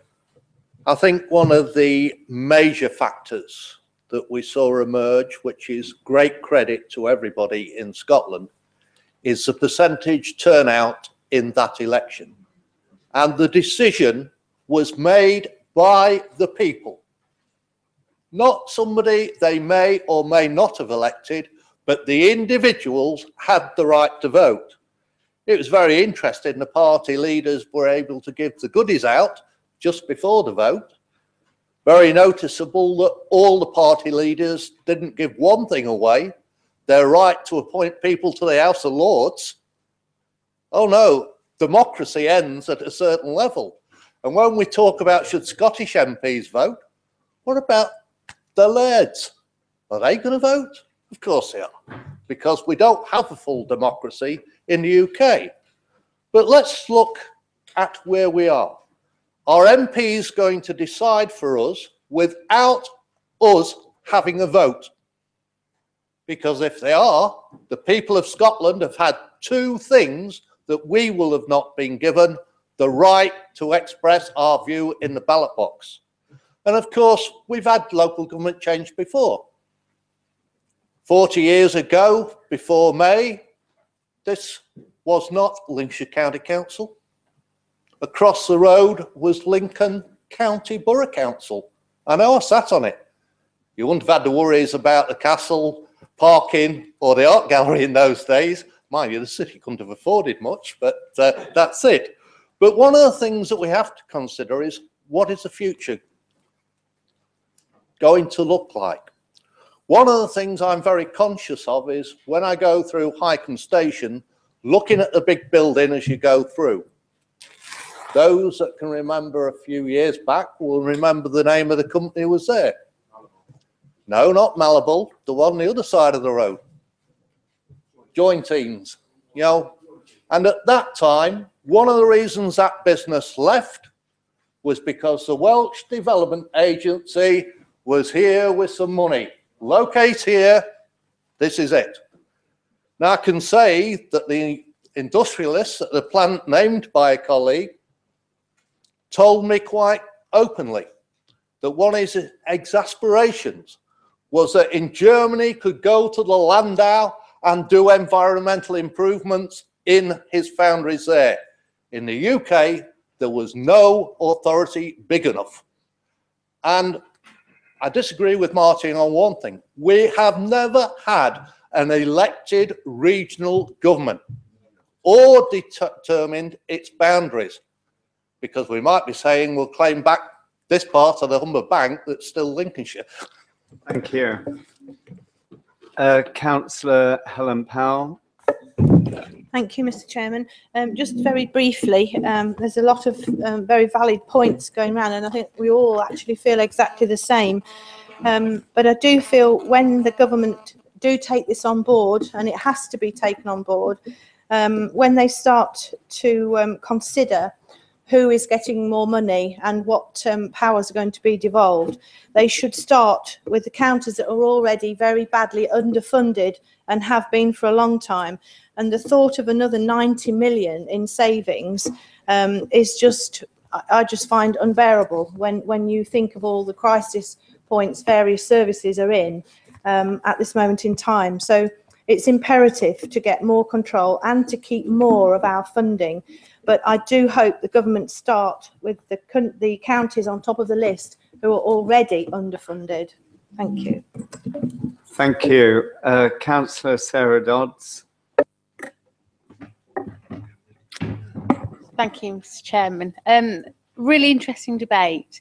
I think it's interesting that a lot of people as they're speaking are assuming that, you know, if we're going to devolve power, then, you know, yeah, has to be, you know, a unitary authority, and that's the only way to go. And I'm thinking, hold on a minute, let's step back. Is it? Do we not need a discussion? Yeah, I'm being heckled already, but, you know, is that a given? Do we not need a more fuller, rounded debate on that? I think the real problem that we're going to have with a rushed decision on this is that it isn't going to be made for the benefit of our communities that we're standing here are saying at the heart of this. It's actually in the run-up to a general election going to be made in the best image for whichever political party wishes to make the most ground. And I actually think in the run-up to a general election, it's probably the worst possible time to be having the discussion, because we know what it all means. It means the type of political grandstanding we've seen in this chamber this afternoon, and that is not a rational base to make such deep and changing policy decisions on, and things that could reform the nation so significantly. So I agree with the Labour motion. There's a shock, because I see it as a way of actually having a more rational, a more reasoned, and not a less political dialogue about it, but a less party political driven dialogue about it. And for that reason, that I would ask for our amendment to be supported. I'd also, I have to do it. I mean, I've not mentioned academies at least the last 2 council meetings, so I'll do it now. If you look at really the Academy's agenda is a really good example of this.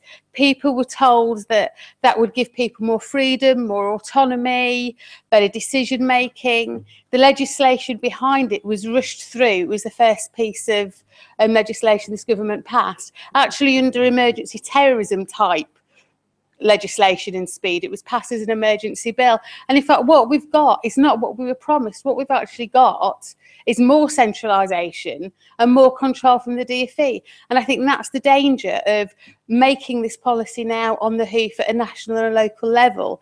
And I just think we should stand back, get the general election over, not use it as a piece of party political grandstanding, and then actually have a sensible debate and a sensible dialogue about it. Thank you. Councillor Martin Trollope-Balloon. Thank you, Chairman. I'm indebted to Councillor Marriott for pointing out that all the Scottish authorities are unitaries. I didn't stay up very long watching the results come in. But the one thing that did strike me was after 4 results, there was 85,000 votes in, and it was an 85% vote.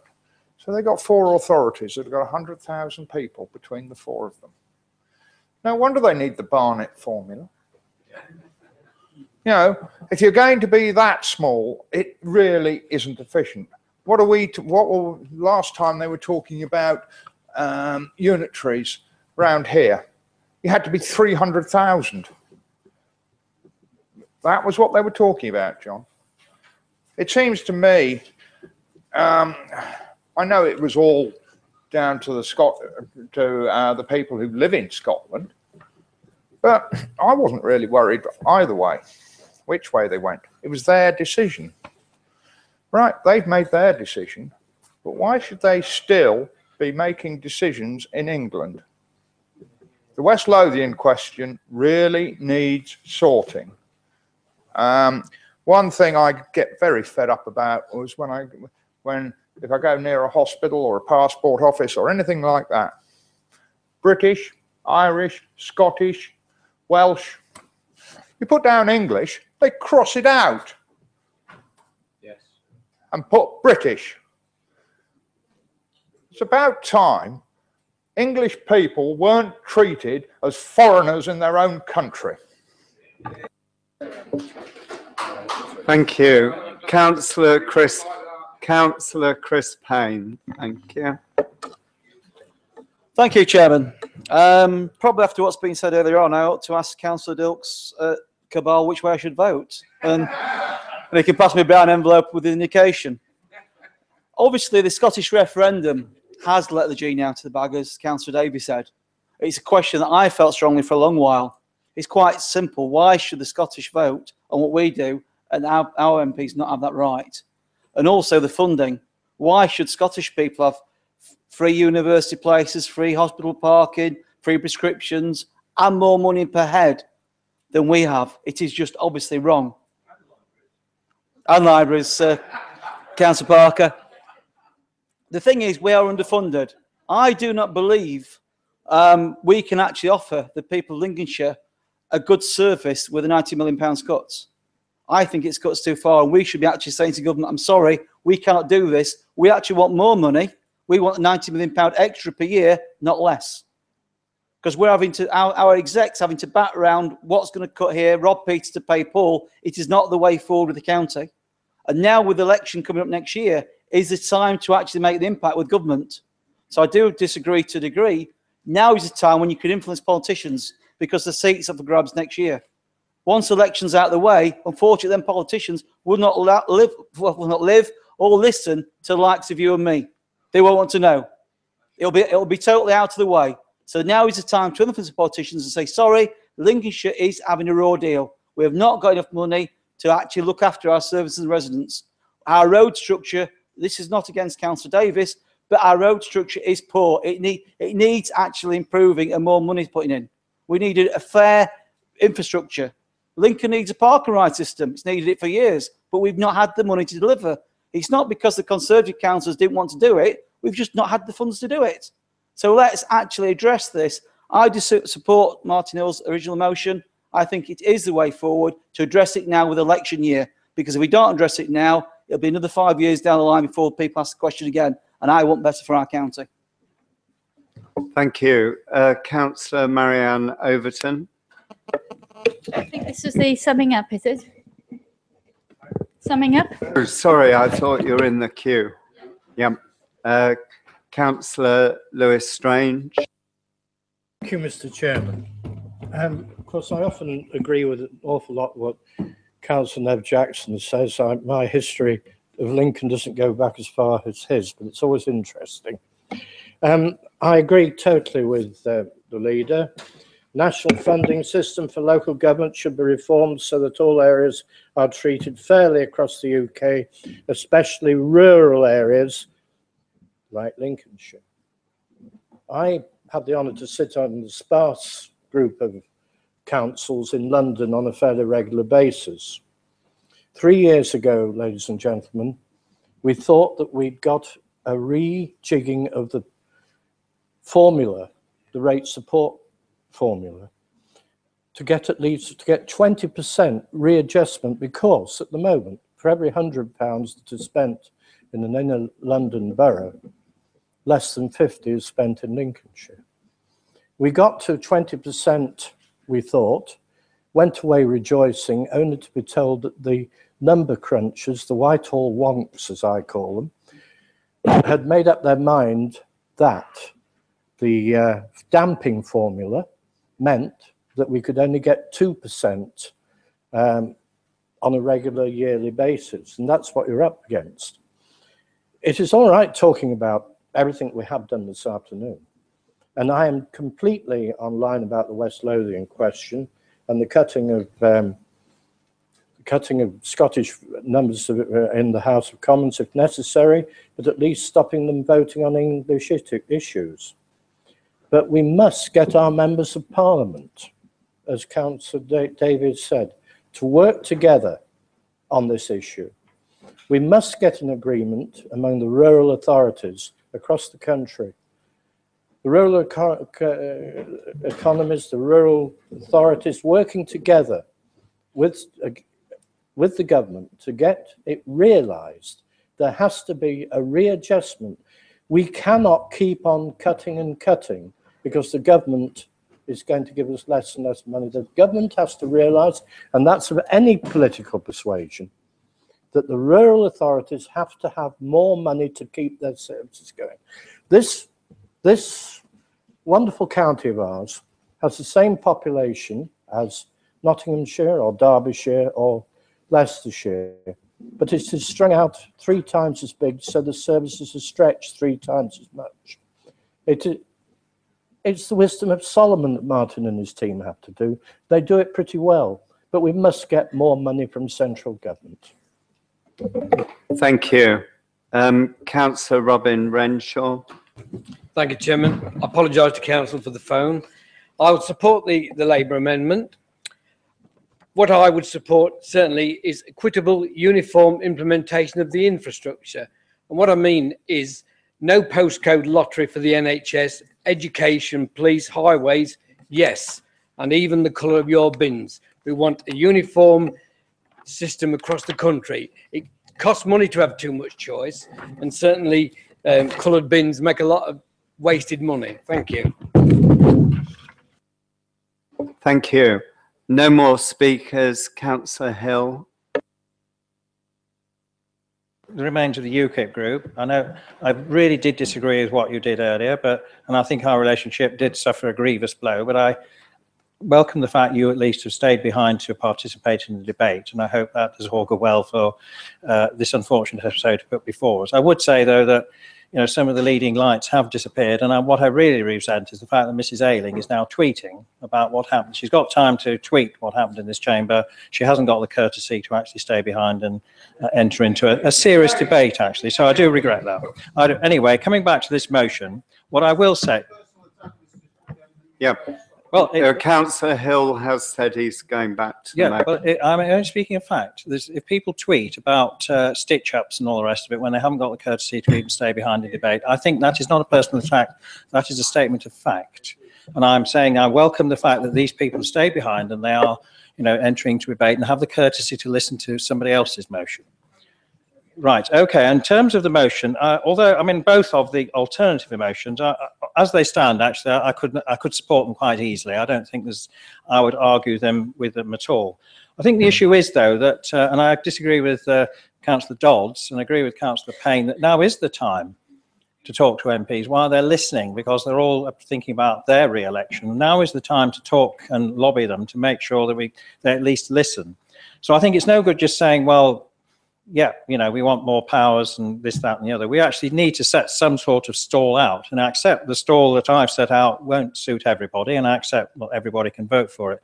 But it's no good just saying we want that. I think we've got to be a bit more specific about what we want. And I'm very concerned that MPs are exclusively debating now about what they do in Westminster and who does what, and they're quietly trying to forget about what happens to local government. So I think we do need to set our stall out. So I regret to say that I will not be supporting either of the amendments, but I will, in the spirit of helpfulness, accept Rob Parker's point about the respect. So I'm prepared to amend the motion, so instead of using the words welcomes, we alter it to respect. But I do feel that, although I don't disagree with what, as they stand, it does actually reduce all the effectiveness of the coalition motion. So I won't support it, but not to say I don't disagree with what's in it.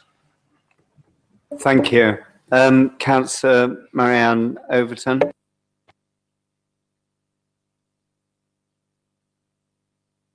It's not quite working yet. Thank you.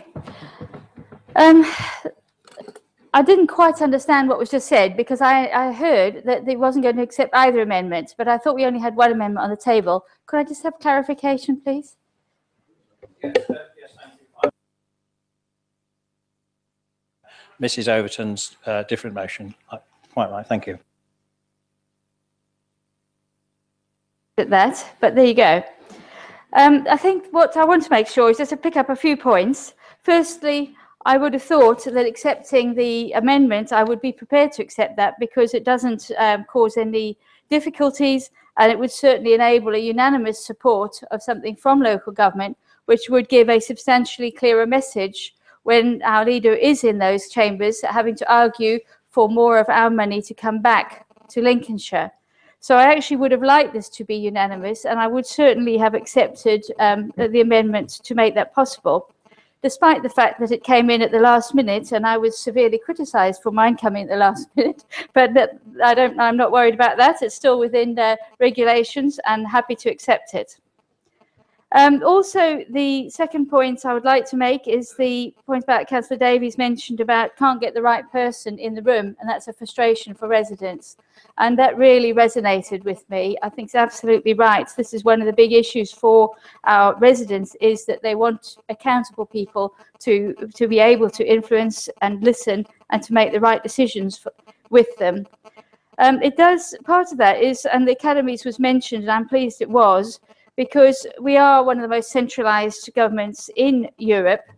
And when you think that a Secretary of State specifically can appoint a governor to one of our schools, it's quite astonishing, that level of control or the direct input into our local government is astonishing, whilst the local councils are not in that situation.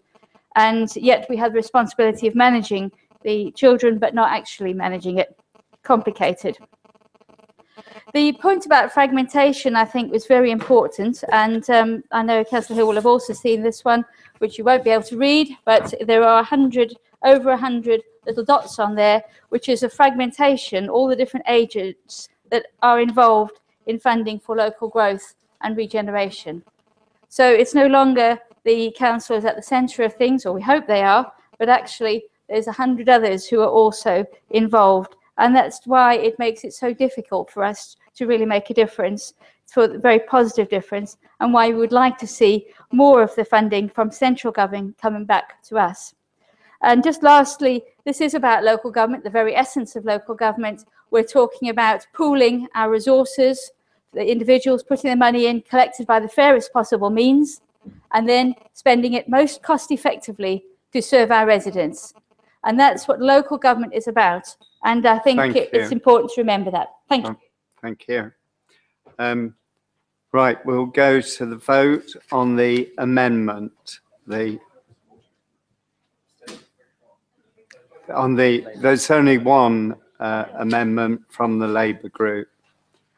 Those.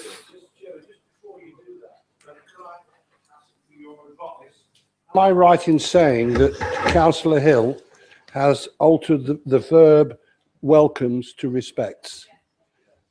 And that has been agreed, has it? Well, what I'm saying is that is a proposal, yes? Right, fair enough. Yeah, right. So for the Labour amendment, those for and those against, and any abstentions? Thank you. So that wasn't carried. And for the motion from Councillor Hill, as amended, yeah. Thank you. Those for, those against, and those abstaining. So that is carried. And then for the motion from Councillor Marianne Overton, those for, those against, and those abstaining. Thank you. So we'll now go to the Labour motion. Councillor Parker. Thank you. Park and ride. Okay, yeah, it's not a new issue, but I don't want to start from that position. What I want to do is to make sure that we all accept and know support the idea, the concept, and all the hard work that's gone into delivering what's going to be a fantastic event in 2015 and beyond. Lincoln Castle Reveal, I think, gets the support of everybody in this council chamber, from different political parties, backbenchers or executive members.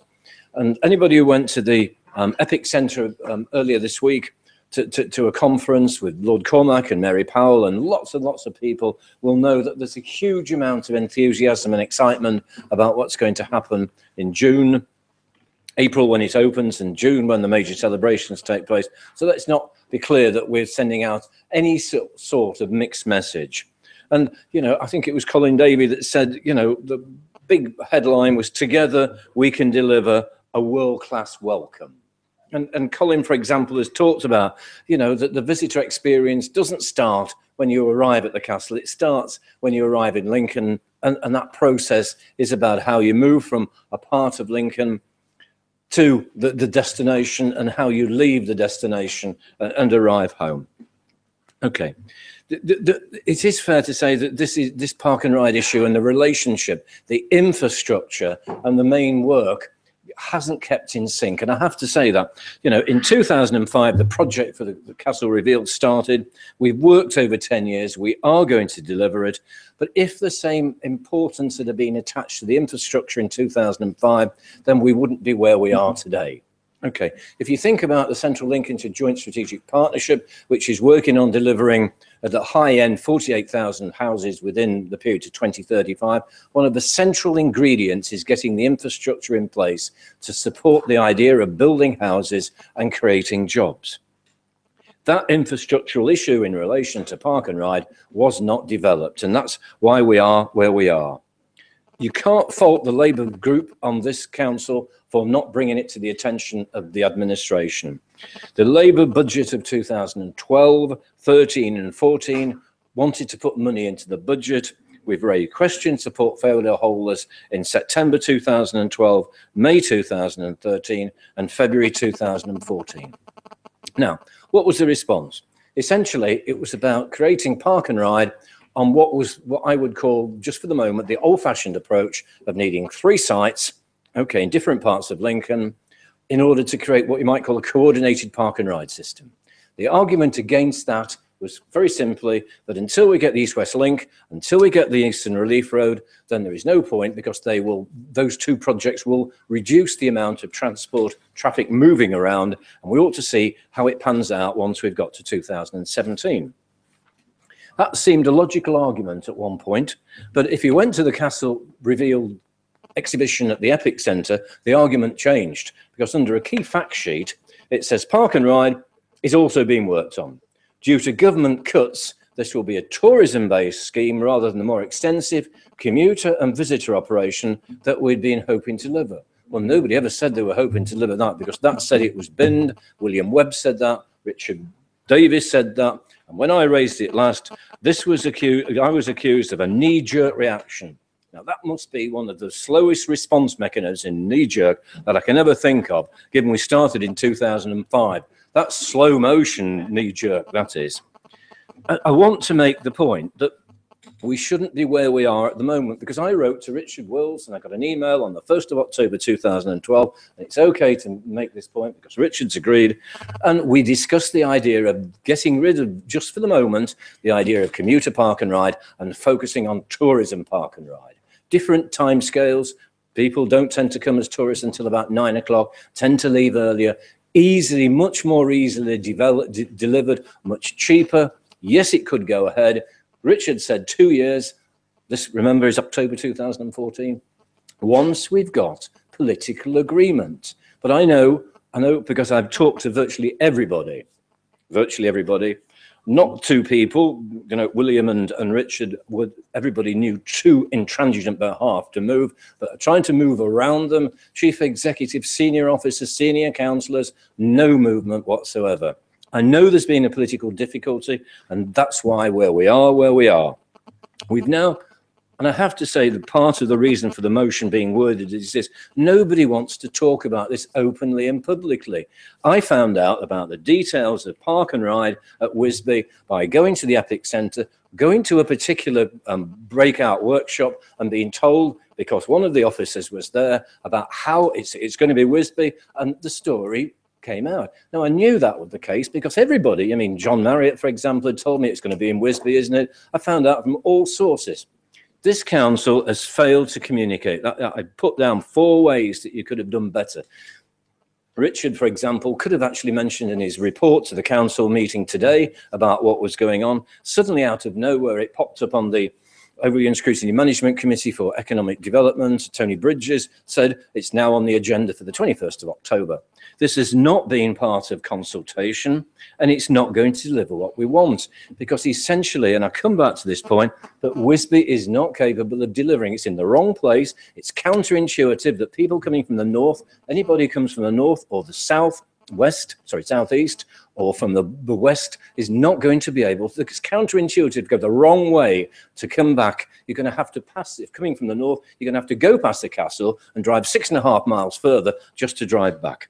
That's the reason we're looking for something more sensible. We don't expect, to be honest, for this to be accepted, but it's actually a bit of a statement about how there has been a failure on behalf of the infrastructural development issues by the council that hasn't kept up with the magnificent work that's going to deliver the castle revealed in 2015. I'd like to move the motion. Thank you. Is it seconded? Thank you, Chairman. Yes, I'd like to second the motion. Chairman, it's not many weeks ago when the graduation ceremonies at Lincoln brought a substantial number of people into the city. I was approached 3 times, where's the best place to park? Very difficult to answer that question in the daytime. Evening, not as bad. Lincoln Christmas Market. Everybody in this chamber must know the traffic orders that are made up there for the Christmas market. Huge swathes of cones throughout the city. Now, we hoped as we move towards next year that we would have locations where people could pull in. They wouldn't be pristine, we realise that, because the money has to be found if we're going to make these permanent. And some would be very beneficial when permanent. Hycombe has been lauded as a good way of moving people into the city, and it's a short distance. So if people use Hycombe, they're going to use other locations. But when we get to this major exhibition, which I'm certain will be a huge success for the county, just around the corner is a Lincolnshire show. So you're going to have huge swathes of traffic going to the showground as well as to these enterprises in the Minster Vale area. We do need to address it. We do need to move people about. There are people with disabilities that we shall have to give priority to if they're going to benefit from all the infrastructure we've built in the castle. You know, you can't expect them to struggle. They've got to be accommodated close to. Now, I'm certain, looking at what the staff have done during a difficult period of building, and they've been magnificent. They've told visitors openly the difficulties of the rebuilding the castle, that with those people, we're going to make this a huge success. What we've always lost in this city is retaining people for longer than a couple of hours. Ideally, what we want is overnight stays, because there's so much to see. And if you wander through the city even now, the castle as it is, the cathedral, the mill, the Lincolnshire Life Museum, the collection, the art gallery. What we don't do is make enough of those features that we should be very proud of as a county. They could be a big, big boost to our industry and businesses. And we need to address the problems of where people go when they arrive. Thank you, Chairman. Thank you. Councillor Martin Hill. Yes, thank you, Chairman. I mean, I think firstly I'd say we need to remember in all of this that the City Council in this case are the people responsible for providing car parking. And we need to remember the City Council make millions of pounds every year out of the car parking. And you could argue the county council has said, well, no, it's nothing to do with us, get on with it. But I think in this particular issue, we did understand there was going to be an issue about car parking spaces next year. about capacity in sometimes, not all the time. I think there's a lot of work gone into this, which I think members opposite do know, and we do know on certain times that there is risk that we won't be the car parks in the city won't be able to cope. So the County Council stepped in and come up with a solution, and a lot of work has gone behind the scenes. So I don't want anybody to think that we haven't been doing anything. A lot of that has been confidential, not just about the land, but there is the issue about the bus, how we're going to bus people in who choose to use this this facility. So I think there's a lot going on, and I understand what Councillor Parker's saying, that he probably feels a little bit left out, but I do believe he knows a bit more than he perhaps lets on sometimes. But I accept that now we're getting things firmed up. There is a good opportunity to actually involve in some sort of scrutiny. But I would add that, go back to the open door policy, that I'm sure Councillor Davies, myself, or Councillor Davey were more than happy to tell anybody how we're getting on in that case. I mean, I think I would also defend Councillor Davies and Councillor Webb, because Rob was a bit naughty there, because he's implying that these two individuals were being obstinate.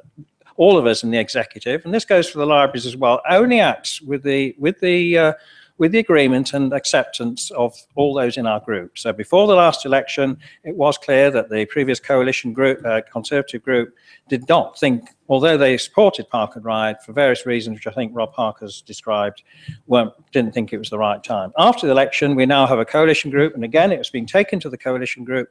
They accept the need, but I think they accept the position that because of the vast expense of providing a Park and Ride and the complication, that although it's a long-time aspiration, it will not be pursued immediately. So both those portfolio holders were acting on behalf of the whole group who were supporting them, and I think that does need to be made clear.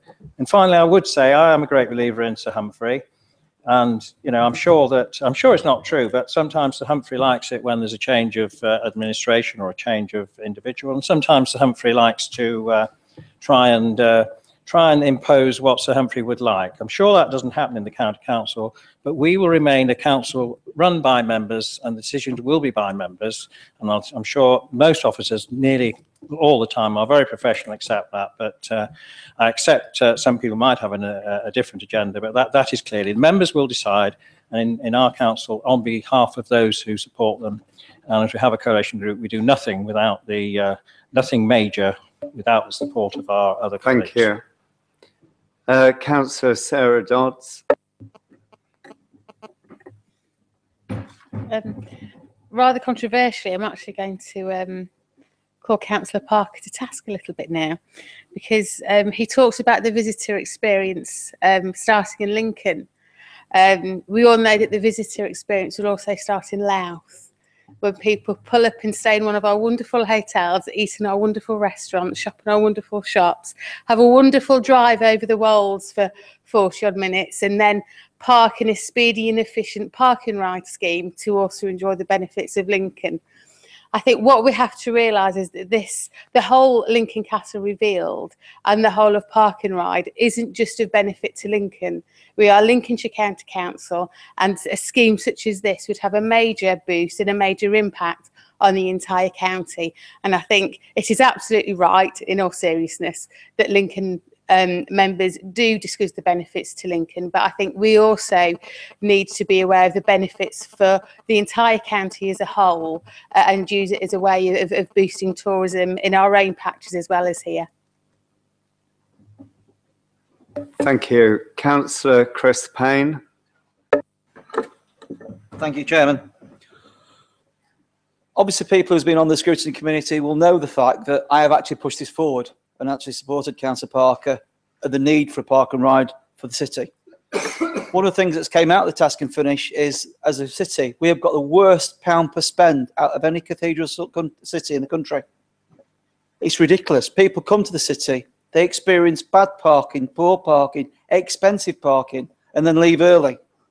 If they've got good parking where they can come, stay and pay on exit or have free parking, they will spend more. And instead of spending £20 a head, we could be getting £100 a head from the visits, which will vastly drive forward the economy. So I do believe it's a false economy when we look at it and we say we can't do this. It's essential for the city. The worrying thing is we've only got 350 places at the top of the hill.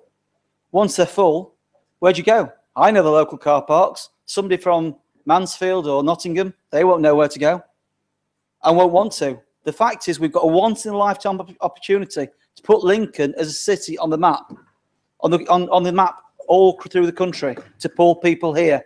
If they do not have a pleasant experience when they leave the home to come here with a family, can't get parked, pay too much for parking, don't like the experience, they will not come back. So that means as a business, look at this as a business, £22 million spent would be wasted if we do not keep these people where they come back next year, the year afterwards, tell their friends what a good time they've had. I'm afraid it is essential as a business venture. If you run Lincoln as a business, you would want the park and ride because you want the facility to get your customers in. And I'm afraid it's not acceptable for it not to go forward. So I do hope the council and my scrutiny committee will look at this with great detail and hopefully get something temporary in place. But we need the park and ride, and we need it desperately. Thank you. Thank you. Councillor William Webb. Thank you, Mr. Chairman. Just to answer something of what Councillor Parker said a few moments ago, and to, if you like, divorce 2015 and the Magna Carta from a permanent park and ride system, which I think we all agree is something which is needed. And I do think we've got to be careful not to put the two together and say the site or the sites that we were going to need in 2015 as, if you like, overflow car parking for that 1 year are going to be the same ones that we will need for the long-term park and ride system for the city of Lincoln. A few years ago, when Stagecoach bought Roadcar, the managing director came down to Lincoln and we showed him round, and Brian said to us then, he said, "You give me the road infrastructure and we will be able to work together to put in a first-class park and ride system." The whole thing, it was dependent on the roads themselves being clear, because who would want to be sitting in a minibus or some form of public transport in the same queues that they will be sitting in their car? So the whole thing, the long-term park and ride, and this is something which was very, very close to my heart for 8 years, and I know that it is still very close to Richard's heart. The whole thing depends on the Lincoln Eastern Bypass, the East-West link, and getting the traffic flowing in the city of Lincoln before you can start to start talking about the actual location and the logistics of the actual park and ride system in the long term. This, I think, is slightly different from the situation which is going to arise in 2015. And I think that the portfolio holder and this executive have done exactly the right thing and made the best job of promoting the site, which is likely to go ahead as an interim measure to help out for next year. Thank you. Charmaine Morgan. Yeah, thank you. Yes, it's just a quick point, but I'm reminded of a conversation at Communities PDG at South Stephen when one of the officers was talking in excited tones about the Magna Carta and the work that was going on in Lincoln, and ended with the statement, "But of course that won't affect us." And of course I reminded her a little history lesson about King John and his stay at Grantham and the Angel and Royal. So actually it very much does affect the whole county, this project. It's a wonderful opportunity, or should be a wonderful opportunity, for us all to be able to take an economic advantage. My thought would be, I would very much support the proposal put forward by Councillor Parker. And my thought would be that surely actually at least delivering a park and ride scheme now will give you an opportunity to see how well it goes, and then it will help build into any longer term plan, but you've got to get it off the ground. Thank you. Councillor Colin Davey. Thank you, Chairman. I've listened intently to this discussion. Firstly, the visitor experience doesn't start in Lincoln or in Louth. It starts when people get in their car. And we know what journey times are, which the catchment area for Lincoln next year is about 2 hours and 20 minutes approximately. So the West Midlands, that kind of area for most people driving in. I'm going to say this, and also about Lath. I mean, you know, it's a wonderful place. Of course, I love it. It's my favourite market town in the county. Apologies to everyone else, and hopefully it'll stay that way. Hopefully, a major supermarket won't rip the heart out of the place. Anyway, moving on. In terms of Lincoln, it's a city on the edge of something great, and it's our responsibility across this chamber to ensure that we realise the opportunity of the castle investment. And from the work we've done, and Richard's team has been heavily involved in this, we know there's going to be 8 to 10 days next year when we are going to need some extra capacity. That is why a temporary park and ride solution will come forward for next year. That is the right way forward. I am very clear that in the long term, for the growth of this city, tied to the Central Links plan, there will need to be a park and ride for commuters. But that is not for this year. That is for the future. That will only be achieved by partners working together. And I regret that the City Council has not been an honest partner in trying to deliver a temporary solution as they could have been. Okay, and I'll explain that in a moment. You know, when the issues of land were first discussed about where it would go, we were led to believe there was a deal on the table that was not the deal on the table, and that deal was withdrawn. Ultimately, as you heard earlier, Lincoln City earns £4 million approximately from car parking every year. Some of that money should be invested in making the car parking experience for commuters and visitors better. And that is the point I'm trying to make, is we all need to work together. The LEP will have to be involved. We need to deliver proper long-term infrastructure solutions to deliver the ambitions we all have for the city.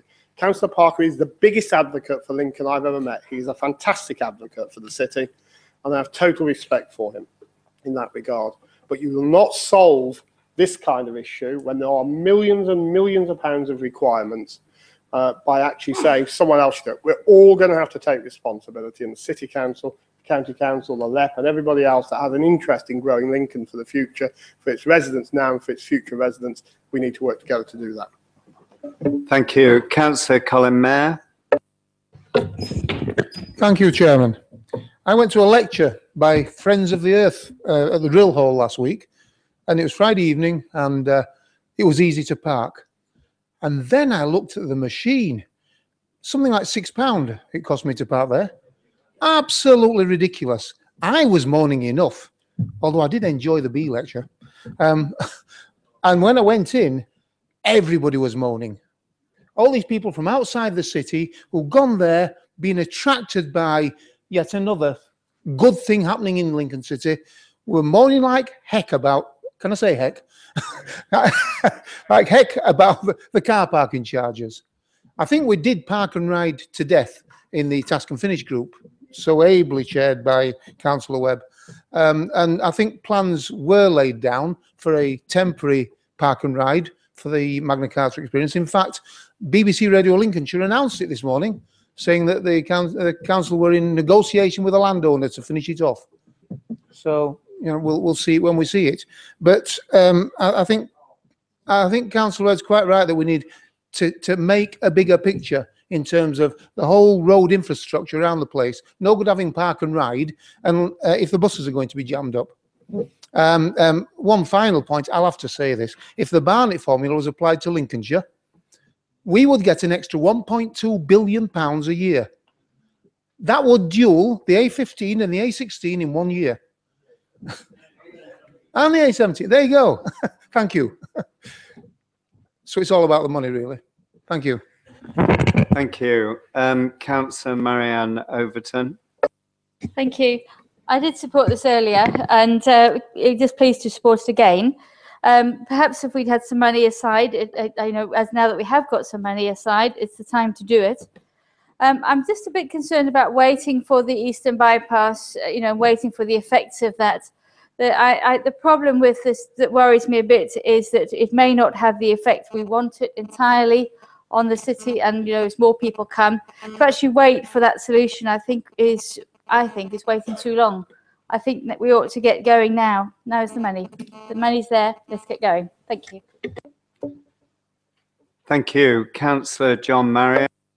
Mr. Chairman, I can't get over Councillor Dodds' idea that we start our excursion to Lincolnshire from the East Coast and work westwards. But the thought of going to Louth before I went to Lincoln, and also Councillor Parker's idea that we don't somehow come from the East Midlands to visit Lincoln.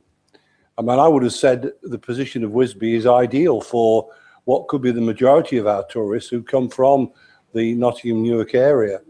But I'm sorry if he's Billy No-Mates when it comes to information, but I seem to recall attending a highways meeting, which I would have thought he would have been invited to, where the whole thing was discussed. And that's where I found out, together with many other colleagues, that in fact Wisby had been selected. The interesting thing was I attended a meeting of the Wisby Natural World shortly afterwards, but they hadn't been told, but there we are. You know, that's the problem with district and county not communicating, but you know what the answer to that is. But the interesting point is that we were also told at this meeting that there were at least 2 other sites that were earmarked for temporary park and ride, but for obvious financial reasons, they couldn't be revealed. So you've got an issue where it looks as if you're going to have temporary park and ride for this big event. But then obviously once the East-West link and hopefully the Eastern bypass is built, then we're going to look at it more seriously. But I'll be careful, because I remember not many years ago when the residents of the area around Carhome Road on West Common were up in arms about a proposed park and ride. And in fact, I believe at the time a Labour councillor, who I think is currently sitting on the county council, actually decided to quit for various reasons. The only irony was, of course, that Labour then won the by-election, but that's the way Lincoln behaves. But be careful where you put it, because there are serious issues. There was a park and ride at what was the old Safeway building, not built a supermarket, now Waitrose. So the big problem we've got is where to put it on a permanent basis. And as we had a very sort of fraught day, I'm going to just end with a little joke, which those fans of Tony Hancock will probably understand. Slightly paraphrased, you know what it's going to be, don't you? I mean, we're all looking forward to Magna Carta and the success it's going to be. And let's just hope she didn't die in vain. Thank you. Councillor Judy Renshaw. Thank you, Chairman. I live uphill, near the castle, near the cathedral. The other day, when it was all the graduation services, I got stuck. It's an absolute chaos, so this is going to be even worse. But I've just got one little concern. If rumour is to be correct, and I think I know where the field at Wisby might be. It's a grass field, I think. A grass field on a wet day is not a good idea. Just think back to the county show, not this year, last year, when they had to bring in lorry loads of stone to get us out of the car park. That is not a good visitor experience. I rest my case. Thank you. Councillor Mark Jones. Thank you very much, Mr. Chairman. Just very quickly, I think it needs to be made clear what we're not trying to do with this is replace all of the city car parks. We're not looking at providing a park and ride so that nobody drives into the city. So I think that needs to be clear. There are car parks, and what we're trying to do is supplement what's already there. And I'm sure the City Council would be most upset if they thought we were trying to take away circa £4 million of their income by putting in a park and ride to do that. So it is about partnership. It is about working together. And when we do look for a long-term solution, we would hope for a very honest and open discussion with the city about how that needs to move forward in a productive way for them as the parking authority as well. I think we need to as well correct the perception that there's some money sloshing around. I mean, going back to where I was time cut off last time, this is very much akin to somebody seeing a £5 note in their mother's purse and then thinking of all the different ways they can spend it. But yet the very wise parent knows very well that £5 may well be needed to pay the rent at the end of the month. That's where we're at. We need to have funds available to make sure that we can provide services for the long term. It is no good going, oh, we've got some money, let's keep spending it. We've got to be prudent about our financial management. And every time we see some money, we can't just think of new ways to spend it. I think as well, we need to look at some of the things that go on in the city outside of our control and what they're contributing to next year's celebrations. I look at the lawn as a great example of how things don't always work out well, and think, well, it would be nice if our partners were also working as hard as actually we are on putting things together for next year, including the temporary park and ride, to not leave big swathes of the city that actually should be attracting people sat derelict waiting for development.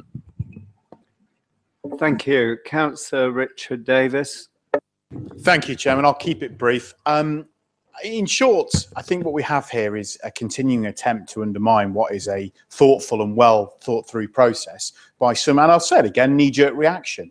The fact is, maybe I am intransigent, maybe I'm obstinate. I'm sure Councillor Park has lots of other names before me. The truth is that we need to be very, very careful how we operate this. It seems to be the criticism this afternoon, Chairman, if I'm wrong, is that a request was put in a couple of years ago for a temporary park and ride scheme. We're delivering a temporary park and ride scheme, but actually the real issue is that Councillor Parker feels he wasn't kept informed. He's actually one of the few members in this chamber who's never attempted, since I became portfolio holder, to ever talk to me. Send me an email, pick up the phone. Please do. Let's talk a bit more, because I think that's maybe where some of this confusion comes from. Because the fact is, we have to deliver a scheme that's viable. We cannot knee-jerk reaction about spending £10 million. The reasons have all been explained, but we've got to be very careful that we deliver a scheme that balances and works. You can't just say we need a park and ride, build a park and ride. Oh, wonderful. Who's going to foot the bill? This very week, Cambridge Park and Ride has started to collapse because of an inconsistent charging policy. That's exactly why we need the City Council on board. And as Colin has clearly said, and I will discuss privately with you in detail what they've done, they have reneged on the outline agreement they offered to us. The set of circumstances and the requirements they put forward on every measure were ill-advised and ill-affordable. And I think it's rather telling that the member of your team with responsibility for parking at the City Council isn't here today. Thank you. Councillor Parker, would you like to? Quick in 3 minutes, isn't it? Points to make. Thank you, Richard, for the invitation. I have to say that your intransigence went ahead of you, your reputation, so it seemed to me that there was little point. I'll take up the issue because it seemed to me, like with William, that you were completely opposed to the idea. If you're now suggesting that you're open to it, I'll come and talk. I'd like to move on because I know that I'm still... Without ever having spoken to me on the issue, is an outrageous thing to say. I'm sorry. I think you should withdraw that comment. Yep. The second point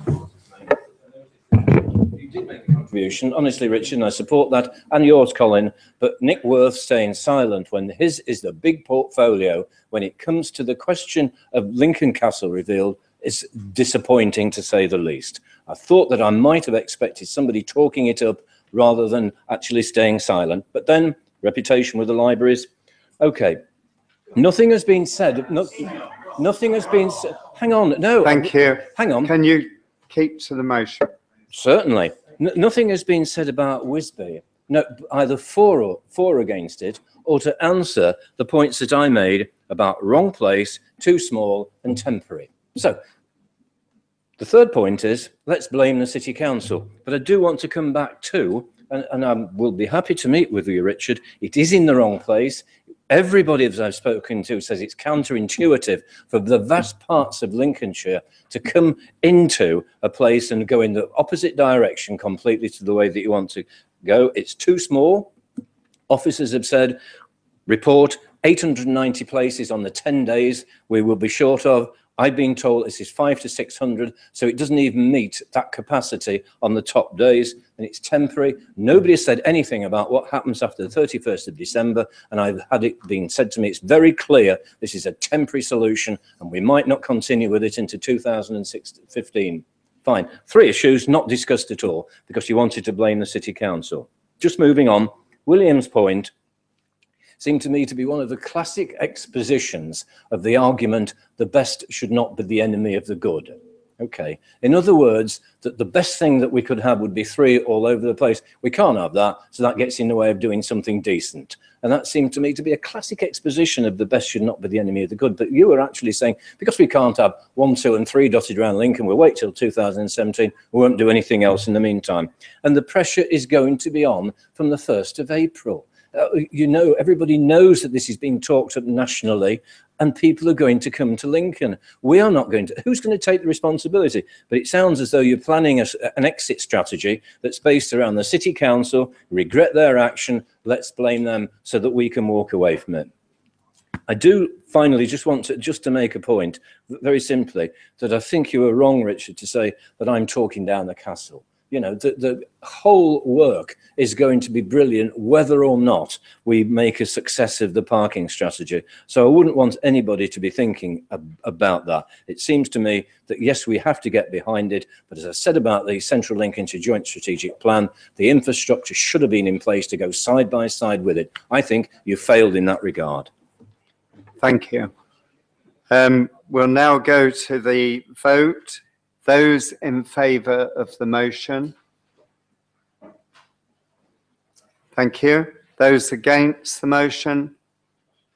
And any abstentions? Thank you. Thank you very much. Can you collect any posts from your pigeonholes to save postage? Thank you.